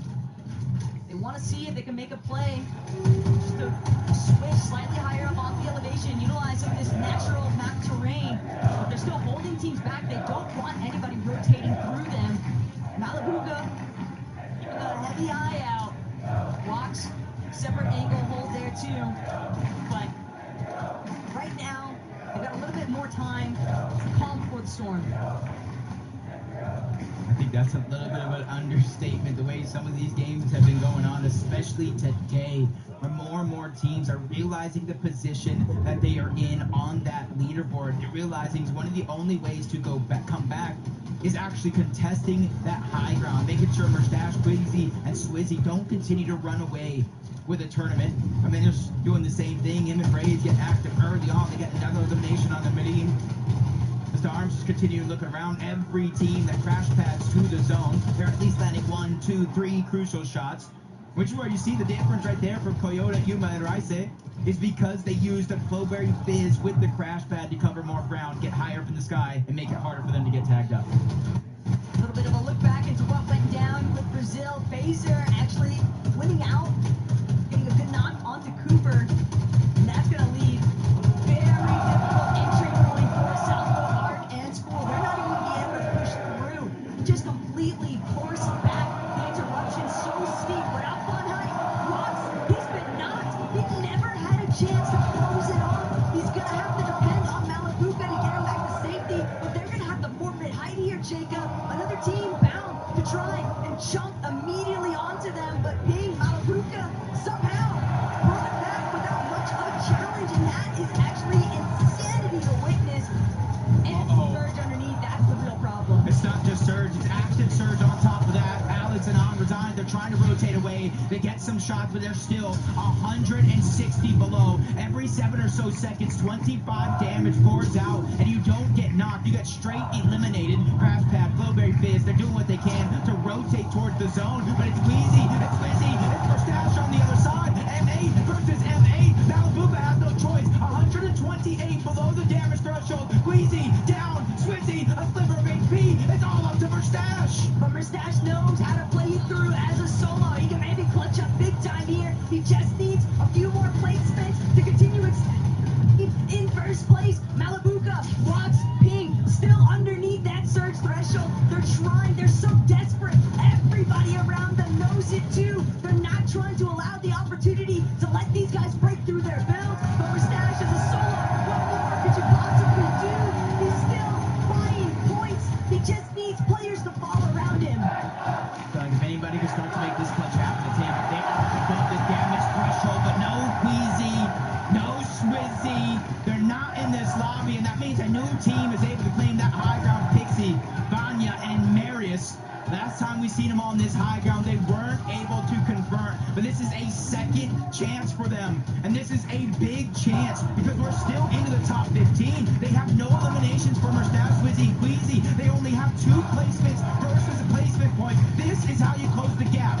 They're certain to have seen what that elimination feed looks like though, but Demas, Dark, Pigs, seeing them control the low ground comes as no real surprise, but they know they've got to keep a hold of that front side. They're immediately going to start making their way towards it, but they still got to be careful. Height overhead, Mustache is a solo. He'll be forced to drop to ultimate low.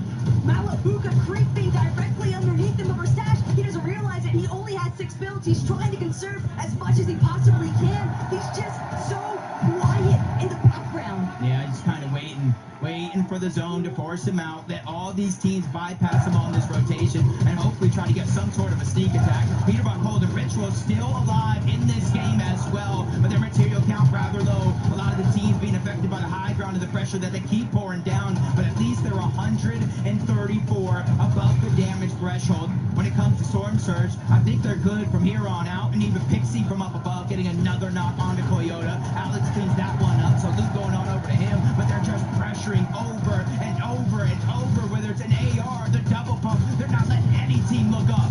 It's an issue though. Alex resigns from the low ground. They might be able to pick off Yuma, but they got to worry about Kickstarter and Demas, who've essentially cut them off. They've completely surrounded Oceana. They're going to be the ones to overtake the front side of zone now, and with Darm leading the charge, spraying back next to Pump, Bars, and Vodka, but no one dares to challenge Poland underneath. That was a good time to take him out. There are 12 placements worth of points still left, more than half still on the leaderboard. Resigns trying to go in. They lose Alex along the way. Underneath, they have to turn back. That's Kanata. They're wreaking havoc on the low ground. Resigns falls all the same. The whole team gets sent back to the lobby. Even Baka's feeling it. Bars has to go on by himself. Vanya's taking down Peter. Nobody has had a chance to look up. They're denying opportunity after opportunity. Marius, Pixie, and Vanya could go all the way. Without Acorn or Crazy in the lobby, we knew Height was probably going to default to Vanya instead, but darn, Demas, Pigs, they refuse to give it up. They're still looking to bring this one home. Kanata as a solo, Marius with another elimination, just carrying all of the resources back to his Tarper. Vanya down to his final couple of builds, but thanks to that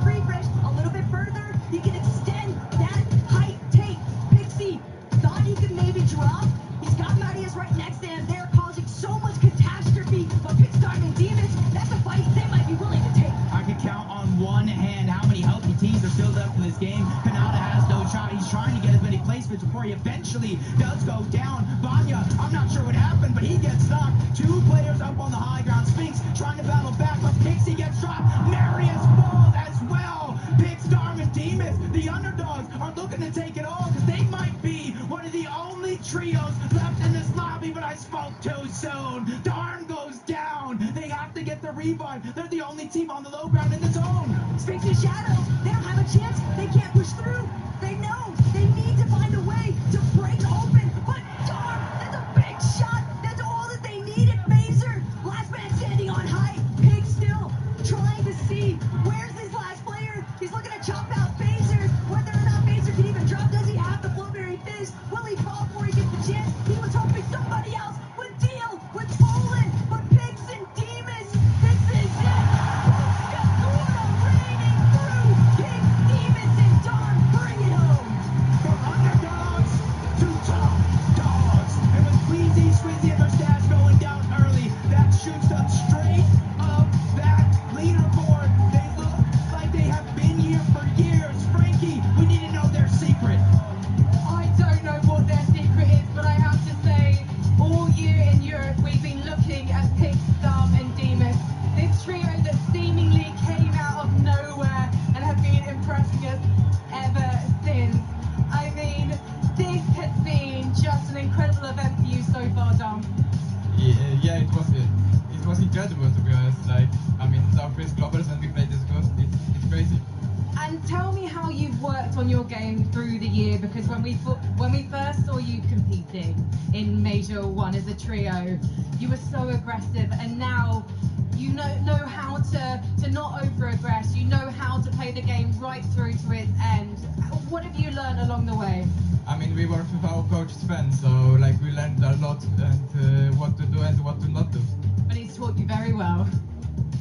I have a huge question, but just before, je crois que Avoc a beaucoup de fans ici, faites du bruit! Fix, you have a lot of fans there. Do you have a word for them? I love you all. Thank you for support. Merci beaucoup pour le soutien, ils vous adorent. Faites encore du bruit pour leur trio. Demas, playing in Majors online is one thing, but how do you manage to achieve this success on LAN? We played the game actually like the best we can, like, and we just won it. Do you think you can go even further and do the back-to-back? I'm sorry? Do you think you can win the next game too? We see in 20 minutes, no? We will see. You're going to have a bit of a break and a well-deserved one. Please, Leon, Havoc fans, show your appreciation. Pix, Darm, and Demas! We have to take a bit of a break, but don't go anywhere, because in a few minutes we're going to assess what we've seen so far.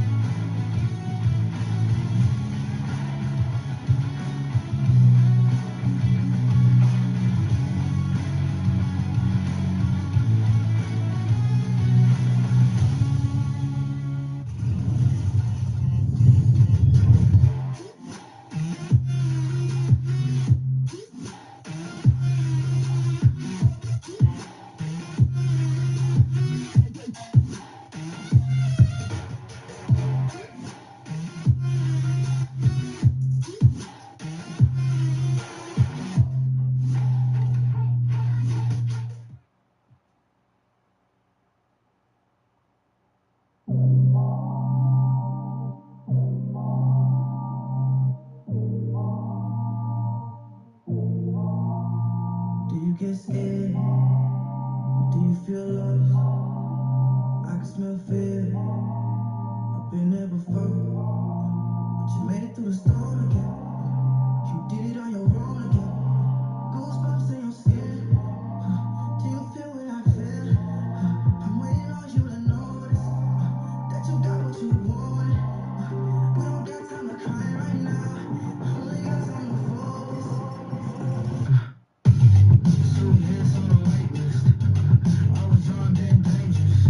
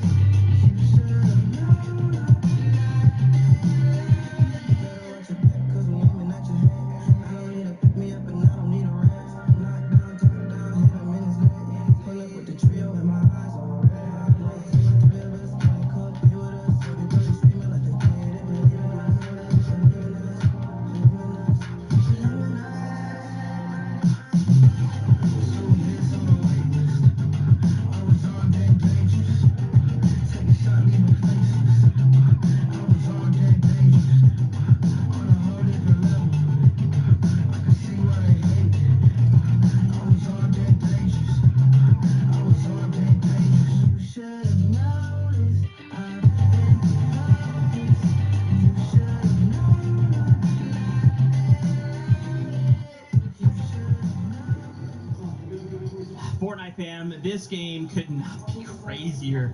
Pix, Demas, Darm get a victory royale at the halfway point of the competition. Game number 9 going their way. It is getting more and more chaotic. Kelly, I cannot believe with only 3 games left to go. It feels like in some ways we just started the competition, and in some ways I wish we could just start over so we didn't have to. This is game 12, then start over game 12. Like just keep doing that. I don't want this to end. Well, speaking of starting over, I want to start over from day number 1. Actually, the 3rd game of that day, we saw Pix, Darm, and Demas in a very similar position. They were front low zone or low ground, making sure that they're kind of taking some peeks, not really going on the aggressive like we've seen. Unfortunately, though, the team that was on high ground was Queasy's team, so although they weren't able to get the victory royale in this game, to see them make just those tiny little adjustments, understand what they need to do to take down the high ground team, and then come out on top. That's what I love to see. I love watching these guys play Fortnite, you know, and I can say that for a lot of the teams in the lobby, but these 3 in particular, they just have a poise about their game, right? They don't play like a lot of the other top teams who have been, you know, fighting at the top of the leaderboard play. These aren't a team that are uber reliant on playing high ground, but when they are on those mid and low layers, they are so devastating. You don't want to be caught anywhere near them because Demas might hit you with a shot like that. Pix might be waiting around the corner with a big one pump in hand. You know, Darm is always going to have something cooking. They are just so threatening on all fronts. To do this against such huge names like Phaser and all these other top trios that have had LAN experience for so long, and this is their first LAN, I would never in a million years be able to guess that they would be able to handle the pressure like they are doing today. That is so well executed from them. And I'm sure, like, you got to think in that moment, they've just got to feel over the moon, right? To have that moment. Guys, we not only showed up and made it to LAN, we got a victory royale in LAN. The crowd was behind us. Incredible stuff. Up a placement now, 498 points. They're top 3, 11. There's 3 games left of the Global Championship, and these 3 who are playing in their first ever Global Championship sit in 3rd. Like, that's insane. Like, for them to even be able to keep their composure, if they literally just stopped playing from here on out, it would be a successful tournament for these guys, right? But there's more for them. There's more to come. They're going to keep fighting till the end. Dude, it's so sick. Okay, we're going to go back to those standings in just a moment. First, just a reminder, we are at the halfway point, which means we've let our players out. We've kind of given them some time to calm down, collect themselves, prepare for the last half of today, and then we'll get back into all the action. As we turn attention back to the standings, these numbers are getting smaller and smaller, right? This is going to start coming down to the wire. I also wanted to note, you know, Kanata, Rapid, Volts, not a big deal, but moving up a place, that's right, NA. We're getting closer to the top. Well, if we're talking about closer to the top, though, I gotta look at Vanya, Marius, and Pixie. The last hope to make this a close competition against Queasy, Mustache, and Swizzy. And honestly, if anyone can do it, it is this trio right here, holding down at OXR, but making sure that any opportunity they can get to get on height, they're gonna take that away from Queasy. I'm very excited because these 2 teams have been involved throughout the year in EU of writing the story of FNCS majors, and I trust these 2 to write a good ending here today. Queasy's trio didn't have the best of games. They're going into the halftime show. It was a great opportunity for Pixie, Marius, and Vanya to start to close the gap. And although I think you could say they did a great job of taking that opportunity, there was more they could have definitely got out of that game that they'll look back on maybe in regret moving forward. I do appreciate, though, you can see that those mats are getting low. They understand that there's still a lot of viable teams in the low ground there, so they probably shouldn't be able to hold an extreme height like we've seen other trios do. So they drop down, try and get as many refreshes as they can. Unfortunately, didn't. The thing I loved, right, is obviously all the players came off the stage. Vanya walked past, still looking cool, calm, collected. He gave me a little cheeky smile. He's like, we're coming. That first place spot is not safe just yet, Queasy. Oh, man. Well, you brought him up. We might as well talk about him, right? Queasy still in that #1 spot, at least for now, right? Continuing to hold on. You know, again, I kind of talked about this earlier, about a game or 2 ago, but the fact that we haven't seen them have that game yet today, right? Today it's kind of just, hey, let's just kind of hold on, let's just stay the course, let's just make sure we're kind of trying to min-max as much as we can with what we have. But Kelly, I feel like that game is coming, right? It's so funny because, you know, we're like, oh, this day, it's not going that well for them, but they're still making it to every single end game. And even when Mustache was down as a solo player, he was playing so smart, making sure that he was staying in the back of zone, making sure that he was staying in the mid ground to not deal with all that aggression going on in the low ground. Even when things aren't going well for them, they're still playing so smart. I agree. I think this is going to be an interesting sort of finish for them. Yesterday, I sort of described a lot of their games as looking very easy, right? It felt like they were playing an easy game. Didn't look like there was much challenge at all. Today, the games look tough. Like, it looks like they're playing at the Global Championships now, right? And we'll see how they adjust to that. I don't necessarily even think that we will see a game like yesterday from them, but like Kelly highlighted, they're still having good games, good enough games to keep your lead if you can stay as a trio. Yeah, it's almost like, obviously this is us being, me specifically being hypercritical, right? Again, we watched 3 games, 3 VRs back to back, and I'm like, I want that again, but it's like, no, you guys are right. They're having great games. I just want to see another Victory Royale. You know we're going to come back to them. It's Kanata, it's Rapid, it's Bolt moving up. And again, if we just look from like 4th up to 2nd place, right, the point differential isn't that crazy. Kanata, he won game 1 yesterday, right? We've seen it happen. So I think as long as they can continue to kind of hold that consistency up a little bit, maybe we see a VR from them. Maybe we see them slowly continue to rise up the standings. I mean, Kanata, Bolt, Rapid, they're just playing the game that they understand. They're playing a little bit passively. They're playing with the minigun. They're kind of just spraying out players and kind of hoping that something works out in their favor. But unfortunately, still not able to get into that Victory Royale situation. Kanata here even staying in Storm a little bit early. But when you have nothing else there, making sure that you make it into placement, consistency, and that is what this trio is known for. Not necessarily the elims, but just consistency. I think that they're playing the game the way that they want. I almost wonder if we have a runner close by, because I need someone to go get a Durag. I need Durag Nada on stage right now. He's NA's only hope, okay? His only hope, our only hope. Let's take a look at those standings and take a look at page number 2. All right, let's see how things are going. On the 2nd page, again, we take a look. Chap, Reason, Mr. Savage, right? Not that terribly far away, and even in 12th, right? Think about Phaser, PhD, and King. That last game, making it to the end game. Guys, I feel like making it to the end game is so critical. So many of those points are locked up in just making it there, and I love that from this Brazilian team, we see them get there. Absolutely. I think that the big thing is we're starting to see a lot of those teams on that 2nd page finding a bit more momentum, and it's going to get tighter and tighter. And what that means is by the time you get to game 11 and 12, it's going to get hyper and hyper, because every single decision, every single thing that happens in that game, every single placement will have an impact on who sits on that top 10. Okay, all right, I'm getting word. We have an interview lined up. Merstash is standing by with Frankie right now. Thank you, Merstash, for agreeing to talk to us at what must be quite a high-pressure moment. You were still top of the leaderboard with 81 points, but the games haven't been your strongest of the competition. What's been happening with the high ground? Why haven't you been able to hold on to it? So I think so many people were reviewed and going to high ground. It was obviously we knew it. I think we just need mental reset, and that's the break we need to win the tournaments.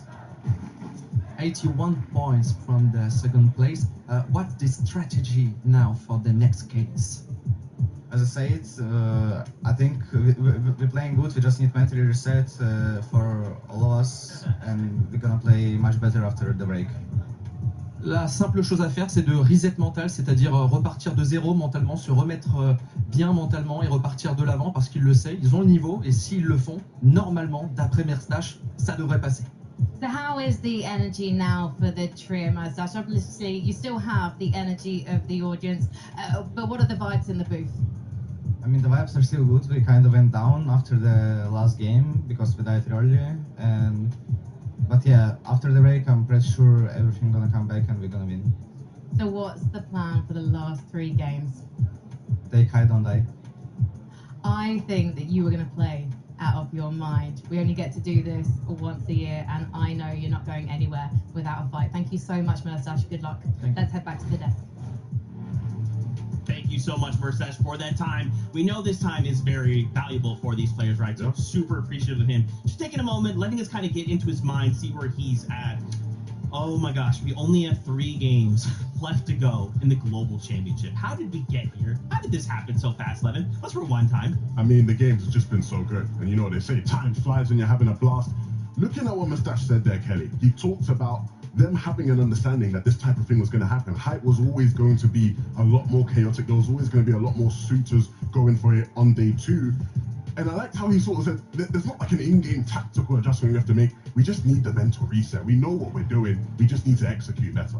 And if anyone can do it, it's going to be Queasy, one of the biggest veterans that we have in the competition, getting 2 second places in LAN already. He understands what it means to have a mental reset and to kind of coach these players to himself to be able to bring them into this mindset. I think that's really what like stands Queasy above the rest. Yeah, I don't want this to end up being like famous last words, but there is no one more prepared than him for like the finishing race, right? Like you're approaching that moment in the last couple of games of the Global Championship. Nobody has dealt with the bad side of it as much as him, right? So in theory, nobody should be more prepared for it.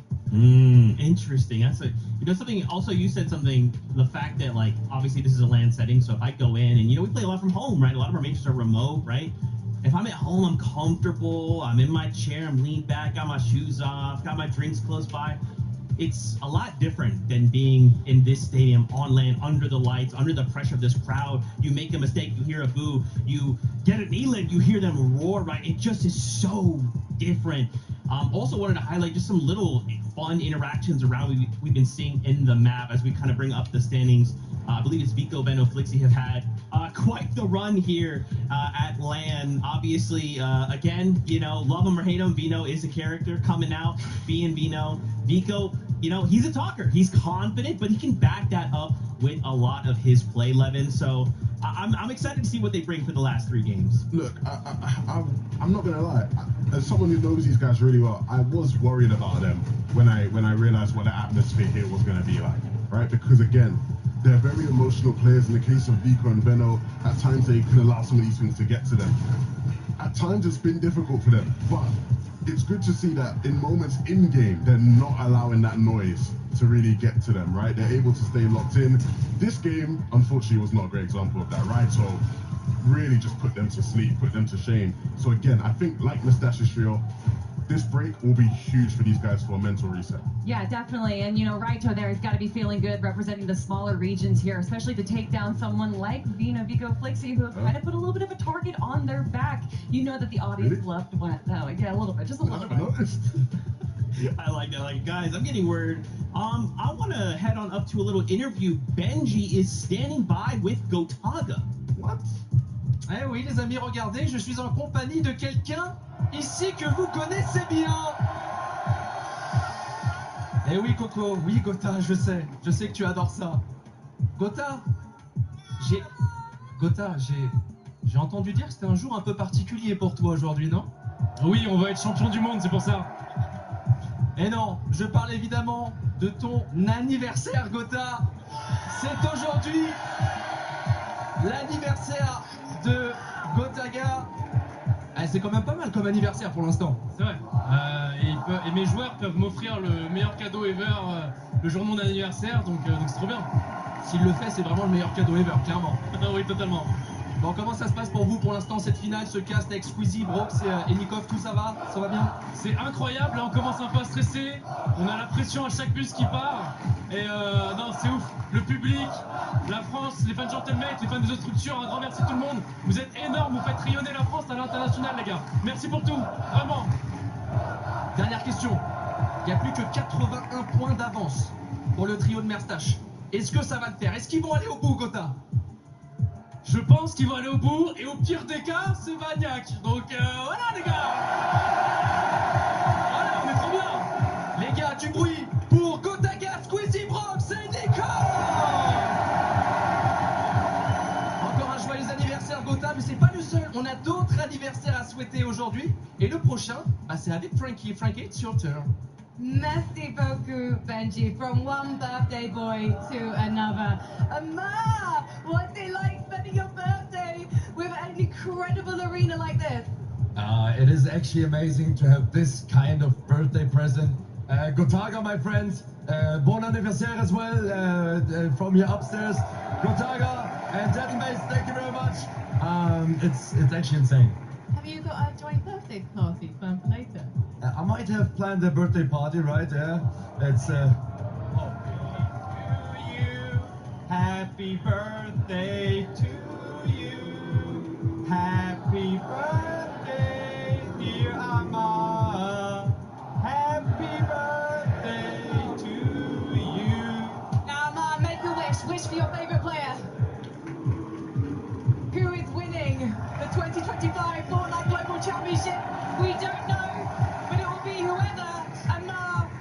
score, and he's going to tell me in just a moment. Okay, Can I just do one thing quick? absolutely. Gentle! Gentle!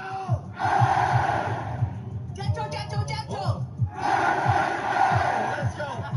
Thank you very much. Happy birthday, Omar. Who wants some cake? Well, I think we're just gonna go and we're gonna go and have some cake here, and you guys enjoy this. The trophy lift's the best part of any LAN. Hearing the crowd cheer you on and casters, even the pros. كاس يعطيه زي ما تقول جائزة اللي هو يستحق التعب اللي هو سواه. Yeah, a lot of players dream of lifting the trophy at LAN. Yeah, raising the trophy at LAN was definitely the highlight of my career. Hearing all the crowd and all the people like yelling when I walked out, like that's an experience that I won't even pay to do again. It was just such an amazing feeling to complete the dream. The best moment of my life, 100%. Honestly, lifting the trophy at LAN, there's nothing I can compare that to. I don't know if I'm ever going to feel anything like that again. The trophy's looking clean. Yeah, that's a good looking trophy. I mean, that trophy's 10 times better than my... شعور اني فزت 4 برنسس ولا قدرت اشيل كاس شعور غريب شوي. يجيني شعور داخلي ان ليش انا ما رفعت كاس الى الان. I really want to lift the trophy. Hopefully this year I can finally lift it. I think winning on LAN is 100 times better than winning online, just because the atmosphere, the experience, the fans, and like the trophy lift. Everything at LAN is just more exciting.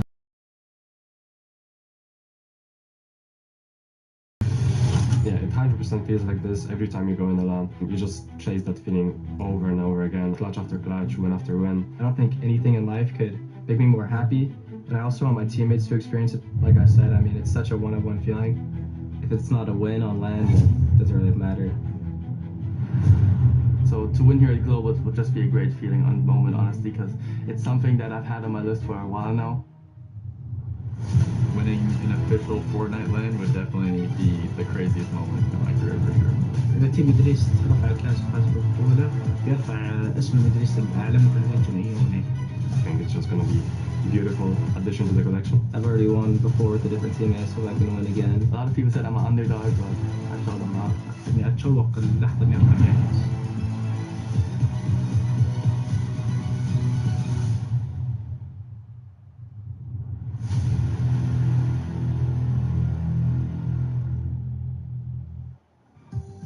Look, we all wish we could take that trophy home. You know, guys, I'm just gonna go up the. I got someone's calling me. I'm gonna go up the stage real fast. Okay. Don't worry about it. I'll be right back. You guys just keep doing your thing. No, but in all seriousness, of course, this is a good time once again. Players are currently, we've taken a break, right? Getting that mental reset, and they'll get back to the action as quickly as we can. Seeing all these players kind of talk about that trophy, this just means so much, right? Like, obviously, prize money's awesome, right? Life-changing amounts of stuff. But like a global champion title and a trophy to kind of forever cement your accomplishment, dude, that's what so many of these players, they chase. And there's players, like, there's just so many different situations when a team comes into a LAN setting like this, whether you think that they're the favorites to win it all or they're the underdogs and they somehow come out on top, and that it just inspires so many people, so many players. And I always like to ask the question for the winners, what do you want to say to people that want to be like you, and the inspiration that they have, that they want to just show to all the kids watching, essentially, that this can be them. I mean, you look back on those previous winners, at one point they were starting new in Fortnite, and to be able to focus themselves, to be able to climb up all the way to this stage and then grab that trophy for themselves just means so much to not only them, but to all their fans watching as well. Well, like Kelly's hyping me up right now. Again, you hyped up. I want to run through a brick wall right now. I'm ready to go lift that trophy myself. I mean, I wish I could. Maybe not this year, maybe next year. Look, you're spot on, Kelly. The euphoric feeling you get from being able to step up once the competition is done, all the lights shining right on you, you make your walk to lift the trophy. It's something you never ever forget, and it's something that, you know, whenever I talk to these players after the global championships, the players who didn't win, that's always what they're focusing on. It's always like, oh, I wish I could be the one to lift that trophy. Next year is my time. For me, in esports, I always talk about the story, and right now there is a beautiful story building, going all the way back to the Invitational, Cammy and Seti versus Queasy and Vino. The story that everyone said saved competitive Fortnite Fortnite was Queasy and Vino landing on Cammy and said, you know, though it didn't go their way and they got second place, that cemented them in competitive Fortnite forever. And then you go to last year where we think it is going to be an absolute stop of Poyo versus Peterbot. But Queasy says, nuh-uh, I'm going to make them earn this win and get second place once again. Full circle, we are here now, back on the global stage, and Queasy finally has that first place spot in his grasp. It's right there. It's right there. Hey, this has been a story building for 3 years. Now, obviously, the person right behind him on his heels, right, is Vanya, saying, hold on, Queasy, I've got the crowd behind me, don't get too far away. Now, obviously, you can see the players are starting to get back on the stage, they're starting to take their seats once more. We'll get back into games as quickly as we can. But man, oh man, tension is building for sure. 3 games, and now we have to start asking the question, now that you guys have had that mental reset, what is the game plan? At this point, this is a brand new competition. You have 3 games. Whatever has happened before now does not matter. We're either playing to try and take away first from Queasy, or we're trying to play to get a top 10, because that is life-changing money. You leave it all out on the server. 3 most important games of your Fortnite life. Yep. You have to do whatever it takes, as crazy as it sounds. But what is whatever it takes? Are we going to see what we saw in Major 3 for the North American Championships? Are we going to have the second place team land on the first place team? Are we going to see some crazy rotations? We've also seen teams change up their drop spots in the final moment. Is that what's going to happen? And it's not just fighting for first. We keep talking about first place. That is where the glory is. However, all of these teams are making sure that they can climb up that leaderboard, grab the bigger piece of the pie, because everyone here is fighting for notoriety and fighting for that prize pool. Absolutely. I mean, look, we always speak about the top surprising players who have performed. You know, your placement here might catapult your career in the next direction. I look back to last year, right? A lot of the players who didn't win, but ended up becoming sort of stars in the world of Fortnite. The guys like Rox, guys like Bolts, right? They didn't win the competition, but everyone left the competition talking about how they performed. You want to put yourself in that category, someone who people are talking about for months and months after the competition. It's only a catapult, right? From this point forward, regardless of where they end, I would say at the end of the day, these guys have made the global championship. This is the biggest stage possible. These are some of the best trios in the world. And now, like what you're saying, right? To say, let's just get into the top, let's place top 5. Instant respect, instant street cred.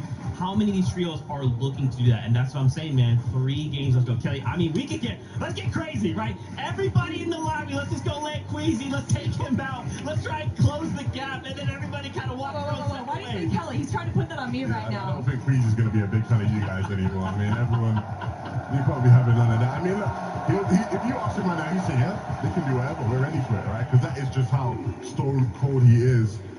And we'll see if in these next 3 games he really can solidify himself as the greatest IGL of all time. But we can't count out the rest of the teams in 2nd and 3rd and 4th place. We saw game number 6, Pablo Wingo walk out with almost a 200-point game. So much can change if you're able to grab all of those eliminations, if you're able to kind of control the low ground while Queasy's sticking up high, making sure that he's just staying alive. There is still a chance, there is still an opportunity, but with 3 games left, Zeke, only time will tell what's going to happen. You got to think the pressure's got to be through the roof. Think about coming into day number 1, right? Oh, you know, land, here we are, my friends, my peers, this amazing crowd. Pressure's on. First half of day 2, hey, maybe we're doing well, maybe we're not, you know, whatever. The last 3 games, this will be it. Pressure is through the, and even just looking at Queasy, right? Can he handle that pressure with only 3 games? When I look at Queasy and even how he was from the beginning of day 1 yesterday to where we are right now, he looks the same. He looks locked in. He looks like, hey, I'm putting up as many walls to keep this noise out as possible because I know what I came here to do. I just have to do it, Levin. I mean, he's not going to give too much away. I'm sure thoughts will be racing through his head. But you must remain stoic, you must remain ice cold, especially when you're the leader of the team. Yeah. Right? Swizzy and Mustache, outstanding players who look to him for guidance and leadership. If he starts to look shaky, if he starts to look nervous, it might impact them negatively. Again, these are the types of things the best leaders in our game have to do. Man, Bolts, Rapid, and Kanata, joined by Higgs, Clicks, and Yongso, holding up North America, making sure that they are not kicked out of that top 5 and top 10 respectively.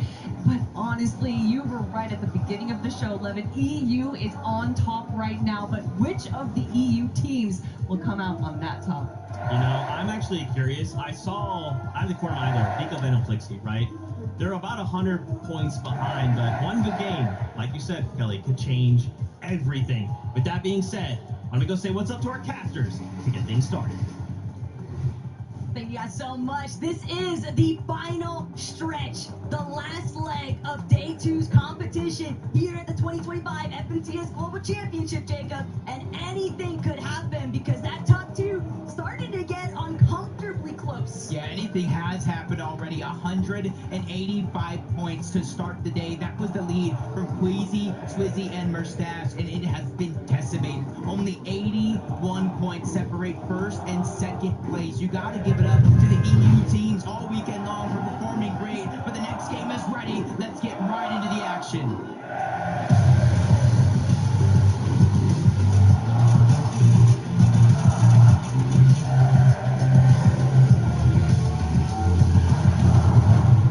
This is the starting point for where champions are really going to be tested.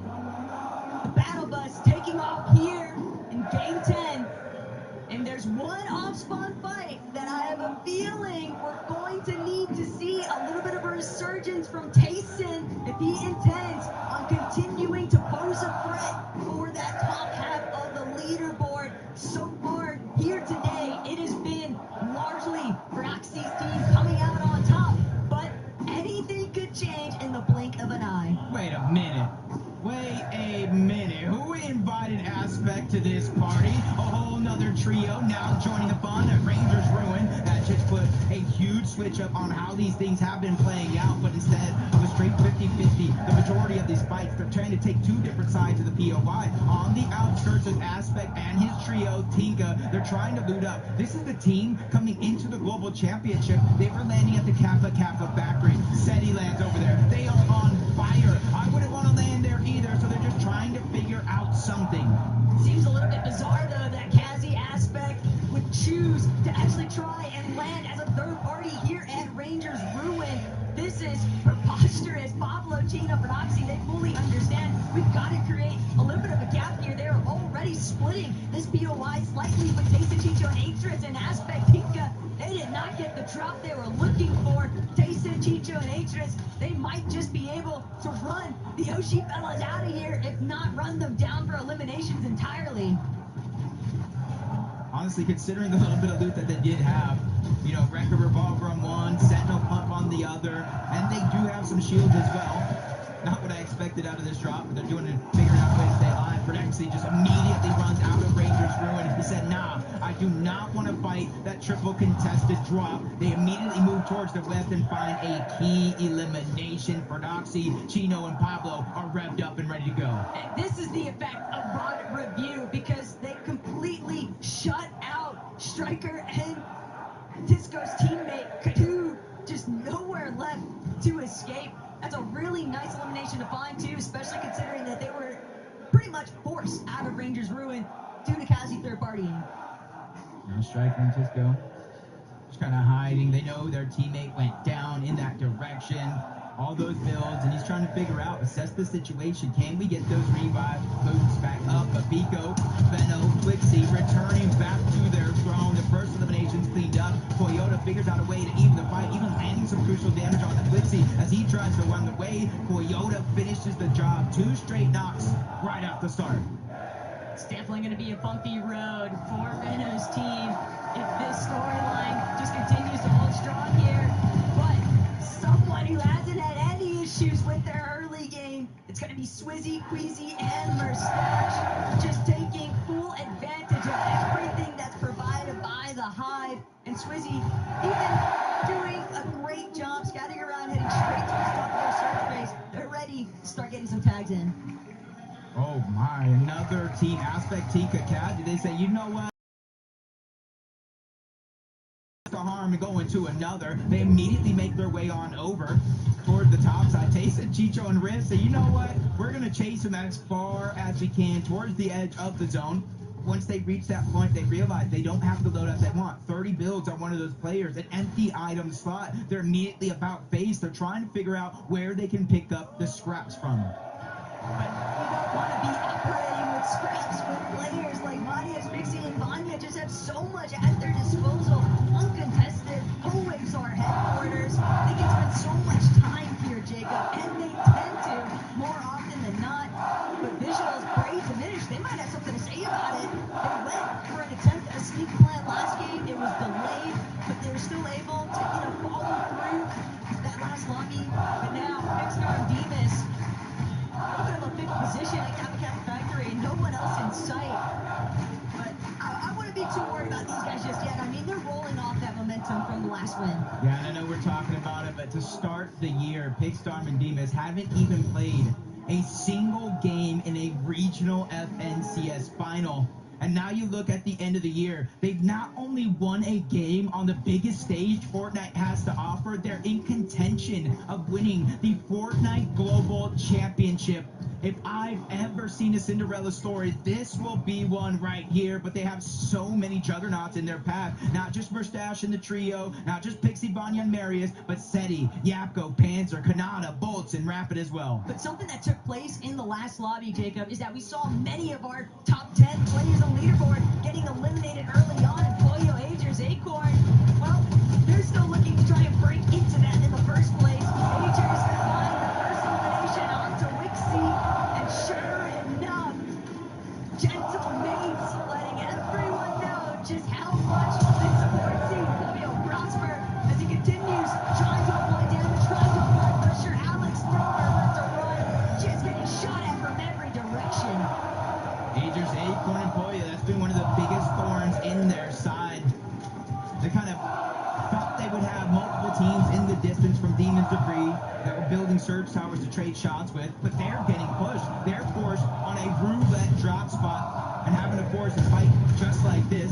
So a huge change of the game plan coming into the weekend, but Pollo's not going to slow down. He doesn't want to stop or be denied this opportunity. Acorn picks up that elimination onto Resigns. OCE is out of this lobby in game 10, and that's continuing to build the confidence for Pollo, Agers, and Acorn. And the main reason why they're even pushing this far south is because the team that they've been typically trying to establish a little bit of surge trading action with, FKS, Hero, Halad, they have not been faring well off spawn. And so with that trio being eliminated, well, Acorn, Agers, Pollo, you've got to look elsewhere. So where they end up tackling Alex in on Resigns, that might be a reoccurring theme.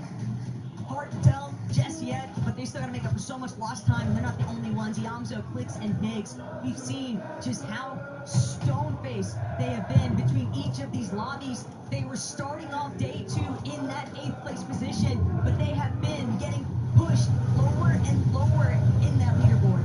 Yeah, more and more teams choosing to rotate early, not giving them the surge that they were looking for. But back to this fight here, it may not be off the drop on this spawn, but they're all looted up, ready to go. Back at Ranger's Ruin, Tayson looking across, Pablo's there, but he's going to go ahead and try to disengage as far as possible, using the crash pad, even if that means going further away from where the zone's actually at. And you can see why Gatseta, Way, and Scarpa have been third-partying Ranger's Ruin all weekend long, but they have that awareness to watch out for it. The difference, though, is that they've been third-partying a weekend Proxy or a weekend Tayson trio, and now they're having to deal with Proxy, Pablo, and Gino, perfectly healthy and ready to strike.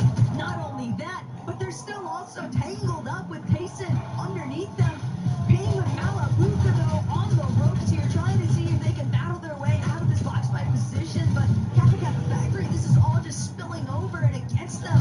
They're seeing whether or not they'll even have the opportunity to go for an immediate fight here, but Victor B, he's immediately cranking up onto Hype, who's all stuck inside of these early storm ticks. Yeah, he's got a knife with Paper on the top side of this fight. Epic Will kind of stuck down below as a solo, but with Paper and Victor B being a distraction, Fox is going to get dropped down to only HP. Epic Will is moving up that high ground. They finally figured a way on the side of Malfoy, Fox, and Pings to converge into the same box.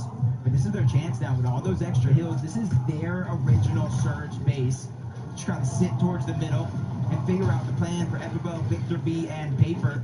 So that way, they can try to make that smart move. But Victor B, Paper, Epicwell, they're just going to go ahead and disengage on out. They got that early Storm Surge damage, and now they just want to beat teams on that rotation.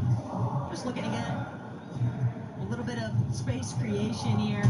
Because eventually, Bing Malabuka and Watts are going to have to move in this position, but might have been a little bit too ambitious, trying to just crash pad out directly in the line of sights there for Watts, Malabuka, and King. Of course, you're going to eat some damage in exchange. Polio, Agers, and Acorn. Not only did they get their Demon Debris Medallion, the mythic weapon, they got the eliminations onto Anon, Reside, and Alex. They immediately moved towards the eastern side of the map. One of the only teams on this side of the map having access to that bunker, and they immediately take it. And this is where they start to replenish everything from materials to resources, their loadout. And since they're ahead of all these other teams in that path, they have the time to go ahead and continue to rotate toward the north. Same thing for some of these teams that are working their way from the top down. Savage Chat Reason, even though they are missing some shields, it's in the name of Storm Surge. Taking those shots, taking those chances, that way they don't have to worry about it later in the game. So Savage Reason and Chad are going to have to dig deep here, though, Jacob. They took a way too early departure in the last lobby, and having been chopped just now, fortunately, Chad Reason able to utilize some of that Flowberry Fizz, their surge base, obviously stockpiled with more than enough resources, so not too heavily in danger, but at the same time, fully aware of the fact that teams are looking to try and catch them slipping. Yeah, for the team that knocked down, even though they survived, it's like, do I invest the resources, build another surge tower, or I just try to rotate? Chino, Prodoxy, Pablo, one of the more aggressive teams in the lobby, especially Chino, the most eliminations in all of the Fortnite Global Championships so far when it comes to individual players. And guess what? Let's add one more to that total as Gabzetta goes down, and that's a little bit personal. It's not just for the points to catch up on the leaderboard. It's not just for the Storm Surge. It's just to shoo that fly away from their picnic. That's really all it's been, kind of just that gnat in your face. They won't leave them alone, but you know what? For Oxychino and Pablo, when they've actually got some materials and a loadout to work with, this is the last team you ever want to get caught up with in a box fight because they have such a commanding presence in those aggressive instances. Yeah, here's just that. We might have missed the Machitos. We're going to make sure we do not miss all the action. That was only his first elimination. We saw this one on the Gabzettas. He went back to back with a little bit of help from Fred. Why'd that look like a little edit course, though? He's just like, it's just another day for me. Like, another day at the office entirely. But King is in phaser. Scouting out the area. Never want to leave yourself too overexposed, but for Noxie, no intentions of slowing down just yet.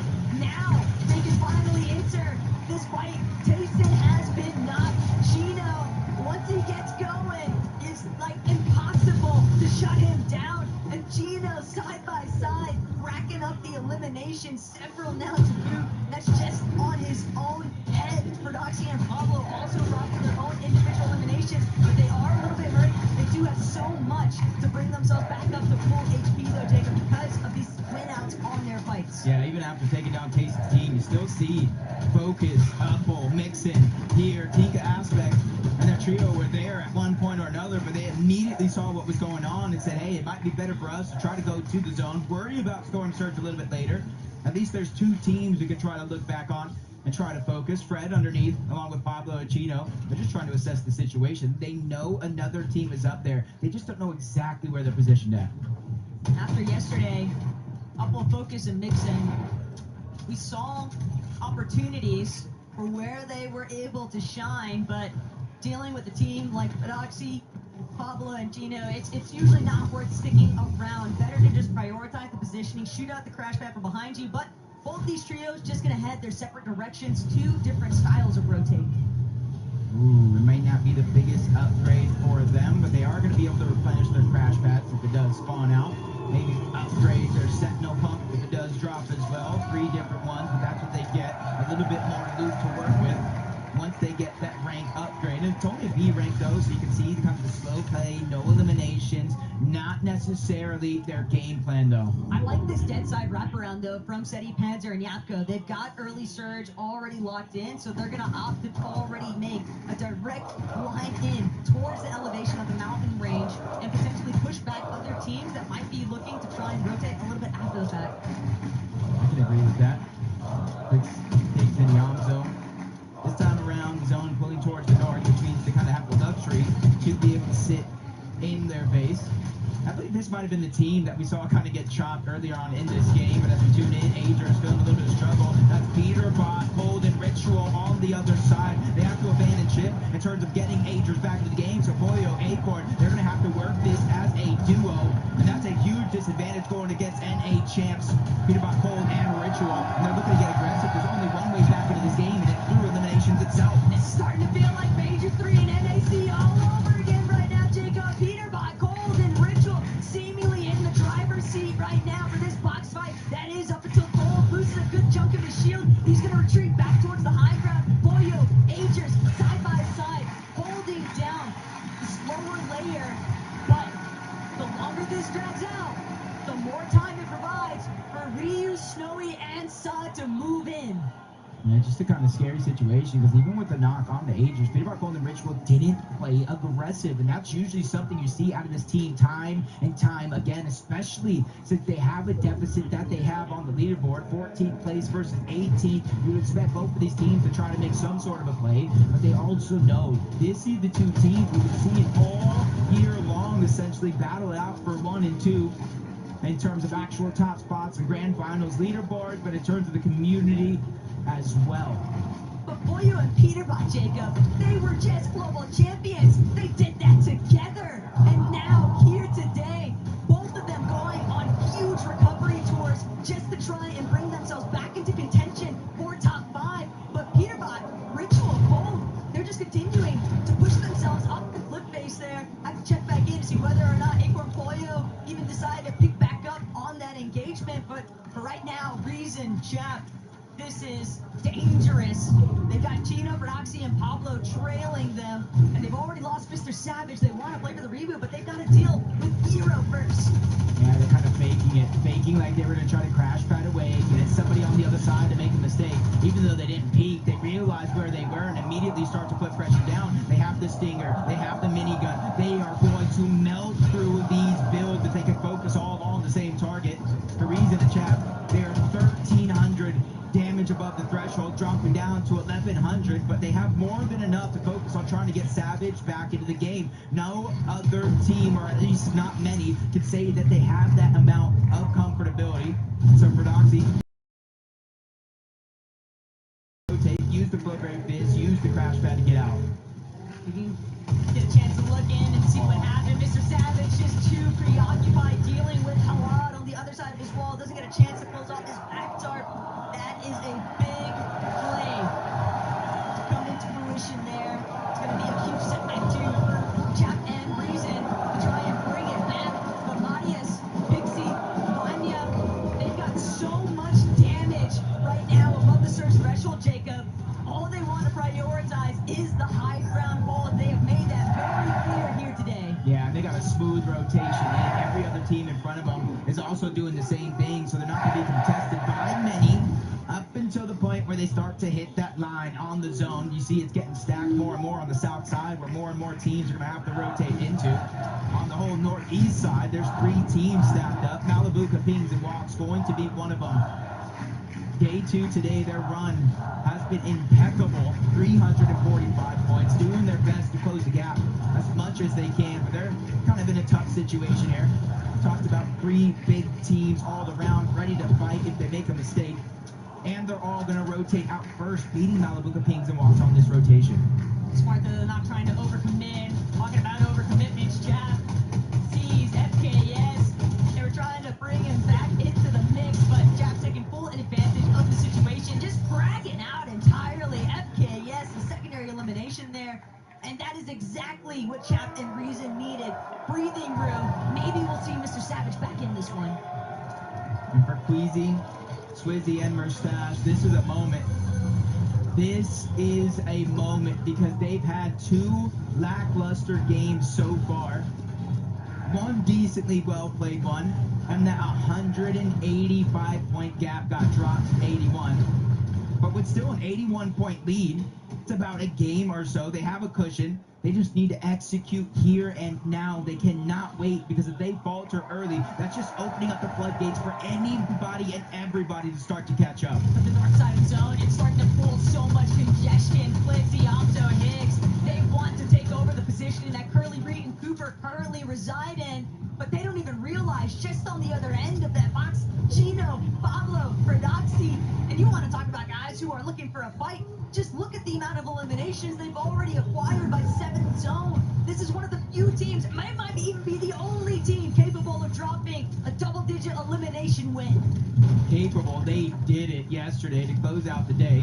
19 eliminations. This is giving me flashbacks of just that. They're moving from Clicks, Higgs, and Yamdo to a whole nother trio towards the north side of the map. That's Baka, Pars, and Pump. And they have the luxury. They can wait. They can let that team make a mistake, but you're seeing Storm Surge really start to affect this lobby. Kanata, even while he's 1,500 above, finding opportunities and not trying to let them pass. They started off the entire tournament with a Game 1 victory royale and doing their best to remain consistent ever since. NA's best hope to win the entire tournament and stay inside of the top 5. They've got a lot of surge, zone, rather favorable for the time being. And being in that 4th place position, they've got to hold their own. Vortex, Goofy Mountain, it could be a real threat, but Kanata just immediately pushing them back. Don't start trying to peek our direction. Still, Sphinx, Buzz, and Shadow, they didn't get the memo. They're still willing to try and cross over, but Reason, smothered, trying to see if he can live. Aspect gonna be knocked though, and that's everything for Reason right now. He needed some form of a lifeline and the life jacket from that elimination. He can get to the body loop, but no! Another team, Mixon and Umble, they're gonna take over. Yeah, just a little bit more than those siphon materials. Upple and Mixon, just like you said, they went ahead and stole all of that loot from the other loot that Reason desperately needed, but he gets tagged up. Oh my, a turnaround 180, turns and burns to take down Caddy. And I'm talking about how low of resources he actually had. Well, that siphon is going to help tenfold. Reason knows Amar is watching. He's trying to deliver the best sort of birthday gift, and what's better than clutching up a nice set of eliminations here to keep the dream going. But Reason starting to get a little lobby focused. Some heavy hitters right in front of him. Demon, Storm, and Pix. But as a solo, what more can he do? He has to stay hidden. He has to conceal himself in the backside zone. For Stash, he's lost his IGL. He's lost his other fragger. It's Poyo who's taken out his fellow gentleman. Swizzy eliminated. Agers gonna come at a cost. With the double revive, they might be able to pull it off. They're gonna drop all the way down to the bottom mountain face, but it was too far. They weren't intending to stand themselves directly outside of the zone pool. The zone pool is saving them. Yeah, the zone pool is truly a blessing for Agers, Acorn, and Poyo, because it also stopped them becoming a focus of that lobby on that side. But with Queasy, Swizzy, and Mustache having some difficulties in this game, it leaves high ground open for none other than Vanya, Marius, and Pixie. Does anybody challenge that high ground? Fredoxy, Chino, Pablo would probably be one of my best bets, but you can see a huge amount of resources missing. 6 HP, only finding bandages, and eventually we'll go back to 2 empty slots. There's so much metal, all these pre-existing builds, and not only that, but the shift in elevation. Pixie well overhead.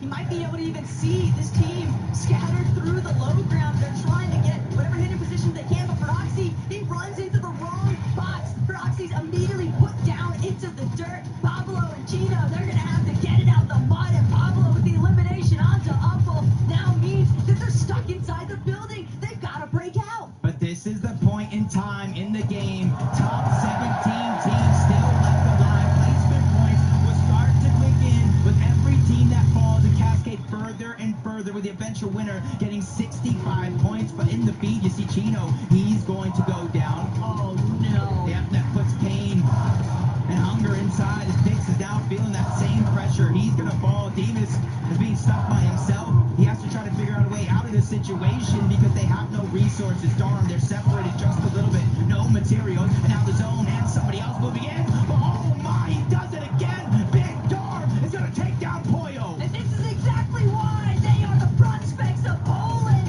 Darm just doing everything he can to make the impossible happen. But Marius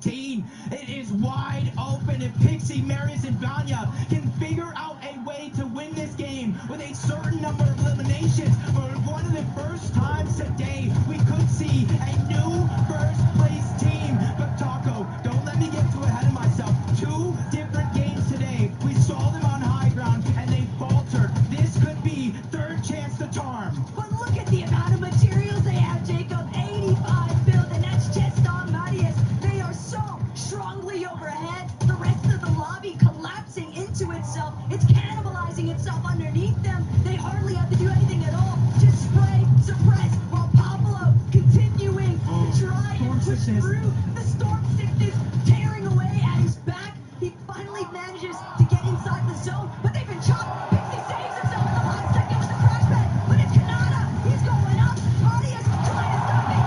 Marius breaks that ball. There's no way he's going to let this one slide away. The win in itself is not enough for them to take first. I said they need a certain number of eliminations. Well, that's one step further. They're taking that top spot, and now the pressure continues. Rapid scrambling around. He has very little builds. Kanata, he is out. Not a single material left. The splashes are running out of spell. Pings from FA trying to make a miracle run continue. 373 points. It is on him for the solo punch to pick up these points. Queasy's just a fan of everybody else in this lobby right now. He needs someone to take out height. He needs to see Vanya Boo Boo fall from the top of it all. But Clicks still trying to heal backside his own. He's got nothing left. Storm's gonna take care of him. Vanya, Pixie, and Marius though refuse to budge. They're not gonna let this one slip through their fingers. For Queasy, it's like gravity and smoke watching this lobby try to take them down. Buzz and Shadow still giving some hope. They are a fully intact trio. There's only 3 full trios left in this game. Shadow, Sphinx, and Muzz are one of them. But they're getting pressured on the other side, on the low ground by King Phaser. P8's in. They're trying to run around, take priority on the zone. They have beaten Muzz up this hill, but they're focusing on the high ground. They ran out of build. It's all turning sideways. Down goes P8's in. King is scrambling. He's able to get one, but it's not enough. 3v3. The eventuality comes in. Marius is dropping down. He wants to finish the fight, but he's going to go down. Vanya trying to stay up. 2 different medkits. 2 splashes left, and it's a 1v3 situation. Muzz, Sphinx, and Shadow might have just done it. All they have to do is remain fully intact. Vanya's still from up above. He's got a couple of chug splashes. He's got a couple of medkits. This might be our first heal up that we are witnessing, Jacob. He knows he doesn't have any other choice. He's got to fully retreat. Sphinx gonna be the last line of defense. He's violating going forward. He can't manage to figure out where Vanya is at, though. There's so much space in between them. Shadow still has 130 left in the medmits, but Vanya, more bandages, still has some flashes. Is Storm Sickness going to come into effect, or will Shadow manage to do it with the medmits? Vanya scrambling. He's got another medkit. Where is he keep going from? He can't hold on. He's completely over. It was an excellent attempt, but Sphinx, Muzz, and Shadow, they find their one. You saw Sphinx right there. Nah, letting them know. Multi-region champion Muzz showing up big, and the young star Shadow has showed up to take a big win on the international stage. Frankie, I need to know how they're feeling. Guys, that was absolutely incredible. My favourite heal off I have ever watched. I know, Muzz, that you went down first, but what was it like watching these two? Wait, no, I was alive. Oh, you were alive. I'm so sorry. I was literally eyes on 3 parts of the screen there. So you were alive. Yeah. What was the heal off like? My heart was beating, I'm not gonna lie. Like, it was beating. Now, I've always wanted to win a game on LAN, and I finally did it. So, shout out to the best IG on the world. Congratulations, Muzz. I mean, Benji. Yes, you did it. The first victory royale on this grand final for you. How do you feel, man? I feel great, you know, I'm just happy right now. My heart was beating so bad that last game, but we pulled through. Il est trop heureux, tout simplement. C'est vrai, c'est la première, il a dit, c'est que du bonheur pour lui. Première victoire royale dans ce tournoi pour ce trio. I feel like your hearts might have been beating, but you were full on confidence. For you, was your hand shaking, or were you just eyes on the prize? Frankie, we had this interview twice before. This ain't nothing new to me, you know what I'm saying? Sphinx, you do have form at Global Championship, but how does this one compare to Lands of the Past? It feels good, you know, we low-key sold day one, we're bringing it back today. It just feels good to know, like, I still got it in me, you know what I'm saying? Of course you've still got it in you. This whole team has got it in them. But what's the plan now? What is the purpose of these next 2 games? Changed nothing, it's working today. It's worked so well for you. Thank you so much. Everyone, please give it up for Shadow, Sphinx, and Maz! The crowd loves to make noise, and I'm loving to hear it. We're going to take a break because we've got 2 more games to go.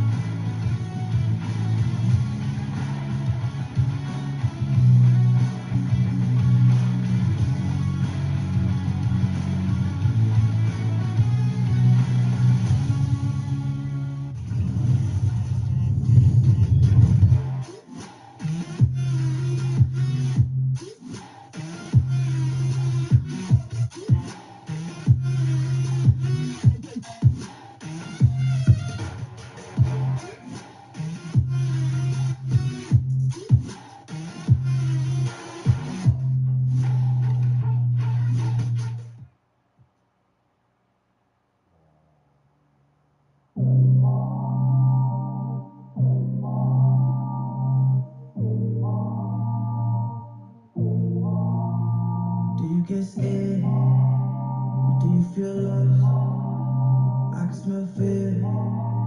I've been there before. But you made it through the storm again. You did it on your own again. Goosebumps in your skin. Do you feel what I feel?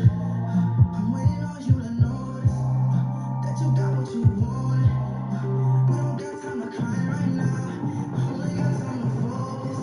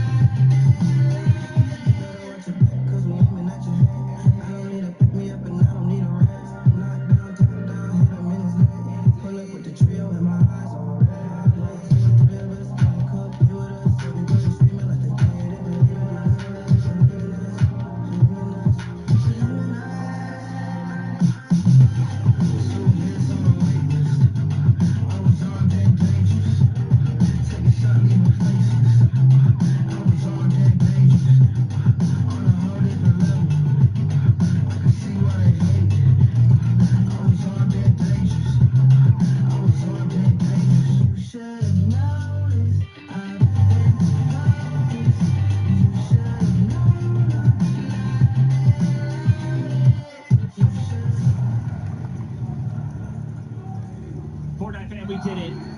Muzz got a victory royale at the Global Championships. Muzz, my boy! I cannot believe it, guys. In case you didn't know, Muzz, Shadow, and Sphinx, these guys had to qualify through the last chance qualifier. They took it to the hardest part of the competition in a major, and then went on to that major and qualified to the Global Championships.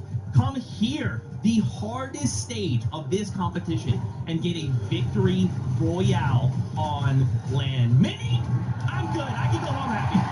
I mean, wow, what a win it was as well. You mentioned it through the last chance qualifier. These guys know how to win, and doing it on this big stage is so important for them. Going to boost them so high up in the standings as well. The way they played this low ground Kelly was so good. And off the back of a 3rd place in the game before, now getting into a win, that's going to boost them up in the standings so much. Coming down to a 3v3 against the likes of Marius and Pixie. But they got a little greedy, they got a little overconfident. They dropped down thinking, oh, this low ground team, we can easily eliminate them. Wait, is that Muzz? And so 2 of them go down. They know that they have the heal off potential, and it got close, Vanya was able to find a medkit in those final moments. Shadow, Muzz, still able to stay alive, still able to grab that victory royale and a win for North America. What helped them so much was that Vanya had to go into Storm so early, right? Yeah. They could stay inside of the zone, keep that med miss that was ultimately so crucial for them winning that game. So they were just able to stay inside of the zone. I love the reaction as well. And yeah, what a fantastic win for them. Really well played. Oh man, this is what I love to see. Live it up there, Sphinx. Live it up. That's your moment there. Oh man, a big W for North America. We need it desperately, Kelly. I love it. Sphinx has been such an incredible player to watch grow over the years, and something that even Cooper himself, global champion winner, said Sphinx is one of the most amazing IGLs. He really just needs to have his right time, his right moment, and that was it right there. But if we're talking about moments, we gotta talk about our top three. None of them shifting in the leaderboard right now, but what did shift Zeke is that lead. Look at it, first and second place. It is barely 30 points separating them. How did we get to this point, man? We were leading by 150 points, and now we find ourselves with only a 30-point lead. Mini, it's not enough. But right now as well, let's take a look there at Pixie and Marius and Vanya. What's crazy too is like these guys had high ground, they get chopped, and like at that moment your heart's got to sink, right? Yeah. This is like a major. You think that's it? They instantly recover, right? Yeah. They're falling mid-air and throw a crash pad down, and that's what saves their life. Jump back up, take back over. And though they didn't win the game, they still placed second. They didn't get a ton of eliminations, but those placement points and that minigun mini, they go per. Yeah, they definitely do. And this is the Vanya Pixie Marius that we know and love here on or over on EU. They got so close to winning it there, Kelly, as well at the end. You know, you mentioned it came to a heel off. They were trying to look, Vanya was trying to look for some heals, trying to find anything he could, and he found that loot llama of heals right there at the end. But it was just like, what, a second too late? There was a bunch of med miss, there was med kits, he had everything. Just we were freaking out for a moment. Could you imagine if they got the victory royale there, how much closer it would even be? But I do have to talk about, you already said it, they got chopped out from height, and we thought for a moment, oh no, this is it, they're gonna go down, and then the crash pad comes out. He saves himself, and then in turn of that, able to reclaim height. Cinema. Oh my gosh, you know, so Cinema, we have a listen in from the trio. Let's take a listen. You want to fight? The killed one. They're fighting. Again. Pop. If it does still the fighting. Pop.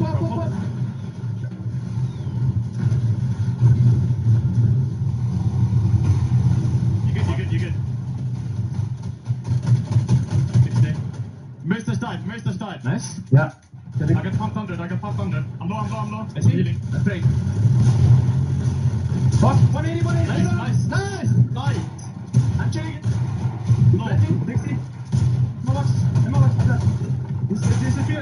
Go. No, I'm dead. I'm nothing, bro. Go away. To the our bosses.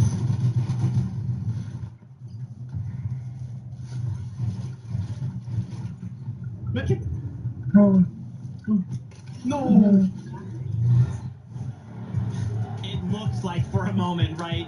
Going back in the old build, editing that single metal wall, jumping in and going, a med kit.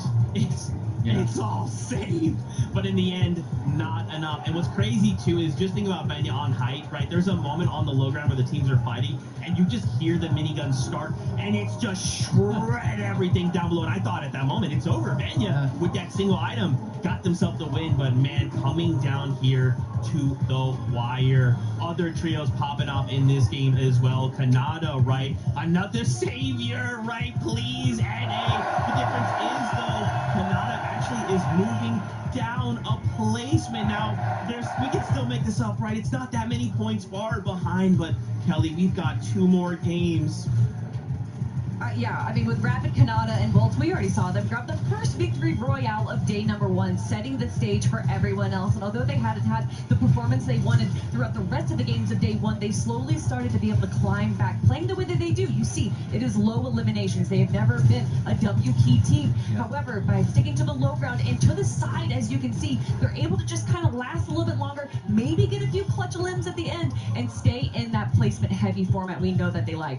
Yeah, I like the way their strategy's developed feel it, right? Of course, day number 1, we saw them come out really, really hot, and then things look a little bit not so good for them, right, throughout the rest of the day. I like the way that they're playing it. Of course, their off-spawn situation was looking really good. It was just all about execution when it comes to the end game. Now they've sort of, tuned it back a little bit, right? Trying to play a little bit less aggressive, trying to play out as many placement points as they can. And now, 2 games to go, maybe they'll try and go a little bit more aggressive, try and push higher up, because they still drop down right there, right? We don't have long to go here before we jump back into the game. I wanted to highlight really quickly, Queasy, right? This is the first time we have seen him falter.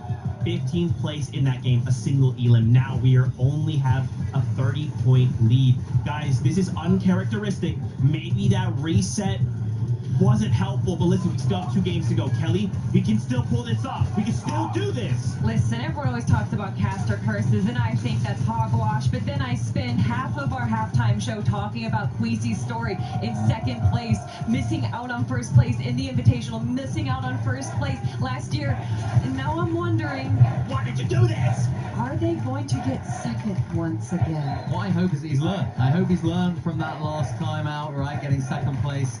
And I hope that they can now hopefully take that into a few changes now into the last couple of games. Remember, they left it all the way down to the end last year, so, they had to make a decision. They decided not to land on the 1st place team. This time, maybe they'll make a decision, maybe they'll switch things up. I think they need to here, Zeke, because Vanya and Pixie Maris, they're closing in and they're doing exactly what they needed to do, which is consistency. Dude, I'm telling you, and that's the thing, right, is we can't make a single mistake. Now, what started like yesterday is like, oh man, this is looking like Queasy's game. Now we could be going into game 12, super close, and that's what we live for, right? We hope we go into the last game not knowing who could walk away with the win. But again, Vanya, and Queasy makes a single mistake. Vanya's right, he's praying on it. Yeah, and it was something I mentioned at the beginning of the show as well. The games that Queasy don't do well in, Vanya's team have to make the most of it. It's absolutely essential, and they're doing that to a T right now. After watching that replay, actually, I mentioned that Vanya actually found heals. I have no doubt they actually set that up, right? Because they had the edit, right? So they had all the heals in there, they had everything that they knew that was there, and even on those comms as well. Really impressed with this team because, of course, their first native language is not English. They're communicating in English. We heard it in that listening right there, and that's so hard for people that live in, of course, different countries and are from different countries, speak different languages. I mean, I feel like we don't talk about it enough in Fortnite, but that is a skill in itself. I mean, and that's a really good call out when you say that when Queasy is doing poorly, that's when Vanya does well. And I actually think those are the few games that they've won for height. Yeah. Paying attention to that elimination feed, noticing that, the team that is being able to control height is down. This is now our opportunity to take it. They're taking full advantage of everything. Again, it's awareness. And usually I use that in the sense of map awareness, but just all of the game sense that you need to be at a top level. That is what they're showcasing here today. And they're not new to height either. This is not what they're used to. Right? They're going back to what they know. So it's like, they had a very good day 1, and we were like, yeah, they're playing a different sort of play style. They're playing low ground, they're playing consistently. Now you think like, they're trying to go for height. You usually associate that with a team that's trying to change things up and go against the grain to what they're usually doing. This is like more normal for them than what they were doing yesterday. Another team that I really want to give a shout out there too is, of course, one from our smaller region in the top 10 right now, and that's King, Phaser, and PHZ. They played that game so smart, where they kind of went for this dead side rotation. The zone went up the hill, and everyone started to climb up, fighting for a position, and they just kind of went around the hill. That can be a little dangerous. Obviously, building up the hill, if the zone doesn't pull favorably, can be disastrous, but luck had it their way. They were able to pull zone and then kind of control the low ground. It was really smart from them, and I love to see our Brazilian trio up in the top 10.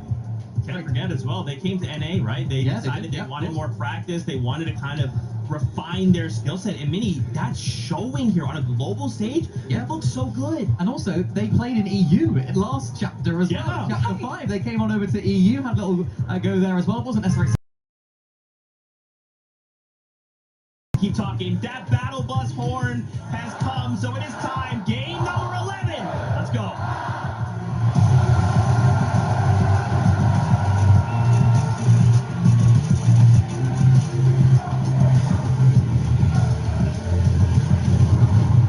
Game 11. There's only 2 chances left for every team in this lobby from around the world to get points and rise up that leaderboard. We're seeing the top 4. Anything is achievable. But we had Levin on the last broadcast hyping up, represent EU. I had to bring a brother from NA over. Vivid is going to grace us here this time around. Jacob, they had to bring in all the stops for this one. We've been talking about it all day. Yeah, NA's looking a little rough. We're still fighting for third place right now, but we know how the fights early game are going on. It's all about Rangers ruin. And Tayson, gonna be the first touchdown, grabs the chest, Chino running around, but nowhere left to run. Pablo, though, with the sweeper finds Tayson. It's gonna be Chicho brought down next by Ferdoxy. 2 versus 1 scenario, but Atris has a real chance. Atris takes down Pablo. It's all down to the 1v1, and Ferdoxy immediately heading for the high ground. Doesn't want to get trapped with the swarm, but that separation, he hasn't had a chance to utilize his shield motion just yet. Atris, on the other hand, wrapping around, taking out, stopping Fred in the midst of healing. But Atris, he just can't close the gap. He doesn't have any materials. Ferdoxy doesn't have a whole lot left to work with either, but he has the builds in his favor. And Atris, he'll have to try and trade, but it's the patented Fred lurk, and he's creeping up. Atris can't get the revive. Ferdoxy through the window, and Atris still can't find it. He got multiple pieces through that wall, and even the cone inside. He's trying to distract him long enough while he backtracks and tries to go revive for revive. So no longer going to be a 1v1. Tayson and Pablo are back into the game, but business as usual. Kazi, Tinka, and Aspect are looking to third party this fight. Oh my gosh, it's the same story over and over. The hesitation comes in, right? The elongated fight. We're still in a 2v2. We know the third party's going to come in, but if you take a look at the map, there's only one orange arrow. Maybe the full commit has not come in just yet. We'll have to see how this one plays out. It's almost like sending in the lone scout, try and figure out, is this really worth getting involved with just yet? But Tayson, Atris, they've got such an advantage now over Pablo and Ferdoxy. Their HP rapidly dwindling away here. Is Tayson now just waiting for that final opportunity, but without a shotgun, he doesn't feel confident enough, and for good reason, because one good bump shot could be the end of it. Ferdoxy's gonna opt to try and get away, but Atris, just too accurate. Atris immediately panning the other direction, and that'll be the end of Ferdoxy's team. When Ferdoxy hit that crash pad, Atris had 9 medium bullets left. By the time he got that elimination, 4 well-placed shots. He gets the elim, they win off spawn, and just like Ferdoxy had those chances, a comeback opportunity for Tayson. But Vivid, you know, we've been watching that off-spawn take place all day long. You have to expect that surely third party is still going to want to get involved. Yeah, I mean, the reboot, right? That's going to be on their minds. Is that going to be possible? We know when you go ahead and reboot, there's a giant beam that comes out from the sky. Lets everybody know, but oh my gosh, darn, Damus and Pix, they're in trouble. Yeah, they're in trouble. Pix is going to be down. Malibuca walks and pings. They have advantage in this fight, and they know how stacked the top side of the leaderboard is, and they're not scared. They want to continue to put the pressure. It's just a matter of, did they see Darm? Did they see Demus rotate over in that direction towards the rainbow field? And I do think they did. Crash pads coming out. They're trying to close the gap. Battle between 3rd and 7th, it's just not worth it. The juice is not worth the squeeze here for Bolin and Demus Darm. Fortunately enough for them, Malibuca not checking the bushes, a little bit lackadaisical. And this is how we know it's game 11, right? With only a couple chances left for some of these teams to pick up points. This is atypical for Malibuca, Walks, and Ping. We've seen them kind of base up early, every single game. But now the push, the aggression, they got to be thinking about the points they need. It's just all too close for comfort. Swizzy, Queasy, and Mustache know full well they had such a monumental lead to start the day, but it only took several matches, and they've watched those points quickly go the other direction for everybody else except them. Yeah, you're getting a little bit of a deeper look, looking toward the north, trading shots with Mr. Savage and the entire trio towards the west. It is going to be goofy in the trio, even when they're not there. There's just too much time and distance separating these two teams. It's going to take a crash pad and a blueberry fizz, and it still might not even be enough as we jump on board Sadie, Panzer, Yapko. The crowd just constantly letting them know how they feel, and since the zone is coming over towards the Kappa Kappa factory, you can see this is where they're going to set up to try to get that damage. I mean, yeah, this is something that we've seen across every single one of the games, right? Yapko just kind of based up early on. Sadie, you might be looking at his inventory like, why does he have nothing in there? That's because he's going around the entirety of the map, making sure that his team is going to be set up very, very nicely for the rest of the game, while they go ahead and pick up all of the damage. Elsewhere, you see some of the action going on. Baca getting a knock onto Adapter. Hasn't cleaned up the elimination yet, but Darm has been found out. Walks and pings. They take the 2v1. One step closer to sending the entire trio back to the lobby, but Malabuka ends it as well in the 1v1 against Demas. Third place is out of there. Malabuka might have missed them the first time, but they knew they had to still be local to the area. There's only so far that they can actually squirm away to, and the fact that they just get completely ran down here by Walks, Ping, and Malabuka, those are the types of aggressive plays you have to make when you are in 7th place and you're staring down a leaderboard that is so tight-knit. The crowd just constantly cheering for anybody on the MA or Havoc squad, letting them know that, hey, take our energy, you guys have this. It's Yamzo, Clicks, and Higgs. Different strategy this time around. Instead of sitting on top of Supernova Academy, they are going for a lurk. Kanata, Rapid, and Bolts, and they do see all the information in the feed. So if any of them do get knocked, I expect Clicks and his trio to run straight over and try to get the chop and clean up what could be good damage. Yeah, but this is something that we've seen before, right? Socials were kind of talking about how Clicks, yeah, they might have gotten a knock on this exact trio before, but they were a little bit hesitant to go ahead and push, right? Are we going to see something similar right now? Will they go ahead and full commit? I mean, 12th place going into game number 11, you would imagine they got to be thinking this time, we got to go for it. But sometimes, if you let it sit too long, your plate starts to go cold, and if they don't act fast, they're going to maybe have to watch this opportunity completely pass them by. The big thing here, too, is that Kanata and Bolts, they're not even replenishing their shields. They are totally content with being knocked inside of their surge base. They've got Rapid, healthy. I mean, that's your IGL, so of course he's just refarming all of the materials, looking for extra ones as well. I mean, that's scary. You're sitting on the global stage right now. I can tell you right now, Jacob, if I was sitting up there with no shield on, knowing that so many of these competitors have been making plays on these exact type of bases. We've seen it time and time again, not only throughout the year, but throughout this exact competition, that plays, these sneaky plays for the bottom of these surge towers. They are made all the time. You have no shield right now? It's just into my head. I'm thinking, don't be suspicious. Don't be suspicious. They're trying to watch out for Rapid. They know they're focused off top over at the OXR HQ, and they know Rapid is wandering around on the low ground, replenishing all of the materials that they use to build that surge tower, and they're just waiting, like I said, for that knock or for an opportunity to get that 3v1 onto Rapid, whichever one comes first. But if Rapid goes one step too far, Iamzo, Clicks, Higgs, the moment that they realize that he's by himself, Rapid would actually be the best player to hit a nice 3-2-1 on, because he's the one carrying everything for Kanata and Bolts right now. He has max materials just about. He's still trying to finalize just the last few components. Clicks, Iamzo, Higgs just creeping forward. Rapid starting to make his way up, but they've been exposed. They took moments too long, and now Rapid, red alert Mayday situation here. But Bolts, Kanata with a plethora of heals in this surge base, this is not the place to be for Clicks, Iamzo, and Higgs. Instantly trying to go for that chop down. All three are up above. Here it comes. They popped the Blueberry Fizz just in time. But Clicks landing an immense amount of damage, getting Bolts down to just a sliver of HP, and they're immediately pushing over. Vivid said it, and he meant it. They are learning their lesson. 331 points. They fell outside of the top 10 with 2 games left. They have to take these chances.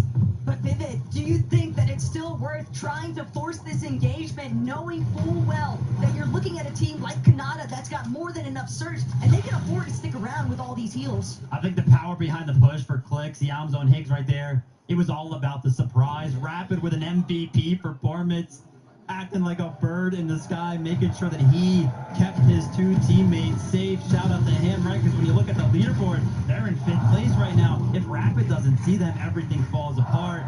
So shout out to Rapid for catching that one. Mr. Savage, Chap, and Reason, they've been having a pretty good weekend, but towards the end of the competition right now, it seems like they're slowing down.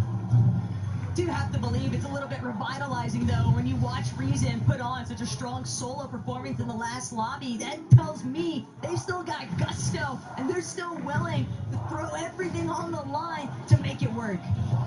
And they're chasing right now. Agers, Acorn, and Boyle. They see Mixon outside by himself. They're trying to clean up that elimination. Uppool's going to go down as well. No more knocks coming into play, which means that cold team is down and out of this lobby. The aggressive plays coming late into the day here on day 2 for Agers, Acorn, and Poyo seem to be working out. Jacob, you're talking about aggressive plays. We've obviously been able to take a look at a couple of them, but if you look in the top left, the player count right now, 59. This lobby is getting destroyed by aggression right now. These guys are crashing on each other is what that tells me, Vivid. But Queasy, Swizzy, and Mustache, they're taking a much more tactical approach. Queasy, the mastermind, you have to remember, back at the Invitational in 2022, he was the one that made the decision. I want to land on them. I want to challenge it, and it's not as direct, but it's still there. Jacob, this is a strategy. They know they land OXR. They're waiting on top of the mountain. They want to rain down the shots as they fly through the sky. They crack the shields on the one. There's just so much distance before he reaches the ground. He's out of render distance overall. Instantly comes the crash pad. Mustache, Queasy, Swizzy, they're trying to rotate in that direction. Finally, they get another opportunity, and it works. Vanya goes down. Mustache, Swizzy, and Queasy are going after second place. But what's going to be there faster? The double revive or Swizzy, Mustache, and Queasy? They're doing everything they can to try and collapse onto this position. Vanya's already been back up into the running, but they're going all in here. Swizzy, Queasy, Mustache, they're looking to control their own destiny. They want to take down Vanya. They want to make it so that game 12 isn't even close. But Mustache, Queasy, Swizzy, they're just not able to close the gap. And Mustache, he's lost too much HP. He's going to be forced to fall back. This is it. This is the moment. Why wait till game 12? Marius, Pixie, and Vanya, they've given an opportunity here to take down first place and potentially take that spot. Viewpoints separate them, and Swizzy's probably realizing their backs are up against the wall, maybe even second guessing this decision to go ahead and try to surprise attack them. But they have the low ground. Marius, Pixie, Vanya, they have the high ground, and since they do have that, they have the decision to hold and pressure them down below or rotate.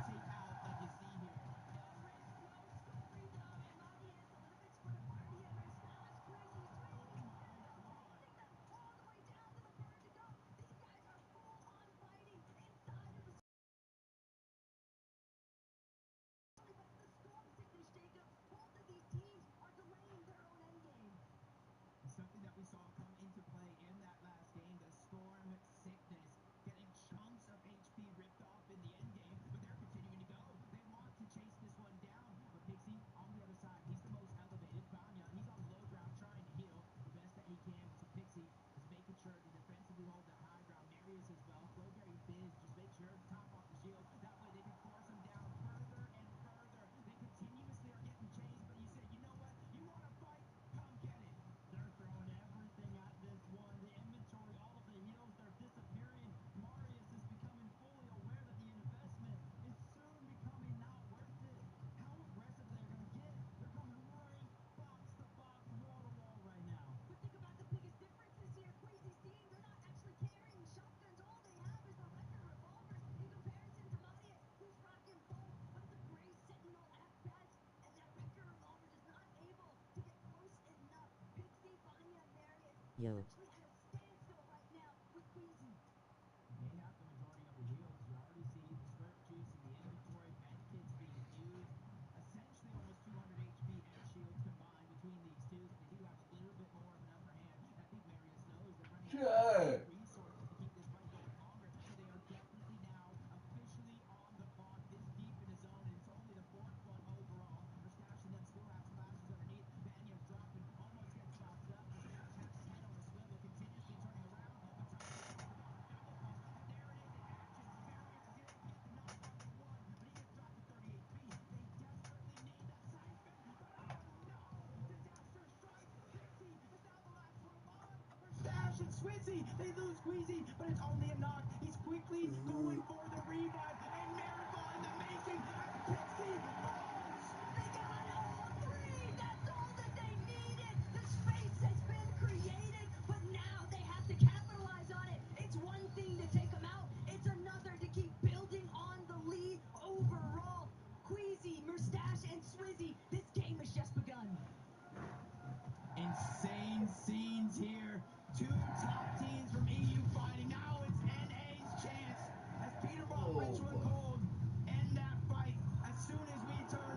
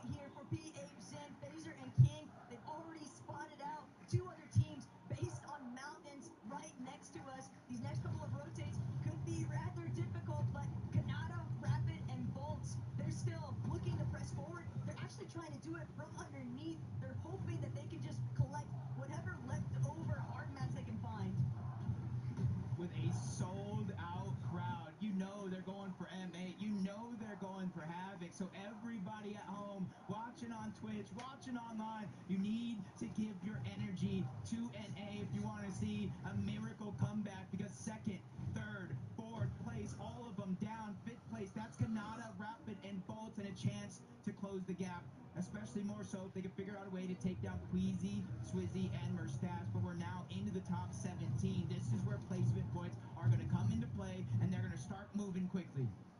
Bennett, how do you feel seeing this rotation by Savage, Reason, and Chap?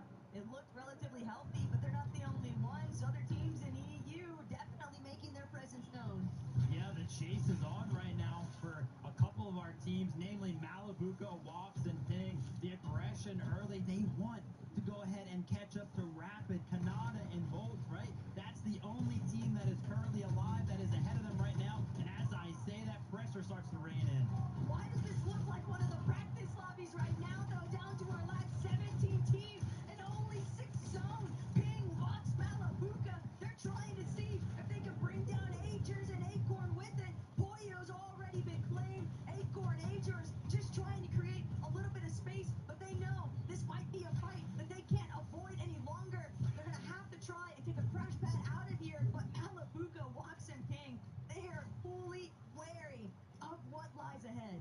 Yeah, and you can see in the minimap, Acorn, Agers, they immediately rotated out with or without the reboot card. A couple more teams rotating in and around this path for Ping, Wops, and Malibuca. Could be opportunities for elims or more damage, but they see that coming. They want to continue to rotate in. Right next to them, Queasy, Merstash, Swizzy, all trying to get this elevation differential for this next zone.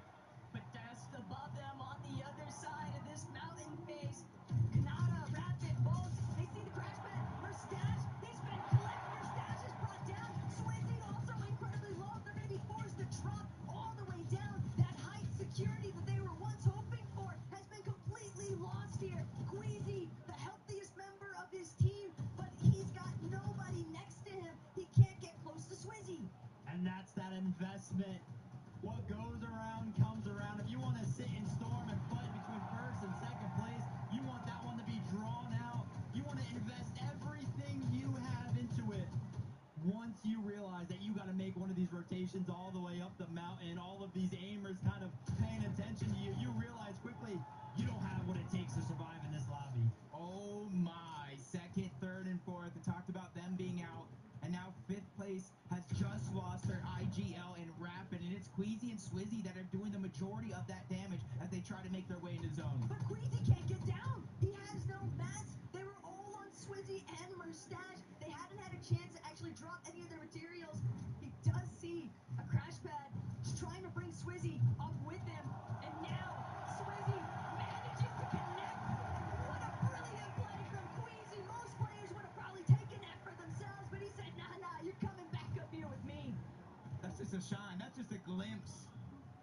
That is 7,000 IQ and the selfless plays, and why we call him one of the greatest IGL. No, forget that. That's why we call him one of the greatest Fortnite players in the history of the game, and he's looking to prove it. If he could just close out these last 2 games, even with the loss of our stats, there's still 1,100 damage above the threshold as they land a couple more shots. Now 1,200 and continuously rolling. But this is a really healthy trio. Cooper, Curly, Reed.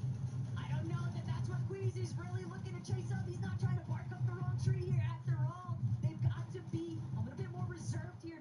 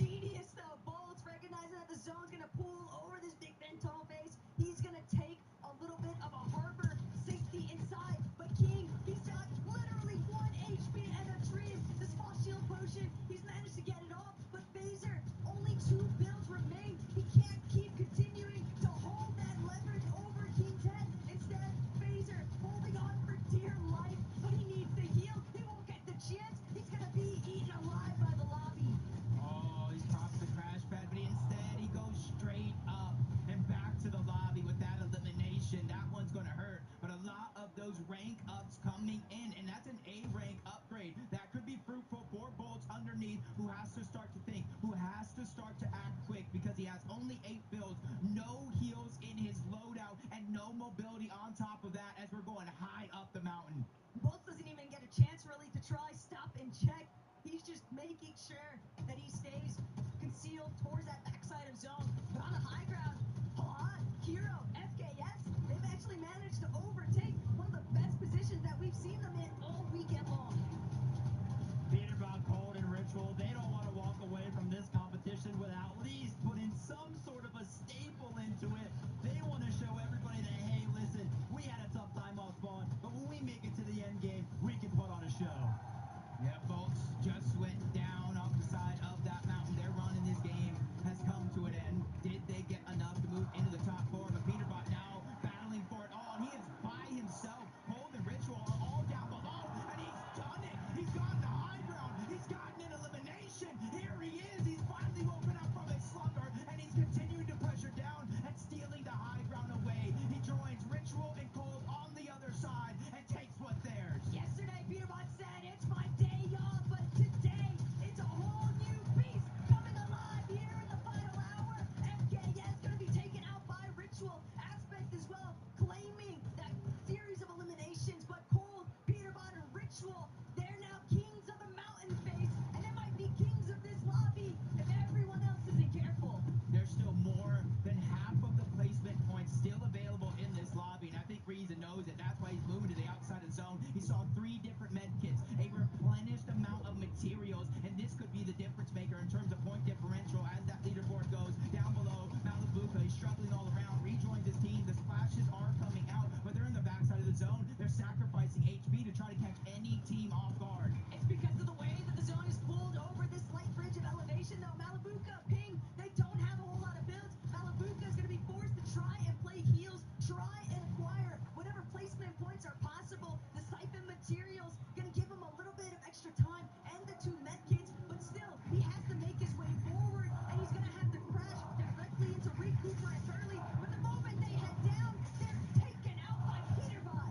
Reed just getting targeted from up above. He loses all of his materials, has no other choice, but another team contests towards the high ground. Cold, Ritual, and Peterbot, they're forced scrambling around, figuring out a way to reunite. The Flowberry Fizz does come out. That's Tisco, that's Striker, that's Kanu. They've taken down NA's best, but it's only for so long. Revenge comes in, and it comes in quick. Cold gets it down onto 1. No siphon just yet. He needs to buy time. No extra builds, and he's facing Reason on the other side. I think that we have to clear Healy chat. Here for the end game. Cammy, Hani, that's relatively loose because iDrop is down. Kadu, Striker, and Tisco, they could take it all. And this is what the international scene has needed all weekend long, but no, Cammy's not going to be able to make it through. It's only Tisco, Striker, and Canoe left to deal with Hani. He'll be forced to charge forward. He tries to head towards the high ground, but he just doesn't have the HP. Tisco just needs to somebody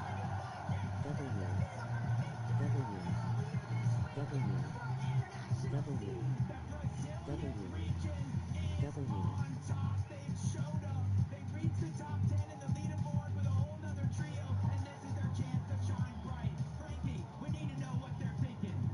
We do, and I'm running over right now. This is the most exercise I've done all week, but it is worth it. Please, boys, on your feet. We've got Ricardo translating for us. Stand up, please. Striker, I need to come to you first.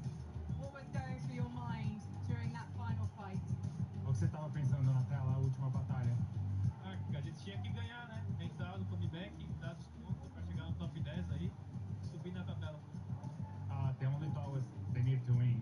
They won the top He is 10, F so chat. that's the only way. That's everything they were talking. And that makes a lot of sense because I don't think a Brazilian team has ever placed inside the top 10 at a Fortnite Global LAN before. Do you think this could be the year? Você acha que esse é o ano que um time brasileiro pode ficar entre o top 10? Tomara que os brasileiros consigam ficar, não só nós, sino também o King, Pacer, PH, que estão perto do top 10, então tomara que nós dois fiquem lá e seja história. And I'm going to come over here, if that's okay. Sorry, Ricardo.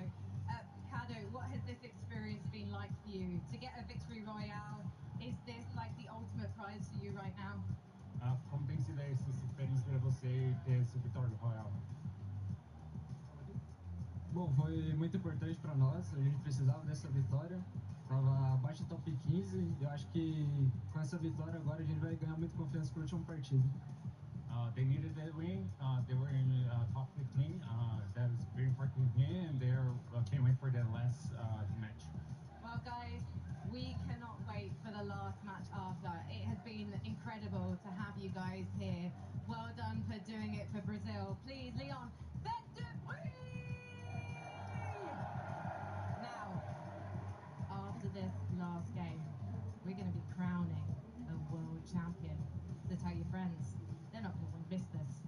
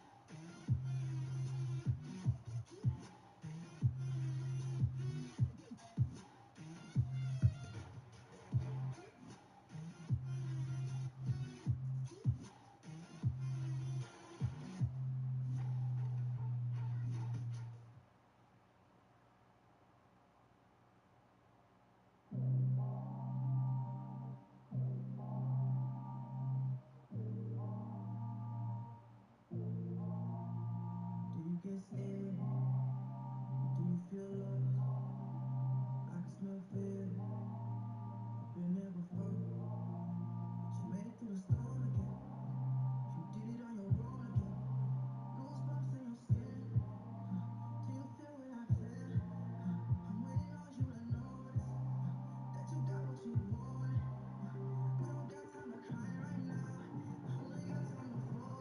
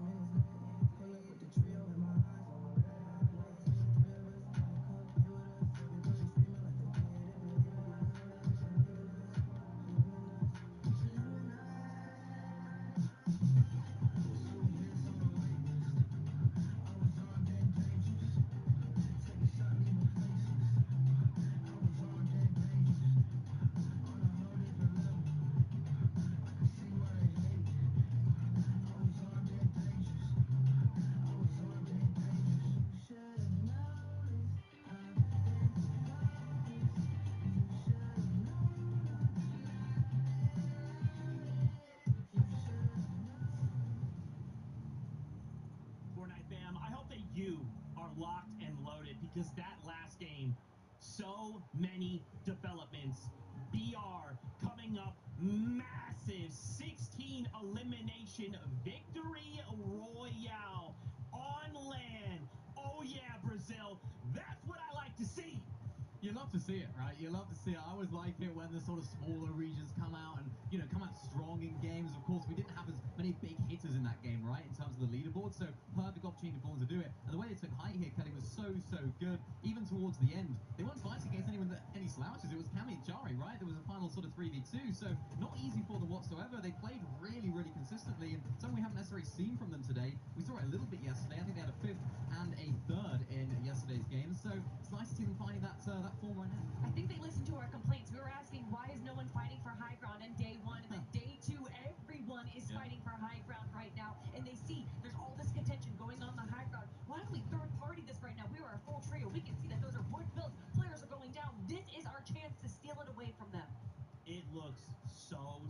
with. And again, you know, we might not be fighting for first place, but we are fighting for life-changing amounts of money. We're going to be sending ourselves straight up those standings. Now, of course, guys, wow, that last game, we've got to talk about the head-to-head. Queasy, Merstash, and Swizzy versus Vanya, Merstash, and Pixie. I cannot believe Queasy just said, you know what? It's time. It's time, Minnie. This is giving me flashbacks. Yeah, this is giving me flashbacks too, right? Think back to the Invitational.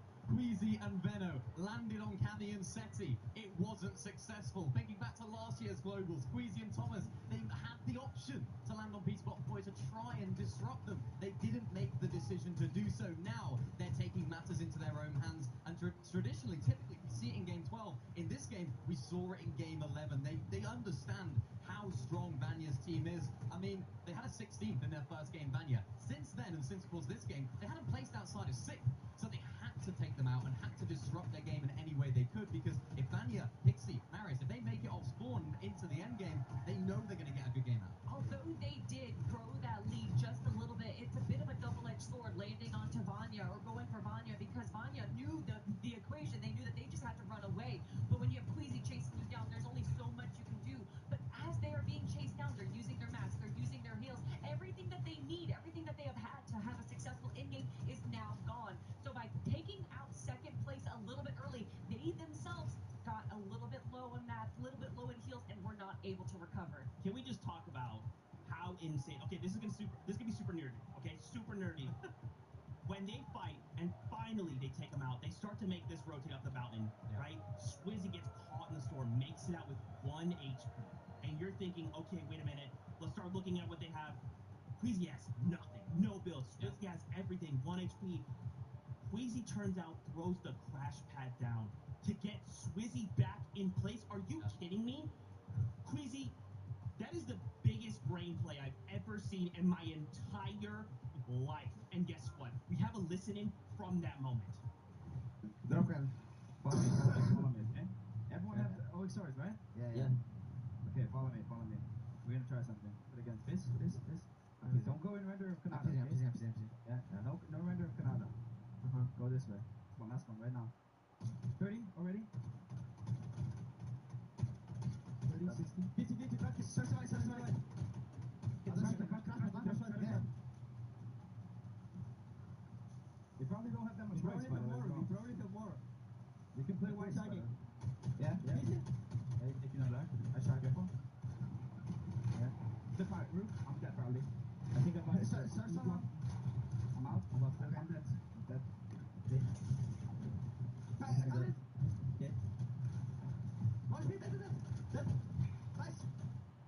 I got my finish. Nice. I got my finish. Play slow. 100. Let's go bunker. Then we go bunker, you think? The crazy thing about this moment, right? Just think about it. If we were to do this again, right? Even though they didn't get a victory royale, even though they didn't get top 5, they didn't get all this stuff, they delay Vanya. They go on, they slow things down. If we do this again, Mini Miner, imagine, even if Queasy goes down, you're going to put Vanya in the same exact position to be in shambles for the remainder of the game. Yeah, absolutely. I mean, but Vanya's team now maybe know that's coming, right? They could prepare for Queasy's team to do that and maybe change up their strategy, because if Vanya take out Queasy, that could be a very, very interesting endgame, because like I mentioned, these guys don't miss a beat when it comes to the endgame, so they're gonna have a good game, so I don't know what's gonna happen. Can't believe this is it, the final game. We're going to find out who's going to be coming out on top, who's going to be the 2025 global champion, and for it to come down to mate on mate hate. Listen, I think the audience, although it's a bittersweet moment, they love to see their top teams in the top 2 spots. Yeah, I mean, obviously, if you're an MA fan, you're happy, right? You're like, hey, one of our MA players are going to go on to be global champions, right? So exciting to see, but how does that last game end, right? Do we just take it to the off spawn again? Do we change things up? Do we play conservative? So many questions. In that game, though, something of note that happened. Peterbot, Cold, and Ritual finding themselves up on the high ground as well with, you know, they've been quiet for both days, and finally there in game number 11, we see him on hype. We see him pushing teams, kind of what we've been used to seeing in majors before this point. Something that we don't used to see, though, is Ritual carrying the team with 5 eliminations, with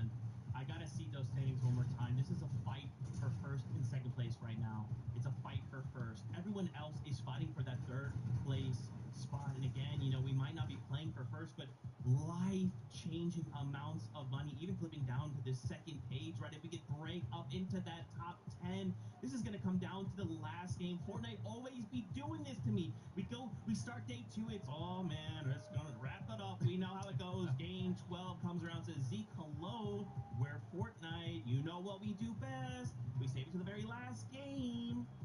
Saving it for the last game is definitely something that we've seen time and time again. But to have all of our top teams, 3rd, 4th, 5th, 6th, and then 2nd place, going down early there makes me a bit nervous. I want to see all of these teams up and alive in the end game. I want it to be close. I want it to come down to the final moments, and that might just happen.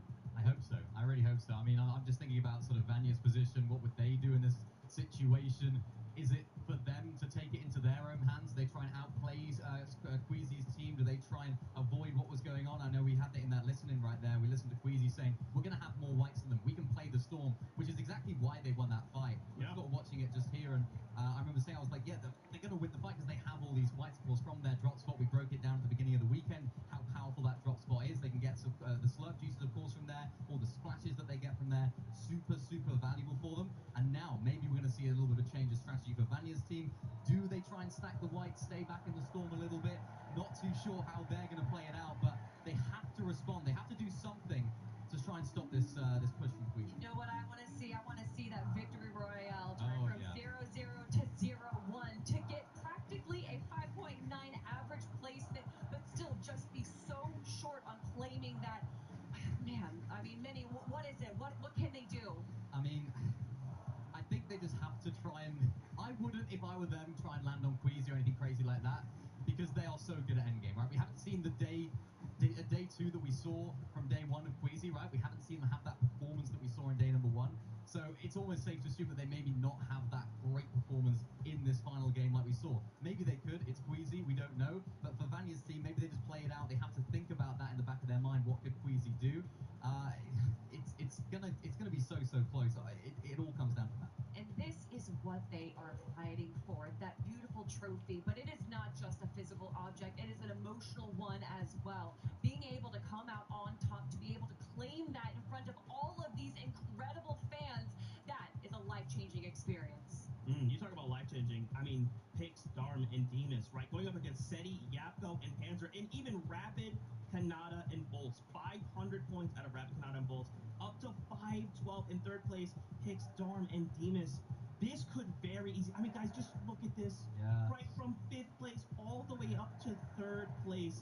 I cannot stress this enough. This is life-changing amounts of money. The game isn't over. Even if we're excited to see the 1st place team come out and win, there is still so much we are playing for. Changing a single placement, a single elimination, a single placement point could be the difference. Yeah, it really could. And a team that's no stranger to that, of course, is Kami, Chari, and iDrop. I mean, these guys had a really nice 2nd place right here. Exactly what we'd expect from this trio, sort of playing low ground really well. They did actually end up as a duo as well. It was iDrop, I think, that ended up going down, but they played it to perfection. I think they did move up a couple of places in the leaderboard as well here. So a really nice, solid performance from them. And this weekend, that every single placement counts towards such a huge chunk of that prize. And Cam and Kari doing what they do best, launching up, trying to take high ground as a solo, as a duo. But of course, it did not go their way. It did go to the way of the Brazilian trio right there. But you do have to give props to them making that effort, going for the 2v3. Hello. I mean, Pixstar and Demus as well, so you mentioned it right there. They're not used to the stage. It's not their environment, right? This is a team that's sort of on the come up throughout the entire year. They've been putting in incredible performances, and every single time we go into a major, you know, they had an amazing major number 1, and we were like, oh, this is a new team coming into the grand finals, and you know how we expect them to do. People didn't necessarily have them up there. Then they were sort of favourites coming into major 2 and 3, and then there was sort of, you know, there were a lot of questions again. Can they do it on the global stage? Is it possible for them to continue this momentum? And it just seems like for that team, every single time a question's asked of them, they keep delivering, and they're doing it here today.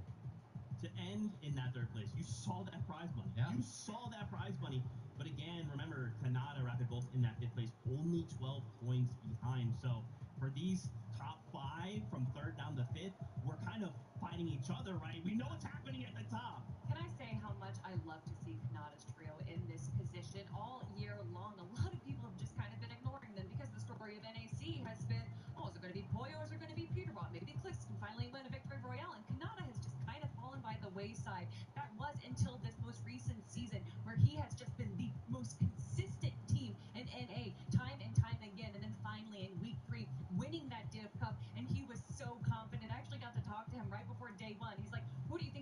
I was like, well, who won the last week of the last week of tournament? And he's like, it's me. And every single time he is just so confident, and I think that really brings so much to the stage to even go down, have like a rough end of day one, and he just doesn't let that affect him.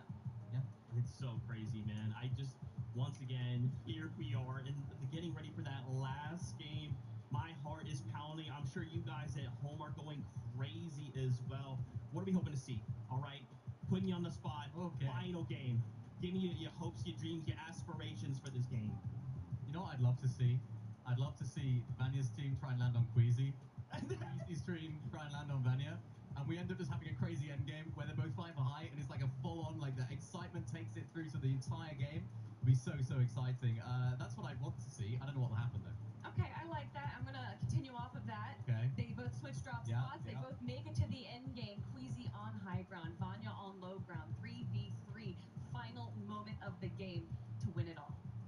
Oh my gosh, you guys have got me hyped. I mean, Leon, you guys have got to be feeling this, right? This has been so incredible to hear all of you in the stadium going crazy, getting excited with us, cheering, crying, even booing. I mean, guys, this is such an amazing time. It is so good. I'm just so thankful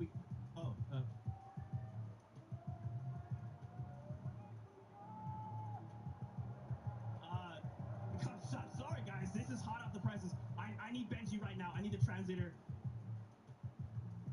Guys, this is plans for 2026. Benji, put the headset on. Oh my gosh. What's happening? What's happened? This is for you. This is hot off the presses. This is what is coming for 2026. We're going back to duos, Benji. Oh my gosh! Les gars, l'année prochaine, ça sera une saison FNCS en duo! This is new FNCS mid-season LAN? Oh my gosh! Les amis, à mi-parcours, il y aura une LAN de milieu de saison. Pareil pour les FNCS duo. Une LAN, les gars, une LAN. Reload Elite Series? I don't even know what that means! Oh my gosh! Une LAN, il y aura aussi une LAN, les gars, en recharge. Le mode recharge. Série Elite, pareil, ça sera en milieu de saison. On a déjà 2 LAN de prévues. $1 million mobile series? Mobile tournament. Oh my gosh, les gars, un tournoi à $1 million sur mobile. Okay. Ranked 2.0. Yeah. Ranked 2.0? Classé 2.0. Les gars, il va y avoir un nouveau classé. Incroyable, un nouveau classé, Zik. We're getting another Pro-Am. Un nouveau Pro-Am aussi, regardez, tout en bas. Le Pro-Am, vous connaissez, il y en aura un aussi en 2026. Benji. Yes, the most. The LANs are returning to Europe. Les gars, on va parler français. On parle français. La LAN sera de retour en Europe.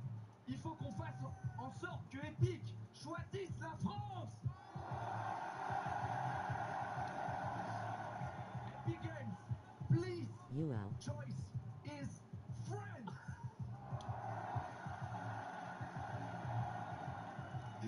Oh my gosh. My heart was already pounding. I'm shaking right now. 2026. That is what is coming next year. You saw it. It is here. They apparently went huge. Guys, it is that time. Game number 12 is ready. So let's take a moment and make sure we are too. Leon! The finish line is approaching once more, but who will cross it first? The world has heard your noise all weekend long, but you must be louder than you have ever been before. This game is where errors come to an end and new ones are born. This is the last chance to forge legacies. This is where champions are crowned. So Leon, I've got 3 words for you. Are you ready?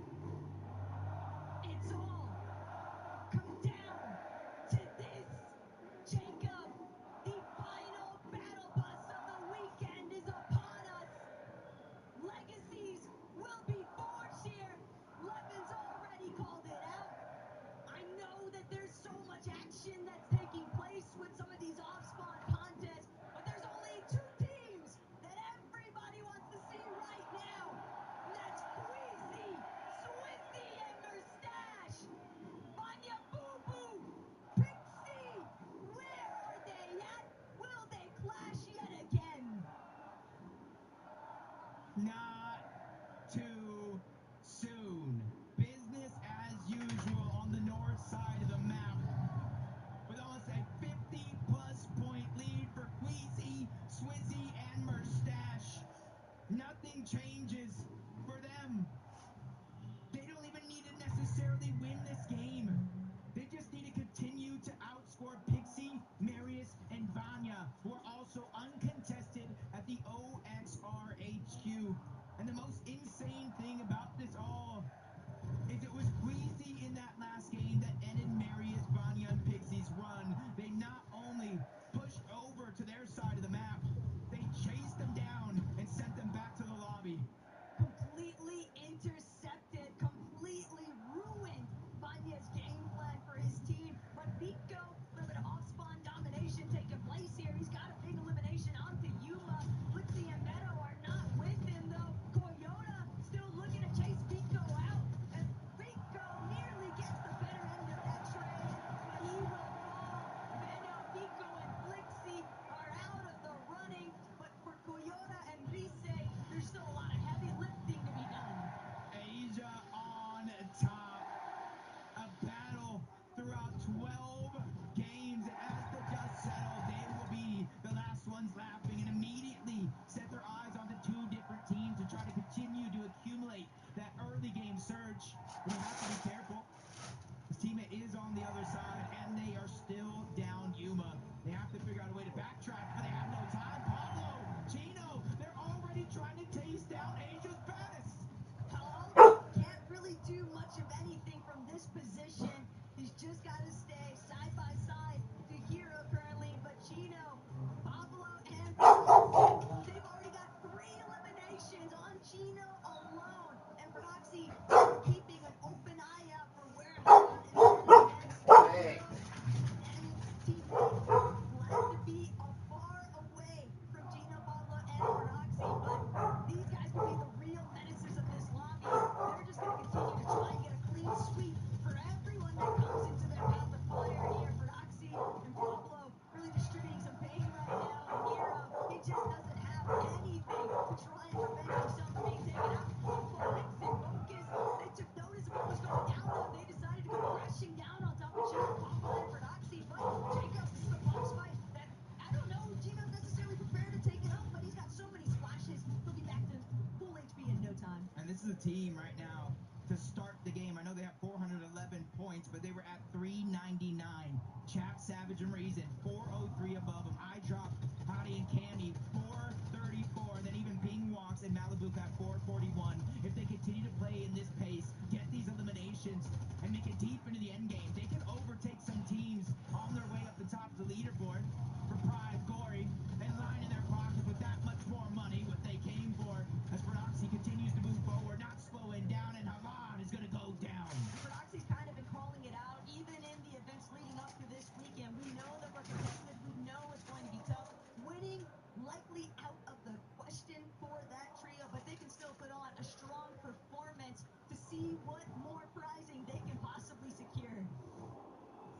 Seti, Epco, Panzer, 506, only 6 points shy of Pix, Darm, and Demas. Was honestly not too far away from their current drop spot, but you're seeing how stacked the leaderboard is when you kind of drop down outside of that top 2, or even top 3 or 4 for that matter. So it's going to take a good amount of eliminations if some of these teams on the outside wants to punch into the top 5, but better late than never could be the final opportunity that they have. As we continue to look around the map, seeing a lot of the same strategies going down as some of our previous games. Haven't seen a whole lot of Reason in chat. Mr. Savage trying to take up and Mustache. Whether or not this actually pans out in their favor is yet to be determined, but chat, Mr. Savage, Reason definitely have had their highlight moments throughout this tourney. Yeah, a team that's definitely had their ups and downs, and still, we talk about their story making it here. Barely, almost missing out on a chance at the grand finals, but it was a 1-point differential. They made it in. All they needed was a shot. 2 points. They made it in to qualify for the global championship, and now Savage is on the cusp of a potential top 5 if he can perform well with some eliminations in this game. King Phaser, PH Sin, They faltered. They fell out of the top 10, but they're just one placing down inside of that top 11. Oh no! Pixie, Vanya, Marius, do they even have any idea of the intention that lies behind Ryu, Snowy, and Sod? They're looking to play massive spoiler here at OXR headquarters. If they catch Pixie and Vanya slipping, Marius racing across overhead. Right now, they're just trying to lock in their surge. They're not really anticipating anybody to be nearby. And even with Vanya overhead, they're so preoccupied with just trading out these bloom battles. Marius, he's split apart from the rest. Ryu, Snowy, Sun, a singular 3-2-1 could be the difference here. Is Marius going to be able to stay strong? You see that they don't want to give up their position. We saw Clicks, Higgs, and Yanzo try to do the same thing to Kanata. Looking all around, Marius does not even know. And you can see his loadout. He's the one for his team that's getting all of that extra material to replenish what they use for that surge base. He's getting all of those extra heals to consolidate them inside of their tower. But he is also the one that is exposing himself the most. Snowy, Sod, Ryu, they were able to close the distance and get inside of the OXR HQ. We've got another perspective. Malibuka, Ping, and Walks here at Kappa Kappa Factory. They are just chasing down Pigstorm and Demas. They don't want to allow these guys the opportunity to try and maintain their position within the top 5. Malibuka, Ping, and Walks going on to the aggressive forefront here, but it's Ping who's opening up big shots here onto Demas, forcing him to pull further back inside of the box here. Malibuka, Ping from a separate direction. Demas, Dark, Pigs, they're trying to keep the hopes alive for themselves. Rookies of the year, essentially, Jacob, but they still have to break through these veterans. Malibuka's using his experience not to get caught off guard in these situations, just trying to spray down a couple of their piece control, get them to expose themselves.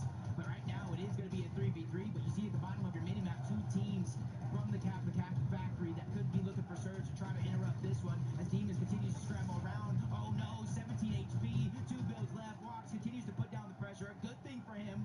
I do believe it was Darm reunited in the same box trying to hold the coverage, but that leaves out Pigs to go down. They isolated the 1v1. Malibuka, Pings, and Walks are hunting down 3rd place. Darm, Demas, and Pigs might be phenomenal fighters, but Malibuka, Ping, and Walks simply having the material count in their favor. They completely shut off Darm's entrance back towards Demas. Malibuka trying to see if he can make that ring cleanse approach. Malibuka, though, big tag, but an even bigger one on the Darm. Darm going to be put down.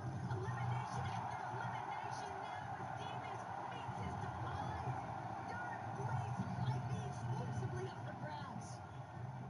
It definitely is with how tight that leaderboard is. Pick Darm and Demas. I just want to give him a huge pat on the back from underdogs to top dogs. These guys looking like a serious threat. Vanya, Pixie, and Marius. We saw that team floating around the OXR HQ. They did not get any opportunity to pounce onto Marius, so they're going to survive and live to tell the tale and hopefully shoot up that leaderboard. I did see Vanya at the very last moment, though. He was already setting up for the pre-edit. So if Snowy, Rod, and Ryu aren't careful, they're going to find themselves getting caught completely off guard. Seti, he might not be a fan favorite this weekend, but he's still looking to try and take over. iDrop, Gammy, Hadi. It's teammates, or former teammates, I should say, just looking to gauge who really got the better end of the deal. Decisions, crash pads, launch pads. And with Seti, Apco, and Panzer right in front, that is the team currently in 4th place, 506 points. Just shy of getting into another big money spot up the top 3. Squeezy, Mustache, Squeezy, even with his own pulling so far towards the south, they know it's very, very important for them to get their storm surge first. And then they throw one of those upgraded launch pads down. They hit the full Brave Fizz, and they cover over 1,000 meters quickly. But as we tune in, Cold is already down. Peterbot on the back foot, but it's actually Ritual that fell. Him and Cold, the 2 best fraggers in all of NA, have a chance to fight back. But it's Malibuka, Walks, and Kings on the other side. Seti, Panzer, Yapko, they're in the mix as well, and one more team towards the north. And a sandwich between some of EU's best and Peterbot Gold. They know what kind of a pickle they're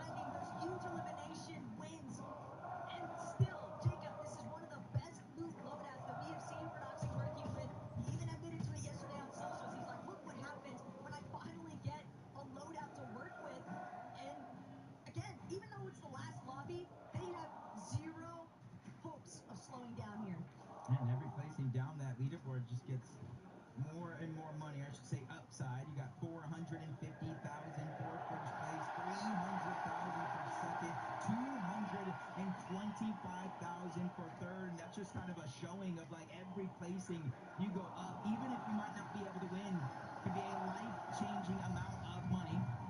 As Peter Bot's going to go down to Victor V yet again. Victor V, that's like his second time or even more in this tournament, taking down Pete himself, even with Ritual back, a sliver of HP, forcing out the splashes. Cold and him out to reunite and figure out a way to get their teammate back. Victor V might be the real Peter Bot counter. Now that he's on 0 ping, people forget Victor V, when he's playing on West, he's tackling on 60 ping. So now we're getting to watch an elite young fragger on the come up. So excited to see where this goes next, because even though the weekend hasn't necessarily shaped up to the position they wanted to be in, they've still got a lot of fight left in them. That's kind of how they act, bro. He's just trying to fire off. He's just hoping that his aim is better than the distance they can cover. But no, full damage. Basically taking himself out. The full trio looking to run him down. They do have a chance, though. We saw Cold, we saw Ritual go back to Dystopia. Does he go and see Swizzy, Mustache, and Queasy yet again accessing the bunker? Not too far away from the hive, just outside of Rangers Ruin and Foxy Floodgates. And they now have the Mythic. They have the Medallion. They have the Exotic. And they have time here to let every other team pass them on the zone and fight each other. Victor B just picking up where he left off. Unfortunately, Ritual just not healthy enough to stay on both of his feet. He's just going to be tackled. It's only Cold left alive from that trio. And now Victor V will have the opportunity to heal. But not only that, 4 eliminations, it's so much surge. And Jacob, realistically, Epic, he's trying to help make the calls alongside Paper. They still want to keep pushing forward. But Ryu, he's going to bring down Epic Will. Victor V now looking to give a little bit of backup here to a support player. But Victor V, he's stuck in a 1 versus 2 situation. They're trying to close in onto the primary fragger here. But Victor V, Pop's got to be going crazy, watching his son pop off in the crowd. Without any builds, I'm not too worried. He does have that medallion, the double jump. It also negates fall damage as he quickly reunites with Paper on the other side. That's what they're going to start thinking about, how many builds that they have, what they need to get, but they don't have time. They're immediately getting jumped on 1v3, multiple angles. Victor V still making plays, sides out of those builds. Paper still stuck. He's still trying to figure out an answer to the onslaught that's going his way. He continues to fight back. Ryu, though, almost full HP when it comes to the shield as well. Paper, no, not Victor V is down. The full trio is out of here. A little bit of tragedy has struck there for Victor V, Paper, and Epic Whale, but they still did enough. They left Cole in such an awful position. He's still got to try and work his way out of that location. Gino, Pablo, and Verdoxy, look at the elimination. Jacob already at 8. They have won their goal in sight, and that is to jump, force their way into the top 5. There's only one way to get some points in this game. You cannot expect the teams above you on that leaderboard to go down early. The level of competition inside of the top 10, I feel like, has never been higher. So you have to start to take matters into your own hands. And this is one of those teams, for Doxy specifically, that will play to win. He will make or break himself. He's not going to go down with at least trying. And that's how they found those 8 eliminations. But Clicks and Higgs, you see them lurking around, trying to grab those extra bandages, the heals. This is going to be a 2-tick zone. Clicks, Higgs, they might just be looking to try and play for the reboot. They have no idea that Chino, Pablo, and Verdoxy have already made their way back over to Rangers Ruin. They are creeping up on them. And Higgs, Clicks, they're just so exposed. Holding my breath watching this, Jacob, because I know it's only a matter of time for 3, 2, 1, go. Higgs is going to be knocked, Clicks scattered, left to try and fend for himself. But with 3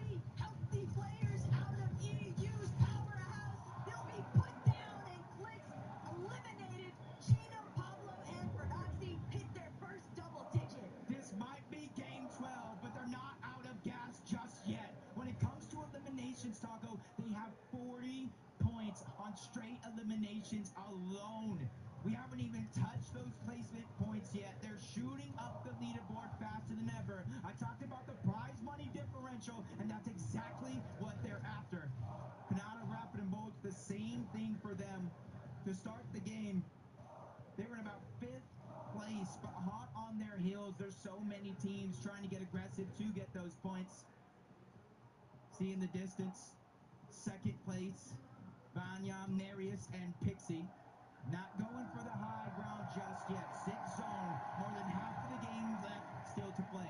This is where players really have to test their composure, the mental fortitude, the emotional control.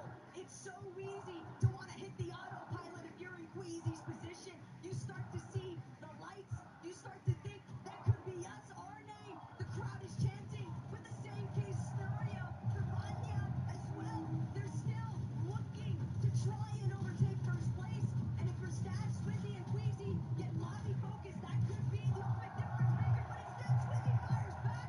It's going to be a takedown. The elimination couldn't have come at a better time. And that's 4 more points for them, inching themselves closer and closer to it being mathematically impossible for anybody to catch up.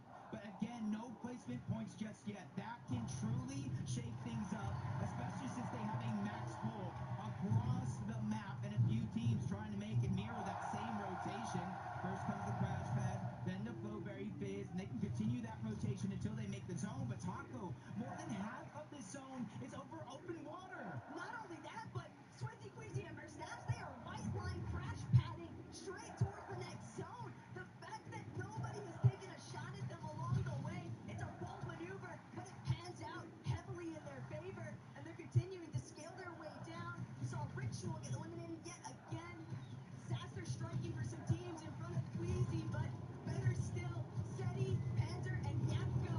They've still got a lot to settle here in this lobby. They find another elimination onto Adapter. Valor already taken care of by Visuals and a Minish, but Braids on the other side of these walls. Seti can't continue pressing forward. They're stuck inside their own build. That is until Yapko finds the elimination onto Visuals. Yeah, much needed elimination as well. They're only 8 damage above the threshold. That's not a feeling of comfortability at all. Now they go for 300, but dropping back down low. That just goes to show how active this lobby actually is. But they continue to steamroll. Now Swizzy and Queasy find their 3rd elimination of the game, taking down NA West. And you know that Vanya, Pixie buddies, they can see it all in the elimination feed. 3 additional elims for Swizzy, Verstappen, and Queasy. They had so much ground to cover just from placement points alone, and the elims are doing them no favors whatsoever. But Verstappen, Swizzy, it's like Queasy told them, just be off the leash, do whatever you want, just find those eliminations. Up there it goes, School. Trying to drop down low. He's the first one to get knocked. Salco followed in that trend. He was trying to be a hero, but ends up a 0, leaving Ark all by himself. That's a ton of pressure for one of the youngest, one of the most aggressive players on his region, but active surge for Mars, Pump, and Baka. 136 below the damage threshold. It does not matter if they have high ground, if they can't utilize it, and nobody's giving them any peaks. So they're going to go ahead and utilize that Flowberry Fizz to get a triple heal going out. They're stuck looking to heal instead of being able to look for tags. Malabuka, Watts, and King put on so much pressure, but now that they've made their rotation, we're a little bit exposed. Not sure that was enough for Baka, Bars, and Pump to get across the finish line there from the 3rd threshold. And now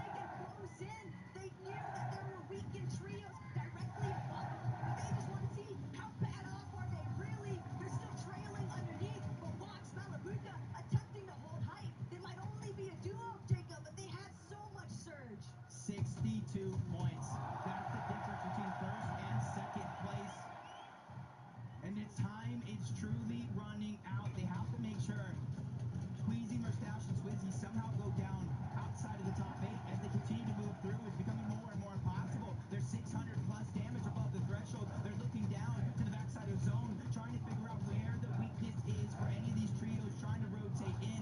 Even with Kanata down below, they're lurking. No visual audios, but if you look at the sky, that's Marius, Vanya, and Pixie. But they lose Vanya throughout this mix. They're on that middle ground where all the chaos ensues. Vanya just barely managing to start to get his life back up to a healthy level. Swizzy, Mustache, Queasy,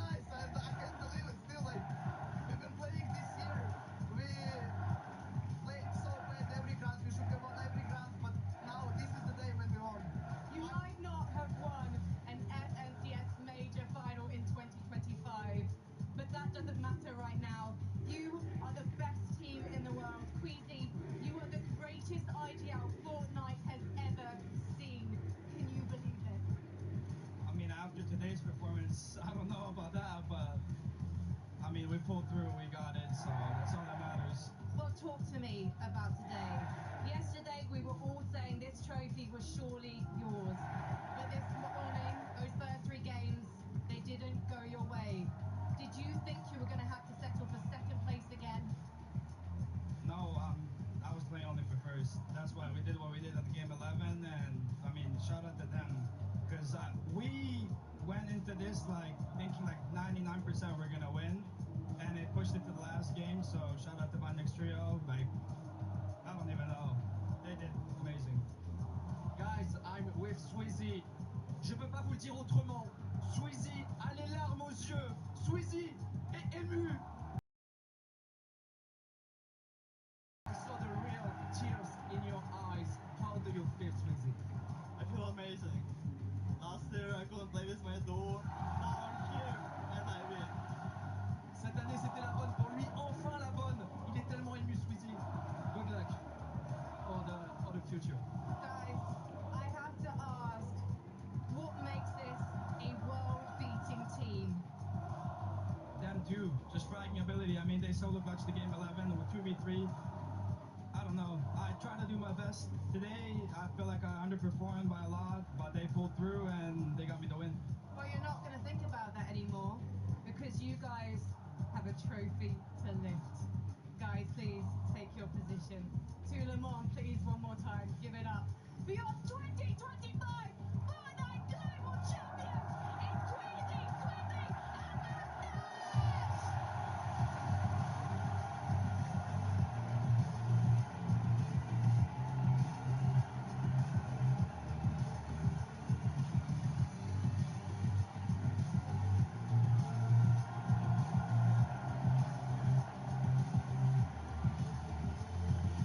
I cannot believe it. In this moment, your global champions, Queasy, Swizzy, Murstache, taking it all the way to game number 12.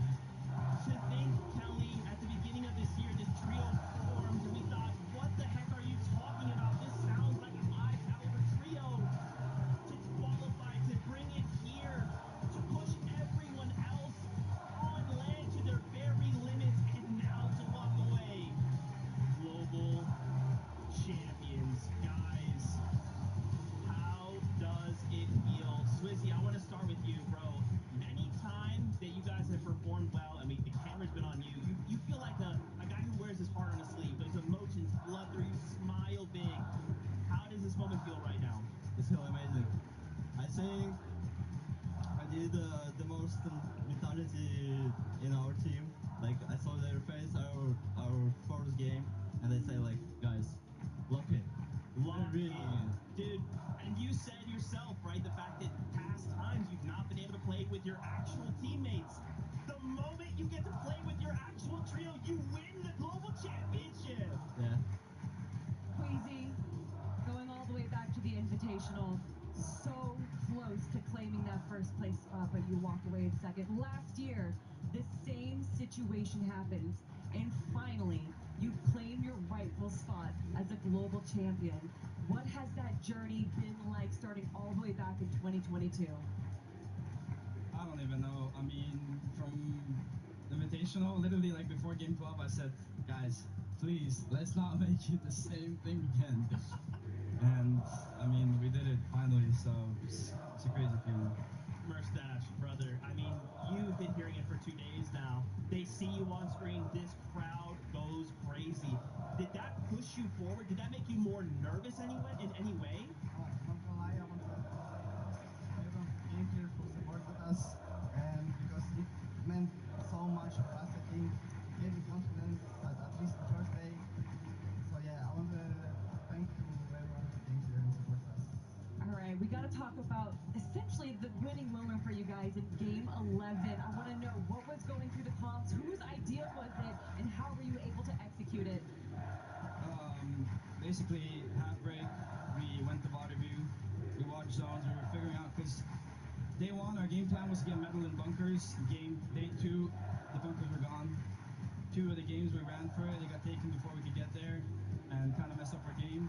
And after I watched the VODs, we were supposed to go Foxy, but I said, if it pulls the same, I saw saw Vanya tanking like med miss and storm, and then padding. So I try to like go towards him and wait for him to pad and kill him out the air.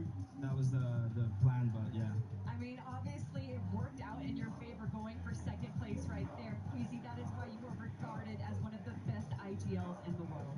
I mean, and look, Queasy, I don't know why you're down on yourself right now. I mean, Swizzy Murstache, this guy's been your IGL, and he's not giving himself the props that he rightfully has earned. I saw you walk up to that trophy and shed a tear. I saw you smile big when you lifted it. Brother, you're a global champion, and not only that, you got EU their first global championship title right here, right now. Leon, make some noise for Swizzy Queasy Murstache!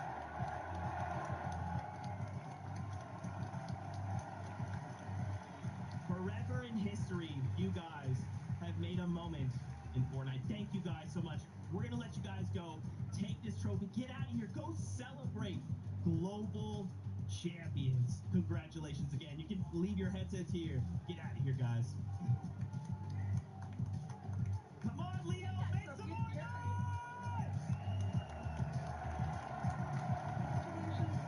Oh my god. Good question. Good job, you guys. Head that way right there. Yo, congrats, Queasy. Man, I cannot believe it. I cannot believe, once again, Fortnite does it, Kelly. Game number 12, pushed to the absolute brink. It was won in game number 11, right? Taking it as far to landing on Vanya and basically putting them in a situation, hey, because, you know, you think about it, right? Minnie, you think about, okay, maybe game 12 is that time. But no, they're one step ahead. Game 11. Let's push them to the very brink. Game 11, because that gives us game 12 as a buffer. And because of that, Minnie, they are now global champions. Incredible stuff. Absolutely incredible stuff. Think back to Queasy, Chapter 2, Season 6, FNCS win. His first FNCS win. Then, of course, we go to the Invitational. The all-important moment that we remember from that time. Second place in that tournament. Made a big play, didn't work out. Then he goes on to get 6 out of 12 wins in Grand Finals with Vino. A record-breaking performance. And then last year with Thomas HD coming so close to taking home the title. He has done it. And I couldn't be more happy for him. He deserves it so much. It's the final thing ticked off on his list. He hasn't got the LAN win yet, Kelly. But now, he's finally I mean, this is a story that hasn't even just been building up from the start of this year. It's been building up since the start of Fortnite. And there is no person better to finally grab that global champion than Queasy. Everyone, even before day one, before they got the back-to-back victory royales, said that Queasy is the best LAN player in the world. And he said, let me make honest people out of everyone that is believing in me. And we got to talk to so many people saying, who do you think has to win it all? And Queasy's name was brought up time and time again.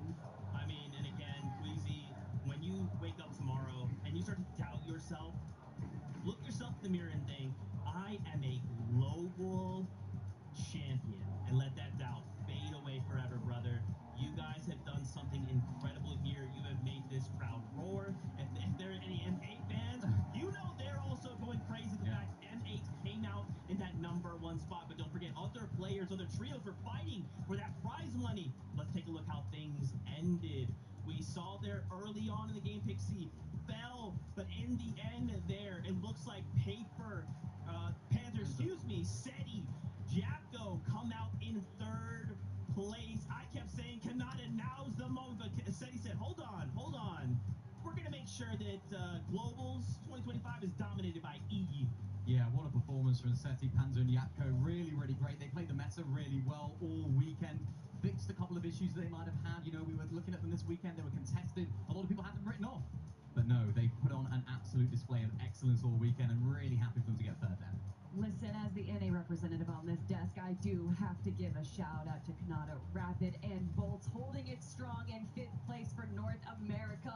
And a lot of people said, would you have expected Kanata to be the one to represent NA on top? And I say every time, yes! He is one of the best players in the world, the only player in the world to go to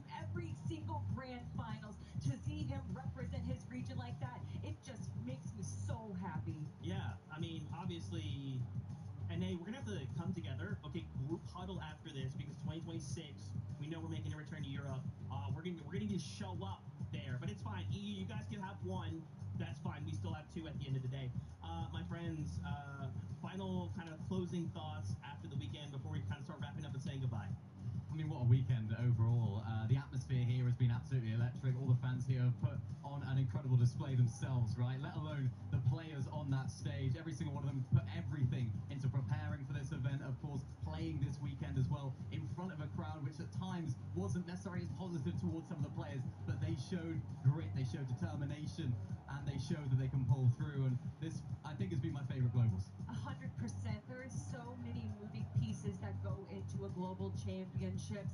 Beyond the players, beyond us, there's just so many people involved that want to make sure that we bring the best show possible. And I think we did that this weekend. And a lot of that is due to the incredible fans that we had supporting, making sure that they made so much noise because they know that the global championship only happens one time a year. So if it's going to happen now, we're going to make some noise. Oh, man. Yeah, thank you so much, Leon, for all your love and support.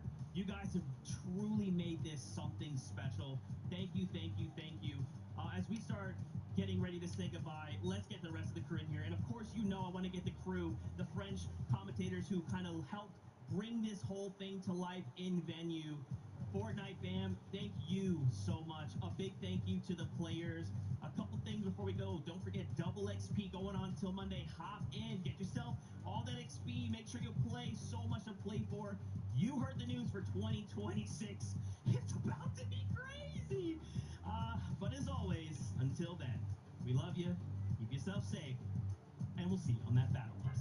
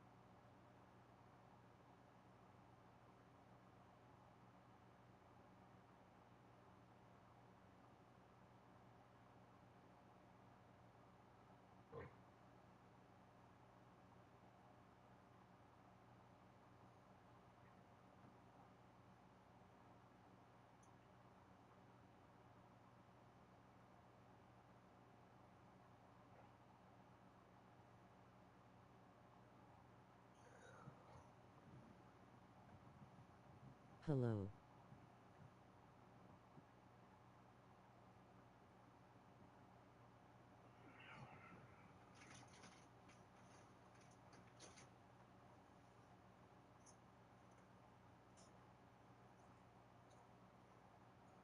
Is he back yet?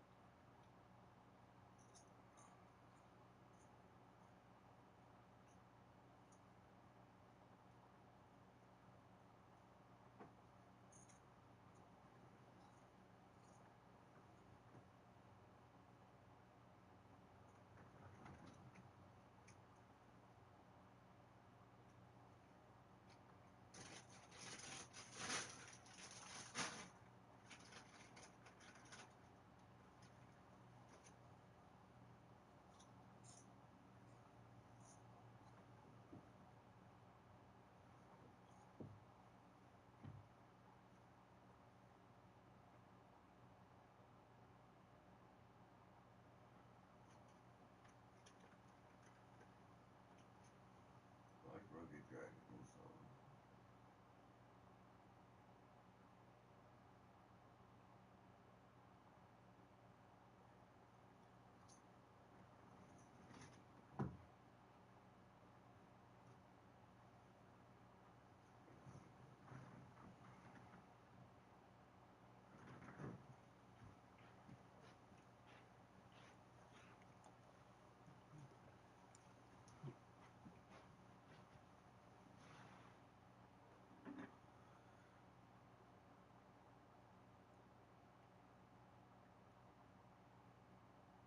Yurt.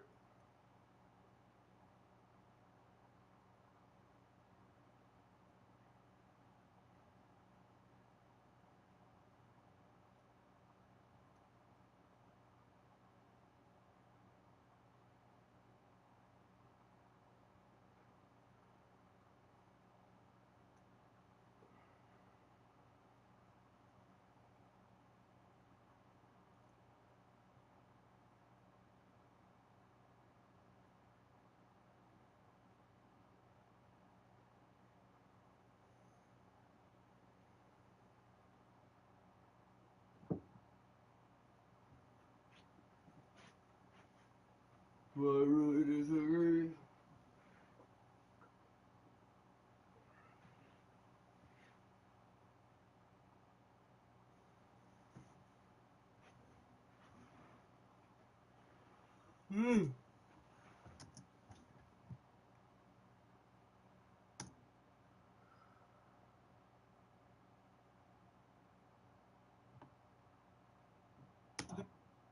Other side, Seti, Panzer, Yapko, they're in the mix as well, and one more team towards the north.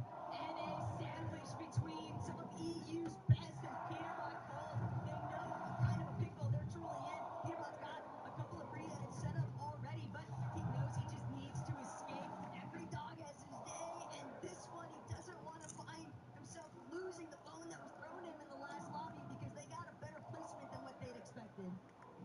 But This lobby because they got a better placement than what they'd expected. But obviously they're gonna try to crash pad up. They just dodged the jabs, or somehow Peterbot, he gets the audio cue. Great damage towards the backside, just a sliver of HP remaining. But you see them kind of second guessing the decision. They don't know exactly who that is hiding there. So them being 2 versus the 3, they have to figure out if they want to push this or not. But a good opening opportunity with damage. They're creeping closer and closer. Whether the crowd likes it or not, Peterbot and Gold, Ritual, they've actually had a pretty incredible day 2 performance, Jacob. They have completely leapfrogged their way off the leaderboard, and they're clearly still intent on just trying to see how far they can really go. They've gotten so much prizing from NAC throughout the entirety of this year, but now on the global stage, Peterbot, Gold, as a duo, they might still be looking Card, they're kind of beelining it over towards Dystopia, but they have to be careful. Bakapart and Pump are already there trying to get scraps. To go back on over to Rangers Ruin. Grazi, Pablo, Gino. They got the boss down. The queen is no more, and you're seeing what that does. Not only do they get that OXR rank, but multiple slurp juices, splashes that they can use. They already have 419 points. They can only go up from here. But we're looking at one of the only teams in this lobby that's truly capable of finding those huge elimination wins. And still, Jacob, this is one of the best loot loadouts that we have seen Prodoxy working with. He even admitted to it yesterday on socials. He's like, look what happens when I finally get a loadout to work with. And again, even though it's the last lobby, they have 0 hopes of slowing down here. And every placing down that leaderboard just gets more and more money, or I should say upside. You got 450,000 for first place, 300,000 for second, 225,000 for third. And that's just kind of a showing of like every placing you go up, even if you might not be able to win, can be a life-changing amount of money. As Peterbot's going to go down to Victor V yet again. Victor V, that's like his second time or even more in this tournament, taking down Pete himself, even with Ritual back, a sliver of HP, forcing out the splashes. Cold and him have to reunite and figure out a way to get their teammate back. Victor V might be the real Peterbot counter.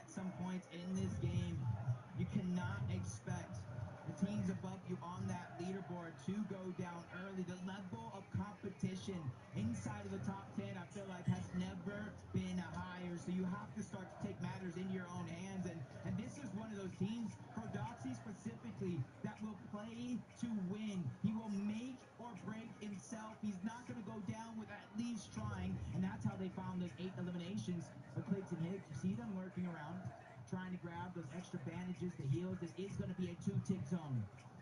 Clicks, pigs, they might just be looking to try and play for the reboot. They have no idea that Chino, Pablo, and Vernoxy have already made their way back over to Rangers Ruin. They are creeping up on them. And Higgs, Clicks, they're just so exposed. Holding my breath watching this, Jacob, because I know it's only a matter of time for 3, 2, 1 to go through. But Higgs, he nearly puts it to the bench, but it's just not enough. Higgs is going to be knocked, Clicks, scattered, left to try and fend for himself. But with 3 healthy players out of EU's powerhouse, he'll be put down and Clicks eliminated. Chino, Pablo, and Vernoxy hit their first double digit. This might be game 12, but they're not out of gas just yet. When it comes to eliminations, Taco, they have 40 points on straight eliminations alone. We haven't even touched those placement points yet. They're shooting up the leaderboard faster than ever. I talked about the prize money differential, and that's exactly what they're after. Canada, Rapid, and Bold, the same thing for them. To start the game, they were in about 5th place, but hot on their heels. There's so many teams trying to get aggressive to get those points. See in the distance, 2nd place, Vanya, Marius, and Pixie. Not going for the high ground just yet. 6th zone, more than half of the game left still to play. This is where players really have to test their composure, the mental fortitude, the emotional control. It's so easy to want to hit the autopilot if you're in Queasy's position. You start to see the lights. You start to think that could be us, our name. The crowd is chanting with the same case scenario for Vanya as well. They're still looking to try and overtake first place. And if Verstappen, Swizzy, and Queasy get lobby focused, that could be the ultimate difference maker. But instead, Swizzy fires back. It's going to be a takedown. The elimination couldn't have come at a better time. And that's 4 more points for them, inching themselves closer and closer to it being mathematically impossible for anybody to catch up. But again, no placement points just yet. That can truly shake things up, especially since they have a max pool across the map and a few teams trying to make and mirror that same rotation. First comes the crash pad, then the Flowberry Fizz, and they can continue that rotation until they make the zone. But Taco, more than half of the zone is over open water. Not only that, but Swizzy, Queasy, and Verstappen, they are white line crash padding straight towards the next zone. The fact that nobody has taken a shot at them along the way, it's a bold maneuver, but it pans out heavily in their favor, and they're continuing to scale their way down. We saw Ritual get eliminated yet again. Sasser striking for some teams in front of Queasy, but better still, Seti, Panzer, and Yapko. They've still got a lot to settle here in this lobby. They find another elimination onto Adapter. Valor already taken care of by visuals and a finish, but Braids on the other side of these walls. Seti can't continue pressing forward. They're stuck inside their own build. That is until Yapko finds the elimination onto visuals. Yeah, much needed elimination as well. They're only 8 damage above the threshold. That's not a feeling of comfortability at all. Now they go for 300, but dropping back down low, that just goes to show how active this lobby actually is. But they continue to steamroll. Mustache, Sweet, Swizzy, and Queasy on their 3rd elimination of the game, taking down NA West. And you know that Vanya, Pixie, and Marius, they can see it all in the elimination feed. 3 additional elims for Swizzy, Mustache, and Queasy. They have so much ground to cover just from placement points alone, and the elims are doing them no favors whatsoever. But Mustache, Swizzy, it's like Queasy told them, just be off the leash, do whatever you want, just find those eliminations. Up there it goes, School. Trying to drop down low. He's the first one to get knocked. Salgo followed in that trend. He was trying to be a hero, but ends up a 0, leaving Art all by himself. That's a ton of pressure for one of the youngest, one of the most aggressive players on his region. But active surge for Bars, Pump, and Baka, 136 below the damage threshold. It does not matter if they have high ground if they can't utilize it, and nobody's giving them any peaks. So they're going to go ahead and utilize that Flowberry Fizz to get a triple heal going out. They're stuck looking to heal instead of being able to look for tags. Malabuka watching King put on so much pressure, but now that they made their rotation, we're a little bit exposed. Not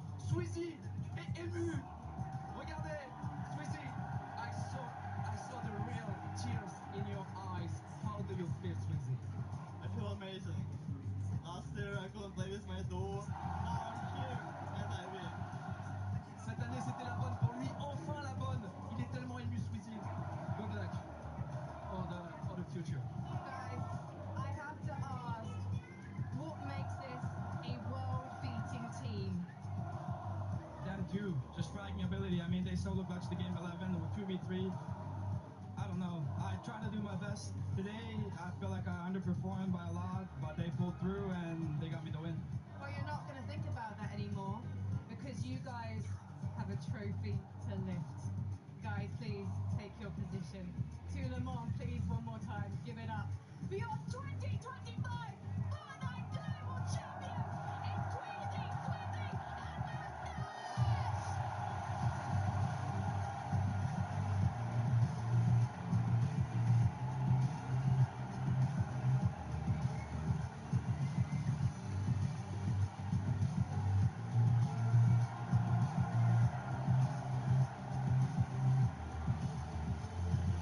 I cannot believe it. In this moment, your global champions, Queasy, Swizzy, Murstache, taking it all the way to game number 12. To think, Kelly, at the beginning of this year, this trio formed, and we thought, what the heck are you talking about? This sounds like a high-caliber trio. To qualify, to bring it here, to push everyone else on land to their very limits, and now to walk away. Global champions, guys. How does it feel? Swizzy, I want to start with you, bro. Any time that you guys have performed well, I mean, the camera's been on you, you feel like a guy who wears his heart on his sleeve. Those emotions flood through, you smile big. How does this moment feel right now? It's feel amazing. I think I did the most mentality in our team. Like I saw their face our first game, and they say like, guys, lock it. Lock Really in. good. Dude, and you said yourself, right, the fact that past times you've not been able to play with your actual teammates. The moment you get to play with your actual trio, you win the global championship. Yeah. Queasy, going all the way back to the Invitational, so close to claiming that first place spot, but you walk away in second. Last year, the same situation happened, and finally, you claim your rightful spot as a global champion. What has that journey been like starting all the way back in 2022? I don't even know. I mean, from Invitational, literally like before game 12, I said, guys, please, let's not make it the same thing again. And I mean, we did it finally, so it's a crazy feeling. Murstache, brother, I mean, you've been hearing it for 2 days now. They see you on screen, this crowd goes crazy. Did that push you forward? Did that make you more nervous anyway, in any way? Not gonna lie, I want to everyone being here for supporting us, and because it meant so much for us, I think, gave me confidence at least the first day. So yeah, I want to thank to everyone who came here and supported us. All right, we got to talk about essentially the winning moment for you guys in game 11. I want to know what was going through the comms, whose idea was it, and how were you able to execute it? Basically, half break, we went to water view, the watch zones, we were figuring out, because day one, our game plan was to get metal in bunkers. Day two, the bunkers were gone. 2 of the games we ran for it, they got taken before we could get there, and kind of messed up our game. And after I watched the VODs, we were supposed to go Foxy, but I said, if we pose the same, I saw Vanya tanking like Medmis and Storm, and then padding, so I try to like go towards him and wait for him to pad and kill him out the air. That was the plan, but yeah. I mean, obviously it worked out in your favor going for second place right there. Queasy, that is why you are regarded as one of the best IGLs in the world. I mean, and look, Queasy, I don't know why you're down on yourself right now. I mean, Swizzy Murstache, this guy's been your IGL, and he's not giving himself the props that he rightfully has earned. I saw you walk up to that trophy and shed a tear. I saw you smile big when you lifted it. Brother, you're a global champion, and not only that, you got EU their first global championship title right here, right now. Leon, make some noise! Swizzy, Queasy, Murstache!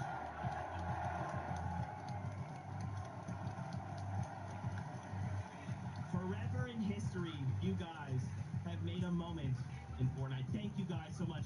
We're going to let you guys go. Take this trophy. Get out of here. Go celebrate. Global champions. Congratulations again. You can leave your headsets here. Get out of here, guys.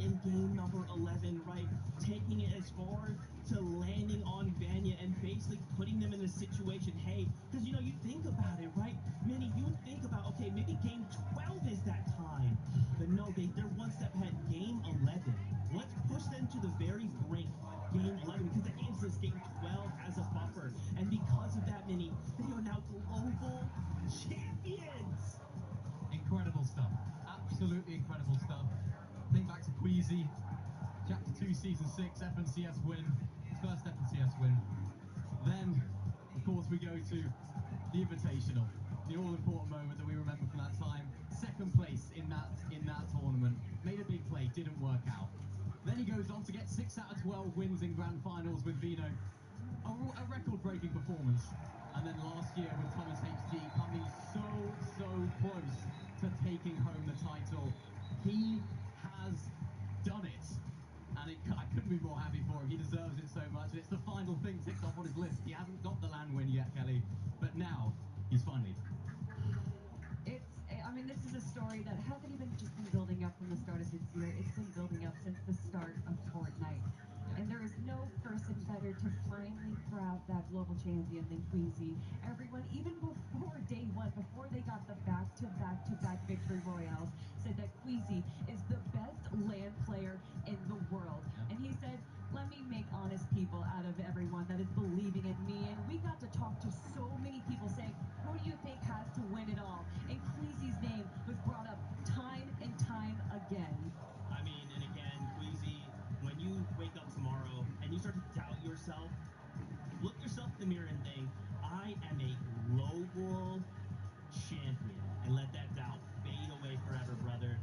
You guys have done something incredible here. You have made this crowd roar. If there are any M8 fans, you know they're also going crazy. The fact M8 came out in that #1 spot. But don't forget, other players, other trios were fighting for that prize money. Let's take a look how things ended. We saw there early on in the game, Pixie fell, but in the end there, it looks like Panther, SETI, Jacko come out in 3rd place. I kept saying cannot, and now's the moment, but SETI said, hold on. We're going to make sure that Globals 2025 is dominated by EU. Yeah, what a performance from SETI, Panzer, and Yapko. Really great. They played the meta really well all weekend. Fixed a couple of issues that they might have had. You know, we were looking at them this weekend. They were contested. A lot of people had them written off. But no, they put on an absolute display of excellence all weekend, and really happy for them to get 3rd there. Listen, as the NA representative on this desk, I do have to give a shout out to Kanata. To be the one to represent NA on top, and I say every time, yes! He is one of the best players in the world, the only player in the world to go to every single grand finals. To see him represent his region like that, it just makes me so happy. Yeah, I mean, obviously, NA, we're going to have to come together, okay, group huddle after this, because 2026, we know we're making a return to Europe. We're going to need to show up there, but it's fine. You guys can have 1. That's fine. We still have 2 at the end of the day. My friends, final kind of closing thoughts after the weekend before we kind of start wrapping up and saying goodbye. I mean, what a weekend overall. The atmosphere here has been absolutely electric. All the fans here have put on an incredible display themselves, right? Let alone the players on that stage. Every single one of them put everything into preparing for this event. Of course, playing this weekend as well in front of a crowd, which at times wasn't necessarily as positive towards some of the players, but they showed grit, they showed determination, and they showed that they can pull through. And this, I think, has been my favorite Globals. 100%. There are so many moving pieces that go into a global championship.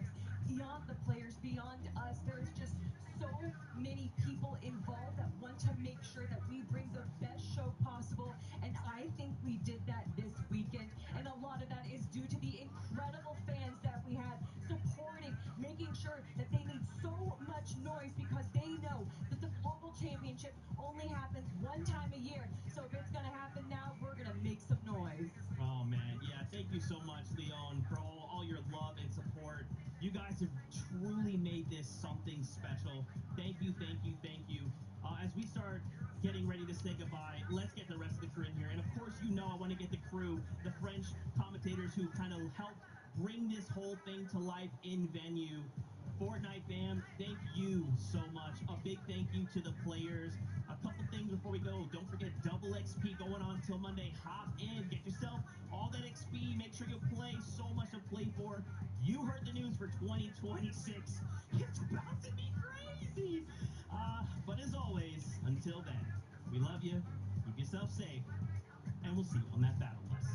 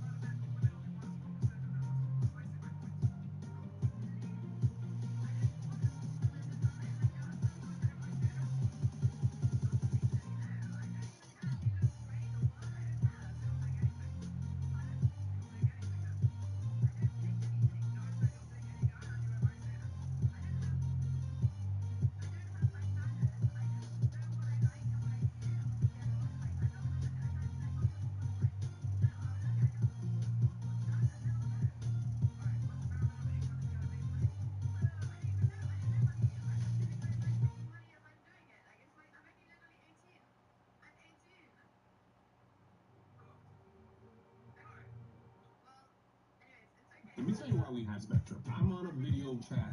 Melissa's live stream with her audience. The kids are on their phone streaming while gaming. What screen are you paying attention to? So we really depend on Spectrum to be top speed. Get a free adjustable base with select mattress purchase at Ashley's Labor Day sale going on now. Plus, you can snooze now and pay later with no interest until 2030 when you buy in store. Shop more Labor Day mattress deals in store and online, only at Ashley.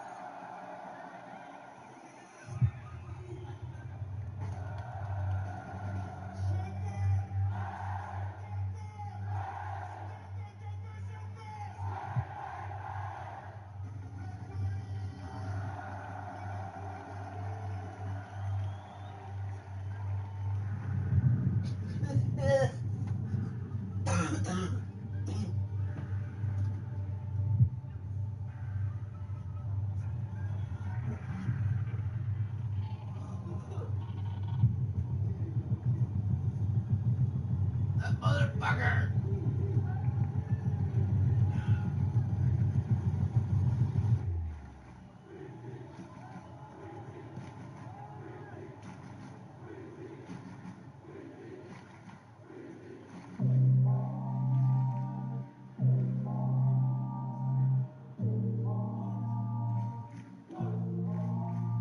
Do you get scared? Do you feel lost? I can smell fear. I've been there before. But you made it through the storm again. You did it on your own again. Goosebumps in your skin. Do you feel what I feel? I'm waiting on you to notice that you got what you wanted. We don't got time to cry right now. Only got time to focus. Soon hands on the wait list. I was on dead dangerous. Take a shot, leave no faces. I was on dead dangerous. On a whole different level. I could see why they hate it. I was on dead dangerous. I was on dead dangerous. You should have known. You should have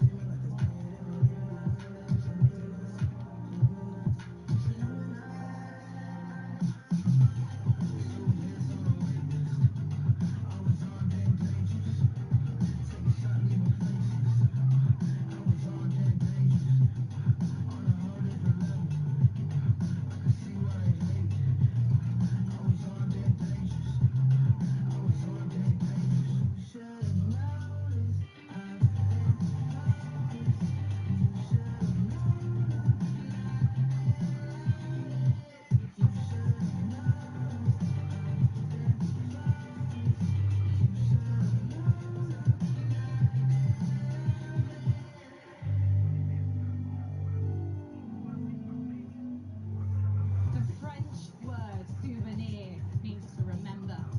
And today, one of these teams is going to make a memory we'll never forget. This is the final day of their 2025 Fortnite Global Championship. Leon, who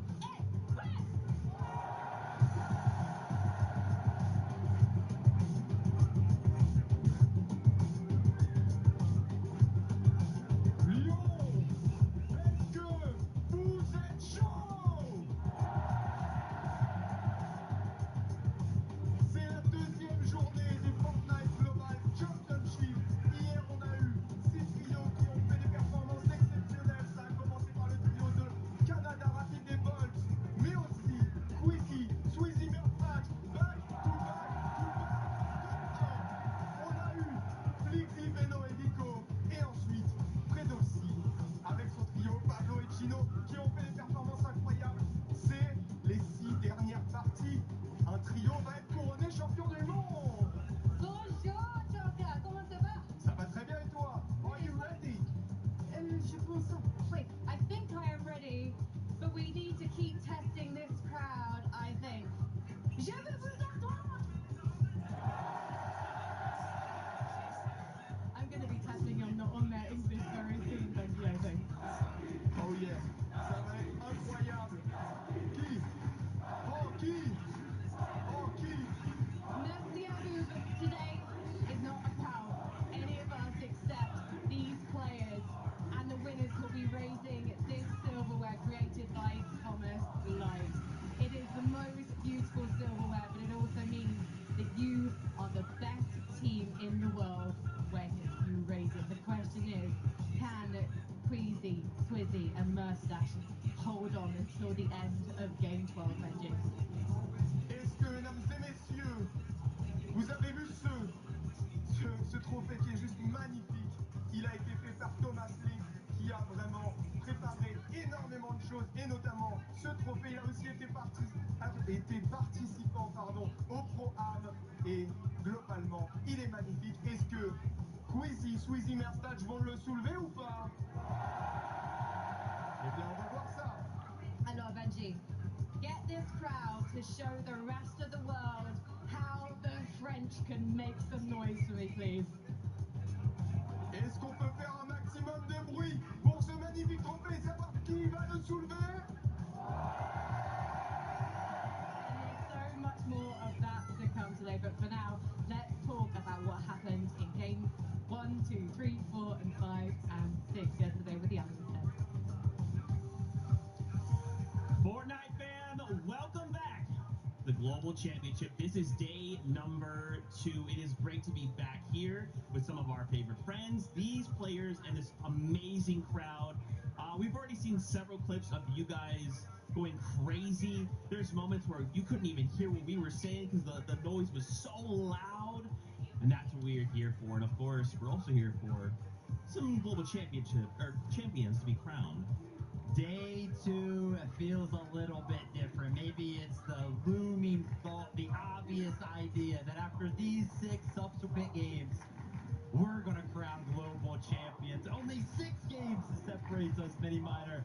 I'm excited. Day 1, what an incredible day that was. Day number 2 can only get better, I'm sure. Yeah. And with this crowd, the way they've been reacting to what's going on in the game, it's going to be so high. Oh, man. So let's talk about it, right? Let's get right into it. What are we here for? What are we playing for? Let's start with, of course, the prize pool. $450,000 to the trio that comes in first place. Obviously, we saw Queasy kind of locking down that first place spot. If we ended things right there, hey, they're walking away with that much money. That's pretty sweet. Would definitely be crazy. Chill out, Zeke. Got 6 more games to play before we get there, right? A lot can happen. We talked about this, of course, yesterday, right? $450,000 for that first place trio. Incredible amount of money, but Mini Miner, I'm sure you and everybody at home would love to have that trophy sitting behind me. I mean, look at it. It's just beautiful. It shines with every single light that's shone on it. I mean, looking at it up close, it looks even better there. I think that's the only time we'll ever get that close to it, to be honest. But, I mean, what a trophy it is. What a prestige it would be for a team to win this trophy. Oh, man. Shout out to Thomas Light. Thank you guys so much for such a beautiful trophy. So, what happened day number 1? Well, the standings are a great place to start. Let's remind ourselves of where things ended. They're kind of spoiled in the case. Not spoiled it. I mean, let's be honest. How can we forget such a performance? Yeah. Queasy, Merstash, and Swizzy in first place. Look at this lead, Vivid. This is exactly where we want to start day number 2. I don't know where else you would want to start, right? I mean, it could be close, but nah, they were like, why don't we just keep winning those games? So close to getting 4 victory royales yesterday as well. It's just a straight up dominant performance from the trio. Yeah, the dream start for this trio, right? We saw them, the fans are absolutely loving them. Of course, the Gentle Mates themselves, they're absolutely loving this trio. And I think that can work to a lot of the team's advantage, but it can also work to their disadvantage as well, right? They might feel that pressure, so that's absolutely ideal for them. Just the ability to come out of the gates really, really strong, pick up wins in that fashion. So good from them. You know, of course, we're seeing the trios, all of them kind of walk in right then and there. Yesterday, after the games kind of ended, right, we were all kind of loaded up on the bus together, and, Queasy, Swizzy, Merstash were all there, and I was like, hey, guys, like, decent start, right? It was a pretty good day number 1. They were like, it's decent. I mean, look, by their standards, they would have loved to win 6 in a row, right? They've already done it in a major. Why not try things out on land? You got halfway there.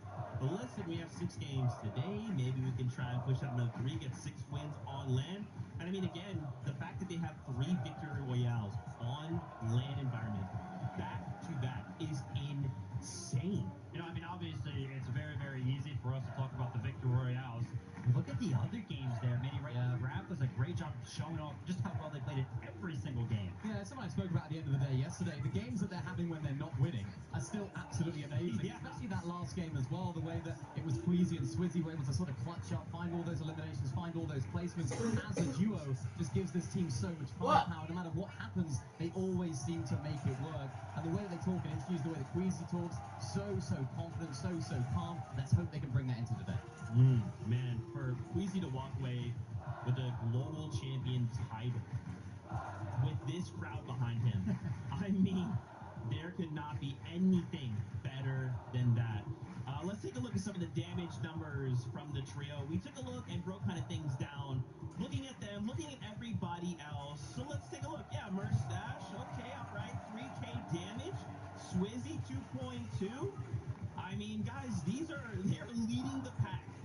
Yeah, they really are. I mean, the revolver is such a valuable item for a lot of the teams, right? And we often see a lot of players using it in conjunction with a shotgun, using it like a sort of double pump format. Yeah. But the way that these guys are using these is so impressive. Mustache in particular, he didn't get a single amount of damage with a shotgun yesterday. Like, only using that revolver, and I think that's what we saw so much of them yesterday, up on that high ground, using that revolver, because of course when you ADS with it, it has that smaller sort of spread, right? So you can hit closer shots, but you hit further shots with a lot closer of that spread, therefore doing a lot of damage. So Mustache absolutely popping off with it. I mean, obviously did such a good job, right? We're kind of talking about how easy it was for them to kind of get up on the high ground. You do have to hold it. You do have to apply the pressure, and I feel like Mustache just played it perfectly, right? You're talking about the distance that revolver kind of gives you in that sense. Always distance between him and his opponents. It was always perfect. That's why he's topping the damage charts right now. I love that, but I guess the question is, obviously we've had a day, a night to kind of refresh ourselves, look at everything that's going on. Could we see the lobby try and contest this trio for height? Is today that time? I think yes. It's something I've been saying a lot. I've been speaking to a lot of the fans in the arena. I'm speaking to a lot, of course, everyone else that's here. And I do think they're going to get contested at some point today, right? I think there's going to be a team that maybe catches up a little bit, tries to close the gap on the team. And that's, of course, the easy way to go about that, of course, to try and take out your nearest competition. But this is Queasy, this is Swizzy, this is Mustache. They would have prepared for that outcome. Yeah, that's what I'll be looking forward to, right? I hope that nobody kind of lands on them, right? Kind of messes up the early game, because I do want to see them kind of perform in the end game, kind of continue to show us that consistent performance. But hey, listen, if it does happen, I'll be excited to see if they've prepared anything specifically for it. Man, I'm just reliving yesterday of the highlight moments from the trio, man. They just looked so good, so clean. Everything they were doing was executed so well, David. I mean, yeah, it was just played to perfection. And the thing that I love is how adaptable. Hitting height for them was the easy part. Holding it is a different story.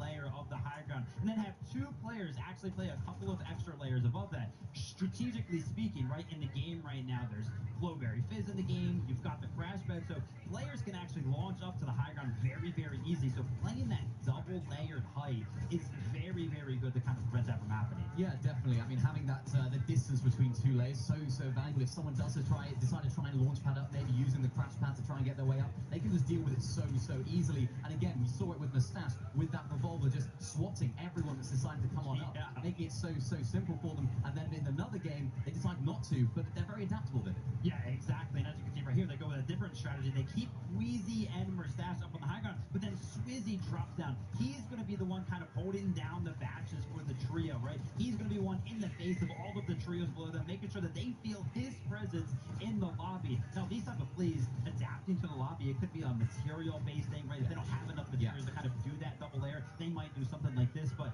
it's like, obviously we know they're going to go for high ground, but if you look at every single one of the games, they almost play high ground differently just based on how the lobby's going. Yeah, they do. And even when they're going to set up for high ground, the setup for it is so good. I saw them in so many occasions, just not necessarily being right up above the rest of the lobby in that sort of 7th zone. They decided to do it in the 8th zone. They try and get up there at that point. In some of the games they were, some of the games they weren't. They were sort of behind hills, trying to stay out of line of sight. Every single time they go into a game, they approach it differently. Height is not the same in every single moment. So these guys are just adaptability kings at the moment. Hopefully they can continue today in sort of other areas of the game as well.